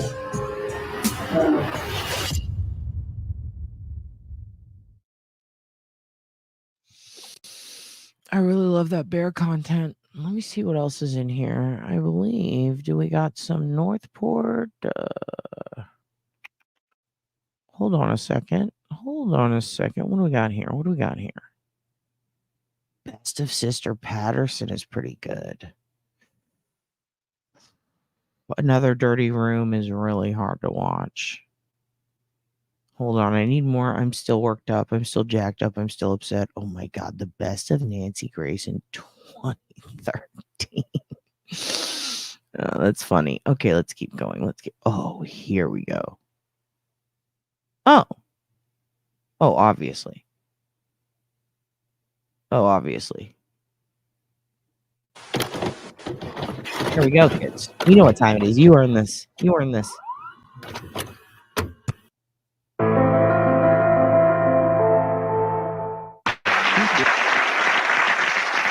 Let me introduce our guests today. They are young, smart, good-looking kids who have murdered in the name of Satan. 18-year-old Pete Rowland joins us via satellite from the Missouri State Penitentiary, where he is serving a life sentence without possibility of parole. Pete helped beat to death a classmate as part of a satanic sacrifice.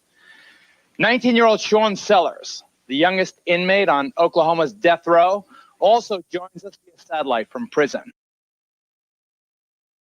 Serious question. What if that guy in IDOC sticking all the pens in him, Darlene's soulmate? What if this is him?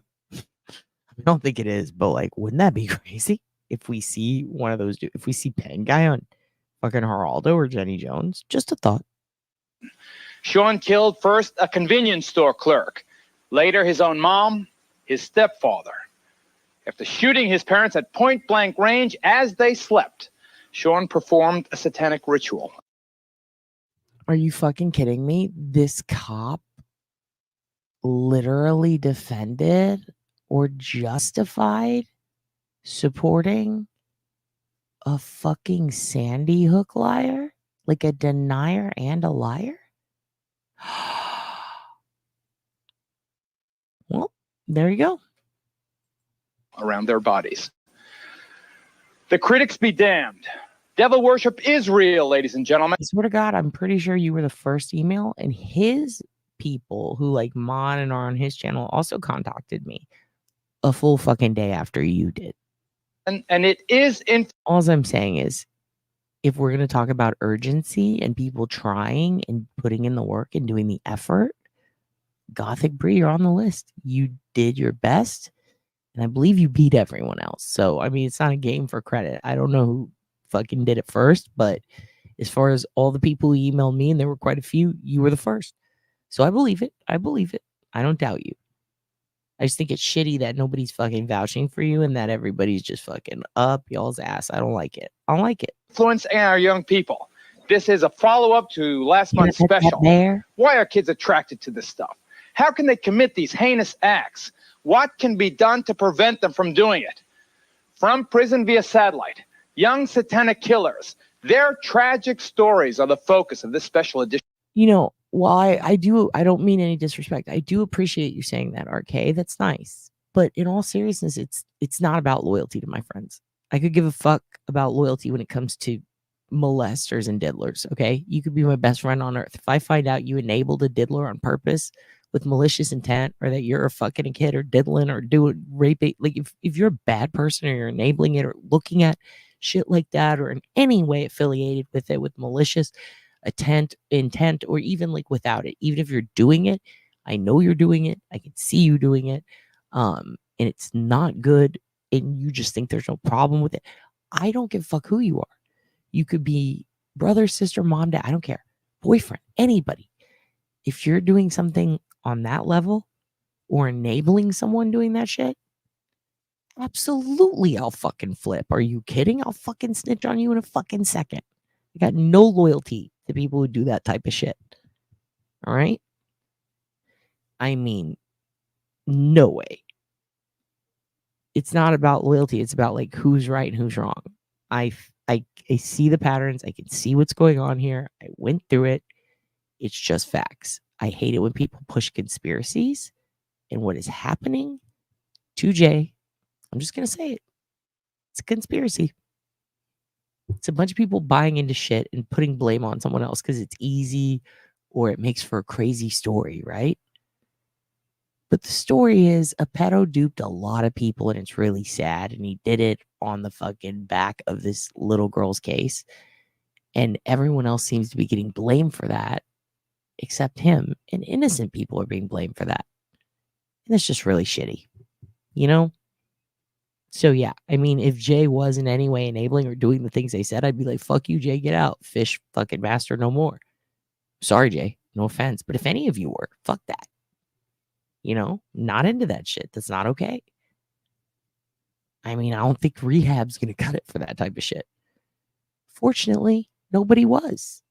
She wasn't. It was that guy. He was the one doing it.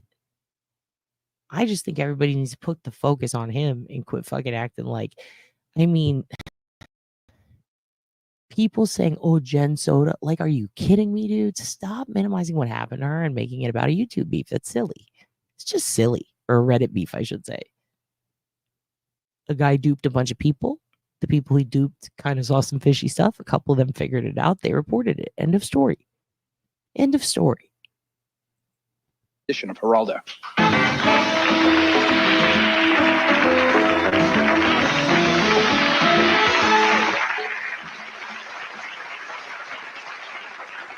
After we aired Devil Worship exposing Satan's underground, we were literally inundated with letters and phone calls from churches, from schools and colleges, from police departments and community groups, asking for copies of that program and for more information about Satanism. Even the United States Army and members of Congress asked our help in learning more about the extent and the diabolical influence of devil worship. Because the issues raised are so troubling, and because the response was so Yo, wait, really? That's wild. Is that a joke? Like, he's a notorious hardcore conservative. That's fucking crazy. Wow, dude. Didn't see that coming. overwhelming, we've decided to take another look at one aspect of Satanism that is perhaps the most troubling, the most disturbing. That's its True turd, but I'm bringing it back. Influence on young people. Before we talk via satellite with Pete and Sean, meet their families, other experts, let's take a look back at our broadcast. Oh, shit.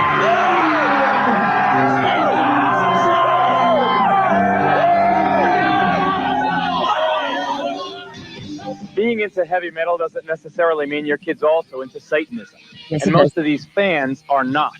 But Yes, there they are. is an undeniable connection between obsession with the really How do you explain all the joy? hard stuff and the occult.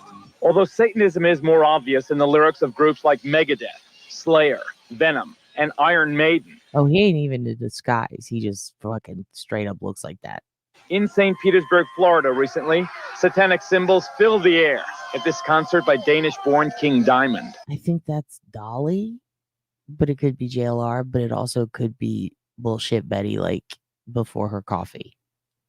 Personally, I am a Satanist, a practicing Satanist, but we never tried to preach that religion to anybody. Bull. An avowed Satanist, Diamond's protest that he's not preaching is belied by lyrics laced with references to death, graves, and evil. Of course, to some, it's just they love rock and the roll feel, rebellion. don't they? Satan has nothing to do with this kind of a concert. It's just an outlet to have a good time. Parents think, oh, Satanism, their kids. Yo, Anthony Kiedis? It's killing their kids. It's not killing their kids. The parents are screwing up in the beginning. We're the next generation. You know, I am willing to bet that Tyler and Tatiana, I do wonder if maybe he somehow did do, like, the guy is pretty good at the internet. I'm not trying to compliment. He knows his way around enough to swindle people, right? I do wonder if he sent them to a fake Square store to buy some merch or something to support a case and then stole the credit card number and used it to pay off Stefan's shit. Maybe to get information so that he could take it and give it to creators or give it to the community to seem valid or to create some sort of validity within the community. You know what I mean? Like, okay, look, in exchange for paying $50 on Stefan's defense fund or whatever it was he paid for, it was like a clerk thing. Like, if by doing that, he could reach out to Stefan and get him to give him an inside nugget that he could pimp around to YouTube creators and climb his way up the fucking ladder. It's what a lot of them do. It's fucking wild. It's shopping a story. I think that he was doing that maybe for nefarious purposes. Do I think he was trading with Stefan? I've seen that conspiracy. We have no reason to think that because he's not listed as a co-defendant. But I do think he's a perv who did other things wherever he's from, obviously, because he's arrested. You're also not supposed to have social media, especially pictures of a kid, or be sharing them, or possess any content involving children, typically, when you are a sex offender. So that's a concern. You know, he's breaking laws. But yeah, I do think he could have fucking stole from Tyler and Tatiana, or maybe he didn't. Who gives a fuck? It has nothing to do with Jay. It has nothing to do with Gothic Brie. It's a valid question, but I'm just saying in the grand scheme of things, who gives a fuck? If he did, then they're victims too. If he didn't and they helped him, that's their choice. It's gross. It's their gross choice, but it's still theirs. It has nothing to do with anybody else. You know? If they duped other people into believing them, or if they were telling the truth and people believed him, still doesn't matter. Doesn't take the fucking onus off of the guy who did it, you know? That's the thing, is people get bogged down in that shit, and it's like, who cares? Who gives a fuck? So someone saw a court record with someone's name or someone's card charge, and now they're going to go harass them? Are you going to do that for other inmates? There's other inmates who have actually done the same thing Stefan did with more charges to multiple kids. Are we going to start looking up everybody on their fucking roster and calling them? This is insane behavior. It's very crazy. I can't imagine why anybody would think that's okay. Sure, Stefan's a dick. May he rot. But we don't need to call everybody and fucking ruin their life who reaches out to him. What if one of those people happens to be a defense attorney and it's their fucking job? Or a paralegal and it's their fucking job? Or someone using a card of a spouse who has nothing to do with this? First of all, it's not anybody's responsibility to do that in general or at all. But also, people don't consider these things. They just react and they assume to sensationalize. And in a way, by doing that, they are the ones exploiting Madeline. Let's continue. Geraldo time is our time.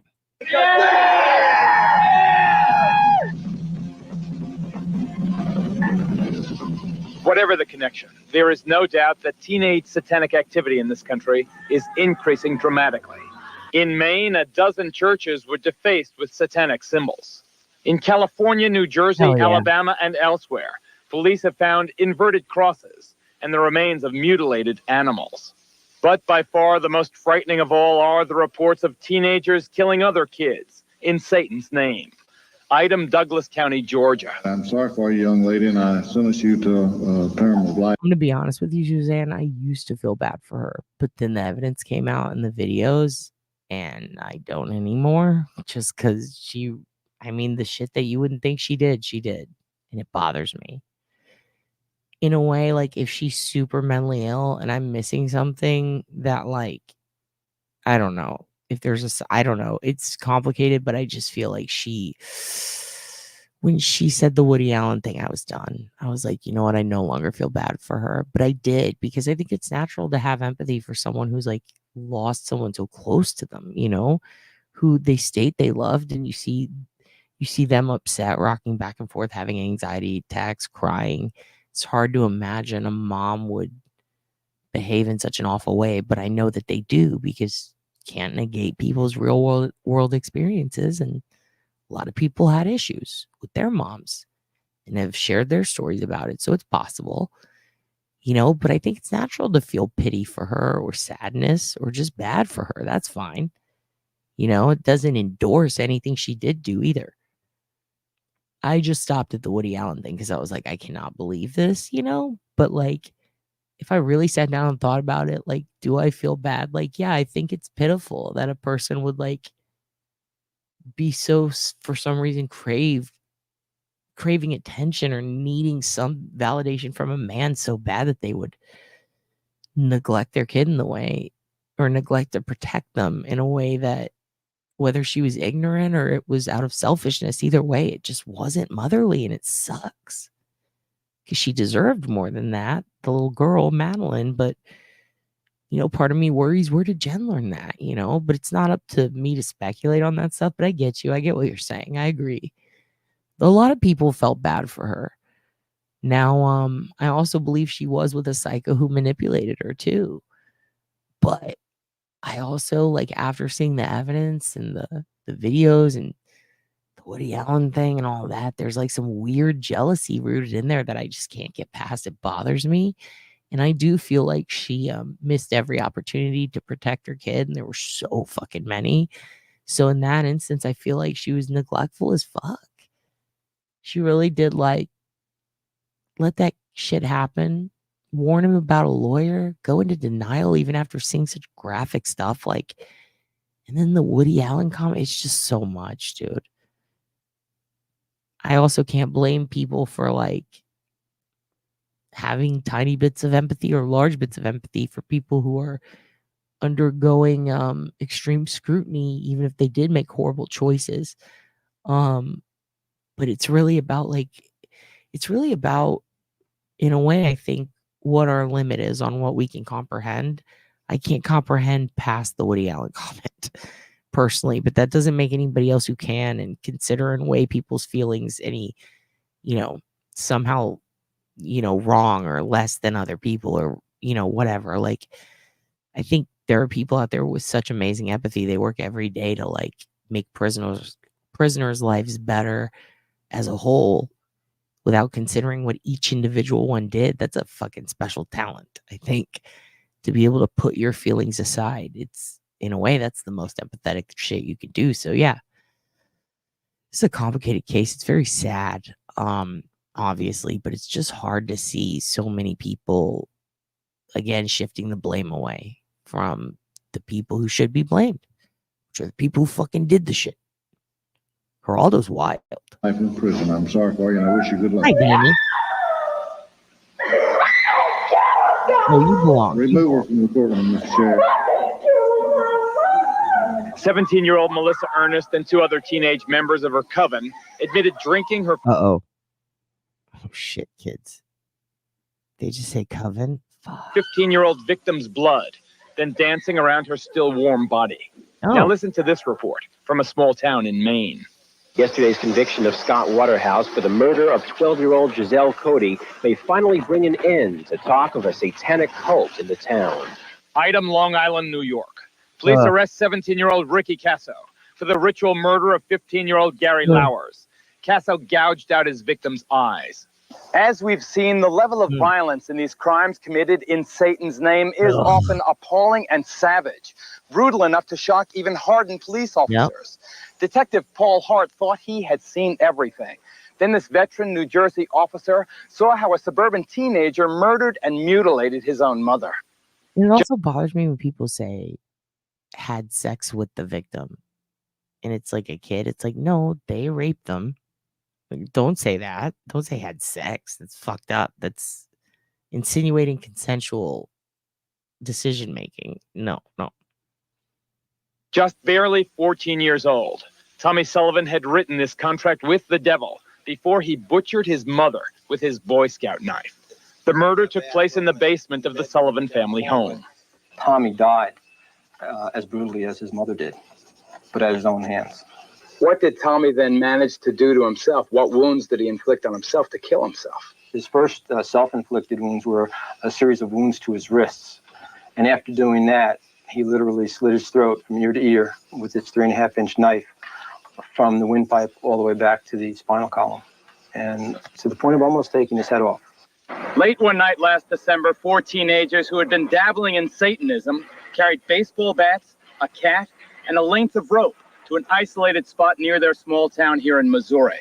By the time the night was over, the cat had been mutilated and one of the boys beaten to death by the other 3, who then dumped his body in a well. I need to know where a lot of these people are now. I'm starting to get a little stressed out with this cat thing. One of the kids who did it, Pete Rowland. No, the Woody Allen comment meaning we're not going to get into, because I think a lot of it, I mean, fucking, I followed that shit. Trust me. I know what you're saying. I'm just saying, like, I get it. Still felt, in the context of her interview, it felt weird. But we do have a Discord, Suzanne. So if y'all would like to discuss that, I highly recommend doing that in there and joining it because you guys can talk back and forth and share information. How do you cut your own head off? This is a very good question. I wish I could answer that. I don't know how you cut your own head off. Also, you're not breaking any etiquette whatsoever. Yeah, when they call it a relationship, it pisses me off. So we have to make it pretty. No, we don't. You just say rape. That's what it is. It's not like consensual lovemaking. It's not sex. It's not grape. That's silly. We're not gonna do that. Oh, it's because people are monetized and they will get demonetized, but it won't get taken down. It won't get taken down. But no, I understand. I'm answering Suzanne because I know you guys wanted to talk about it, but I'm letting her know like it's too much. The Woody Allen shit goes deep, kids. But maybe we'll do an episode on him because there's a lot of interesting stuff there. Also, do you guys read Ronan's books out of curiosity? And I have to go soon, so we're gonna watch a little more Geraldo. Give me 2 minutes, and then I'm gonna share the last thing with you. We kind of flipped the end. I gave my commentary on the YouTube beef. Let's do like 2 or 3 more minutes of this weird shit. This isn't as funny as I imagined. It was sad.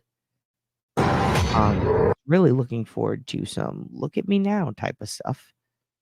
So let me see if we got any Ricky Lake on here because I'm really trying to get a little palate cleanser before this last story, and I've fuck. I mean, we gotta do it. We gotta go back to Girl Games. We'll do a classic one. We'll do a classic. Right out. Where is she? Where's our girl? You didn't want it for me to have Where's our them. girl? Here she is. So how are you going to pay? Right here. What and what would you do? Chantel? Chantel. Opportunity to turn it around as in getting out of the gang. Turning your life around, living a lifestyle. No, I do want you to share it. I'm saying share it on Discord instead of us talking about it on here because your dad has to go take a shit. There, I said it. I'm sorry. I'm trying to be polite, but listen, your dad has to fucking take a dump soon, kids. All right? I've been here chugging coffee. I got a beef with the turd. You feel me? There's nothing to do. I don't want to shut you down. I don't want to limit your freedom of speech. I want to release the poo in me. All right? Now look at Chantel. Look into her eyes and listen to what she has to say. Most of us would consider normal. I would never leave my homies. I would never leave my gang. It doesn't mean that I have to go out and shooting people and not, go to school and stuff like that. I do plan to go to college. Like I said before, we're not all done. Welcome, Suzanne. We do go to school and get good grades and stuff like that. Felicia, what happened in the mafia? The women and children were off limits. Ronan's book, that is so, Catch and Kill is such a good methodology on how fucking people pick the news for you because they got the money. Children in the street gang lifestyle, are the children off limits? No. You mean that them getting shot and killed? No, Right. they're not. My friend. No, they're not. Because you can have your homies. Okay? No, I It's know. not a It's just problem. about You can have time, your homies. Daisy. I got really my have to homies. drop a dude, dude. Okay. I swear to And God. I'm not saying that you're stupid or you're ignorant or anything like that. What I'm saying is, why do you want to raise your child Hi, around welcome. death? There's death everywhere. Member to- Yeah, but you put her smack dab in the middle of it. Bring them up. You are putting her right in the middle of it, like giving somebody gas. Say, Let me grab you that is what link, honey. Yes, I did too. I did not do it. She's doing it now. What do you Angel. mean I did not do it? No, I did do it. Yes, I did do it. But I have a baby. I have to be a woman now. No, I am a woman. No, you ain't much of a woman. No, You I have banging. You have not had. And wait a minute, isn't it you just said that your boyfriend or whatever, he has to have a blood test done? And you gonna call me a hoe? Well, at least I ain't sleeping around with 25 different men, honey. Okay? At least I know who the blood test is gonna be with. Did we go? I know who the blood test. That just makes you a stupid. You can't stand up there Angel, and you fight first. with everybody. Say again. Them sleeping around with all them guys, that just makes them a punk into the game because they ain't fighting their way in. And another thing is, now, you raising your baby in the gang? Okay, my homegirl had a baby, okay? She had a 2-year-old little girl carrying it on the side of her arm, walking down the road. A bullet was meant for her, hit her baby instead, and killed it. 3 days later, she killed herself. Because that's ignorant. You sitting up here saying you graduated from school and you ain't dumb and this and that and the other. You dumb for raising your baby around the gang. You dumb for having your baby around all your. Okay. Yes. You are dumb. Okay. I think these ladies here should leave the gangs, go look for a job, and support these kids.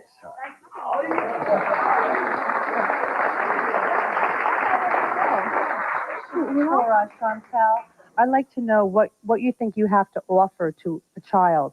Obviously, you don't have any morals. If you go out and you shoot people and stab and you steal and you sleep with 25 different guys, what do you feel you have to offer Whether a you sleep child? with one guy or 25 guys, Have any morals if you could? This is my face when you guys are like, we don't want to watch old Nancy Grace. I'm talking about new Nancy Grace. Dipshits, look. I'm Chantel. I wouldn't lie to you. It's good gabagool, the old Nancy. I'm talking about Big Bangs Nancy. I'm talking about fresh after Keith. Prior to the twins Nancy. Never. If you go out and you shoot people and stab and you steal and you sleep with 25 different guys, what do you feel you have to offer whether a you sleep child? with one guy or 25 guys, it doesn't matter. It just means, whether that's your sexual preference. I'm not going to sit there and tell my daughter to go out and do it, but I ain't going to hide nothing from her.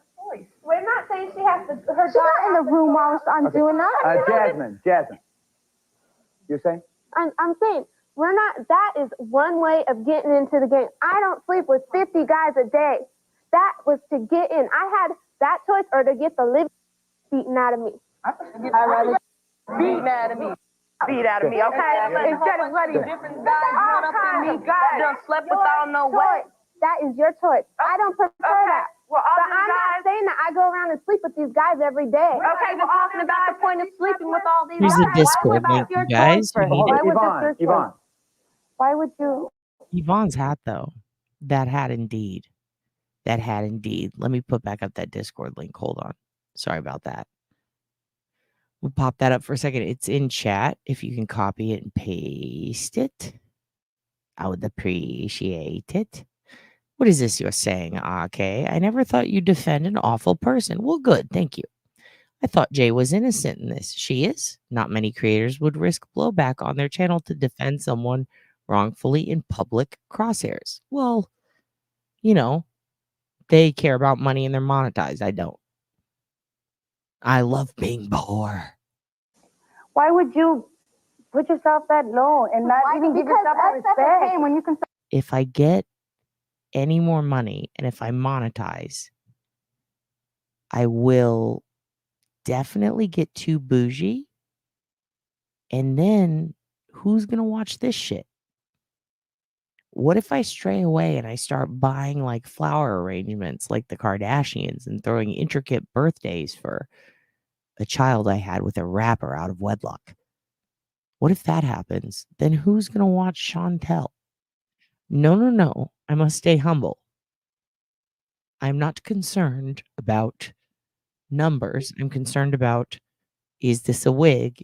And is it Kristen Wiig? I do think that is a really good conspiracy theory that I would be willing to get behind, Clam. You heard it here. Stuff for pleasure. What do other people think about you? Your other homegirls, what are they the same? I think our KA was saying Jay did nothing wrong. I still say I Jay. would like to know, But ladies, when you do that, ladies, I would like to know how you three ladies got out of the gangs. Uncle Frank, what do you think of Chantel? What do you think of Chantel? I'm not trying to be rude, but like, this is me, dude. This is fucking me, dude. I'm wondering if I have time for Woody Allen because I think I reabsorbed the shit. I was so angry, I sucked it back in. But also, let your dad get a quick screen grab of our girl. I like that it has the information on the bottom about what she's about. She's 17. Curious how many of you believe that. She's a gang member. Pregnant. Oh, fuck. Wait a minute. Twins? Is this Nancy Grace? Is this Nancy Grace post Keith? Did she go wayward? Is this her street name? Kids, I think we got a case. Lifestyle, most of us would consider normal. I would never leave my homies. I would never leave my gang. It doesn't mean that I have to go out and shooting people and not. Listen, AK, I would never leave my homies. go to school and stuff like that. I do plan to go to college. Like I said before, we're not all dumb. We do go to school and get good grades and stuff like that. Felicia, in the mafia, the women and children were off limits. Are children in the street gang lifestyle, are the children off limits? No. You mean that them getting shot and killed? No, Right. they're not. My friend. No, they're not. Because you can have your homies, okay? It's not a problem. You can have your homies. I got my homies, okay? And you can, and I'm saying. Dude, AJ, that's a burn we're gonna need to remember. You thick neck bitch. Saying that you're stupid or you're ignorant or anything like that. What I'm saying is, why do you want to raise your child around death? There's death everywhere. Military mom, that's a great question. Wonder what she's doing today. I wonder how the twins are. Kids, let's make it our life mission to find out how Chantel is doing and how the twins are and if she's Nancy Grace. On the streets of Yeah, the but you put her smack dab in the middle of it. Bring them up. You are putting her right in the middle of it, like giving somebody a gun.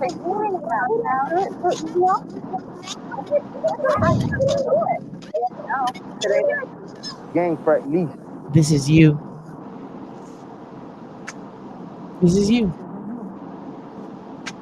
This is you as a kid. That's me. It's you. Baby dab. This you. And look, this is you. This is you and Uncle Frank when you get her pregnant. Did you watch? And I'm on the left. Mm-hmm. No, Did that's you watch Frank. House of Villains season 2? Some of it. I watched like the first 15 minutes. I was like, oh. Listen, I'm into the compilations because they take too long to give me the nagel that I ordered. You feel me? Oh, what? When I order nagel, I want it to come out first. And I get it. On the menu, it says, please be advised that we cook to order our nagel. It will take 12 to 36 hours to. Well, that's why nagel is considered an appetizer. It's a buzzword. You know what I mean? I thought it was a Thank you. It's a nagel roll. I get a nagel roll. Sometimes they put a little too much butter on it. You get Vienna nagel? Yeah, I get Vienna nagel. I also get a nagel veracruzana, which is a coastal nagel. Right? And they debone her. And then I enjoy Have you her. ever had the pork also nagel? It had the tour of nagel. You get a tour of nagel. Tour of nagel, yeah. That's of course during the month when they used to do the unlimited nagel. It was the festival of nagel, remember? And you could get Every year on Columbus Day. Yeah, Nagel Fest. And then you would get it, and then they just keep bringing it out. But one year somebody came and they ate all the nagel. There was no nagel for anyone else. Turns out there was nagel. It was just frozen in the back. Yeah, it takes forever to get the fat back thawed, but it's fine. It was in the walk-in. Yeah, it was in the walk-in. Hey, speaking of walk-in, which is something Nagel's never done in a day in her fucking life, Uncle Frank, what do you think about this? What do you think about this family portrait of you and Aunt Deb?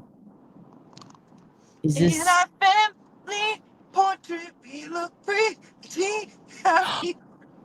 You finally got a Pink song? We got the Pink song. Holy I know. shit. I feel like that was the one you were thinking of too. I feel like that was the one you were thinking of. Absolutely, that was the best song. It was That sad. was on. Yeah, that was on the miss. It was like Mom's on drugs and Uncle Frank's uncanny. And Uncle my Frank dad sleeps with the mailman. I'll just kill myself. Or whatever. Such a good song. It was sad. It's kind of weird that she's doing circus tricks now. No, it's not. She stole that from Chris Brown. She's gonna Owen Hart if she's not careful. I don't like that. Oh, I don't Owen like having Hart. anxiety. I thought you meant Owen Hart, like the band. Yeah, or that. Hold on 1 second. Hi, may I Give have me a some. medium iced macchiato with oat milk? Gay.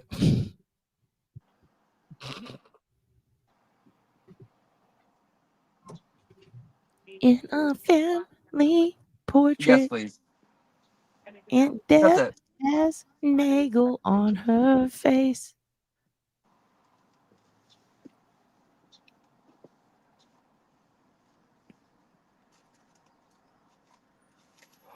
Came up with a new game. It's called Nietzsche or Nagel. All right. Okay. And we read a quote, and you have to tell us if it's from the testimony of Julie Nagel or if it is from the fantastic, I consider him a life coach, Thank you so Friedrich much. Nietzsche. Oh, okay. I thought it was going to be from the Book of Nagel or from like the Old Testament. First of all, you can't get a book of Nagel anymore. They're all sold out. Well, you gotta really dig around and sniff those things out. What? You gotta really dig around and sniff those things out. Yeah, it's kind of ironic having a truffle pig, but you know, oh my god, it's what fucking happens. dude. What did I start with, like showing you her testimony, dude? What did I fucking unleash? Testify to the Nagel. I mean, I don't know. I just went on a rant about how people shouldn't bully my friend, and here I sit, half fucking lit, talking about Nagel and how she's just not it, and now we're fucking rapping. Now you come and pick the beat up. Come on, Deb. No, okay, fair But enough. it's also transformed into, it's now like an entree at like some fine dining establishments. Like Outback. No Outback rules, just Nagel. Nagel. Nagel Outback. Nagel, Australian for beer. Okay. A bloomin' Nagel. A bloomin' baby Brian. Nagelism. I'm exempt. Excellent. No. Thank you so much. I thought you were gonna say Nagel.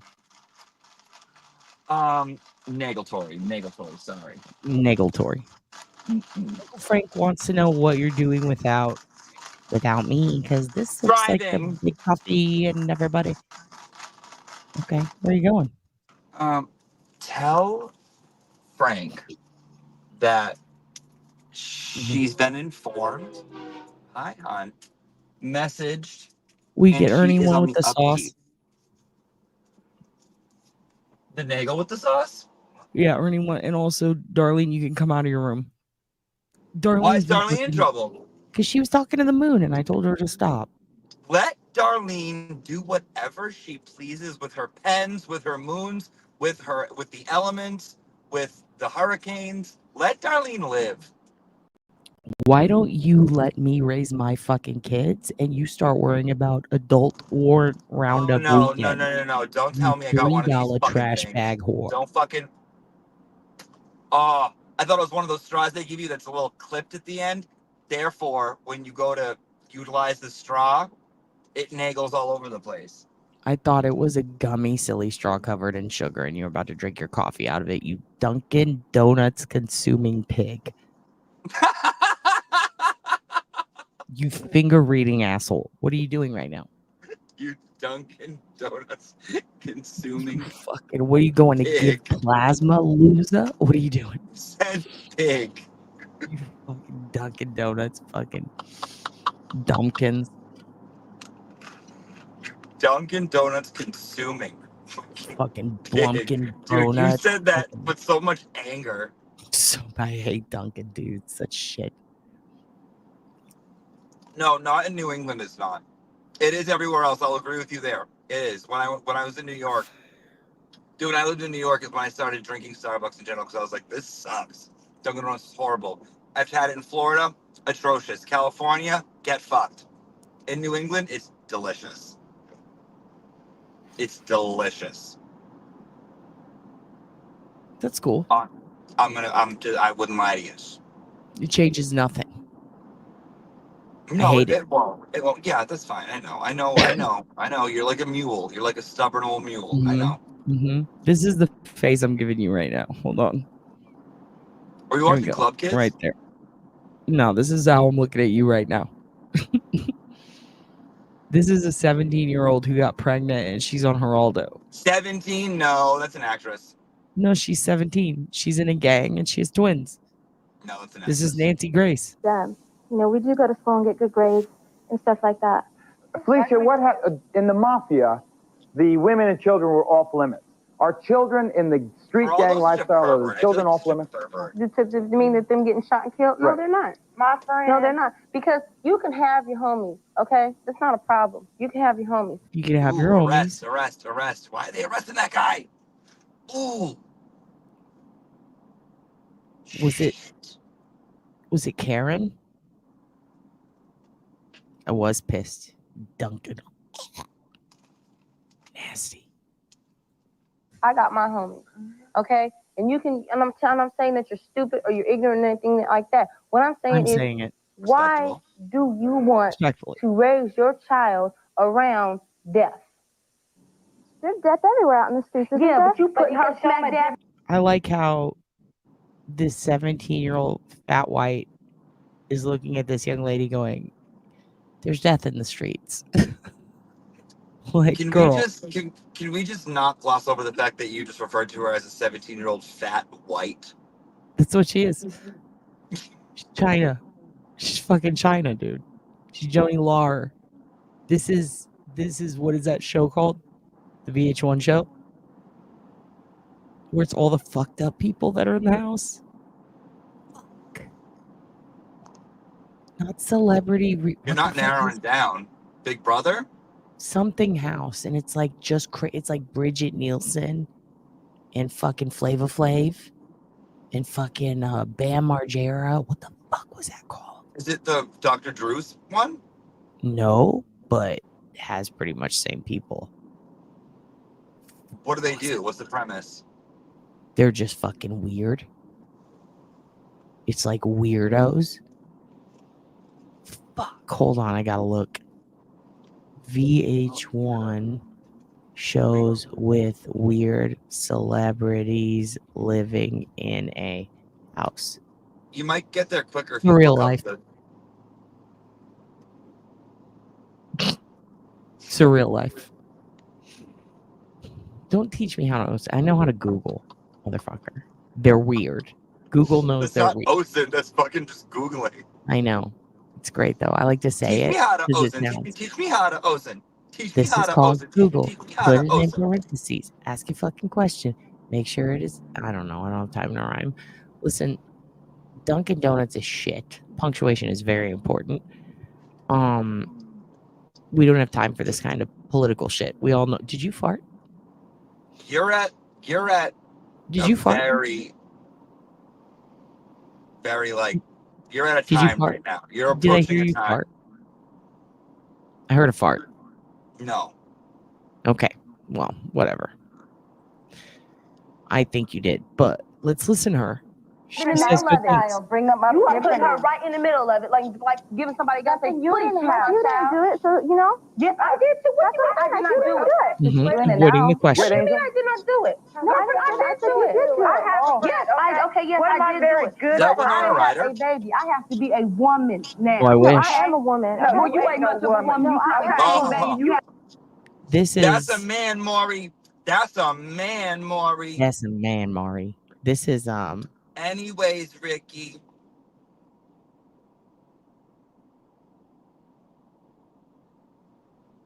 Hon, I'm approaching losing service area.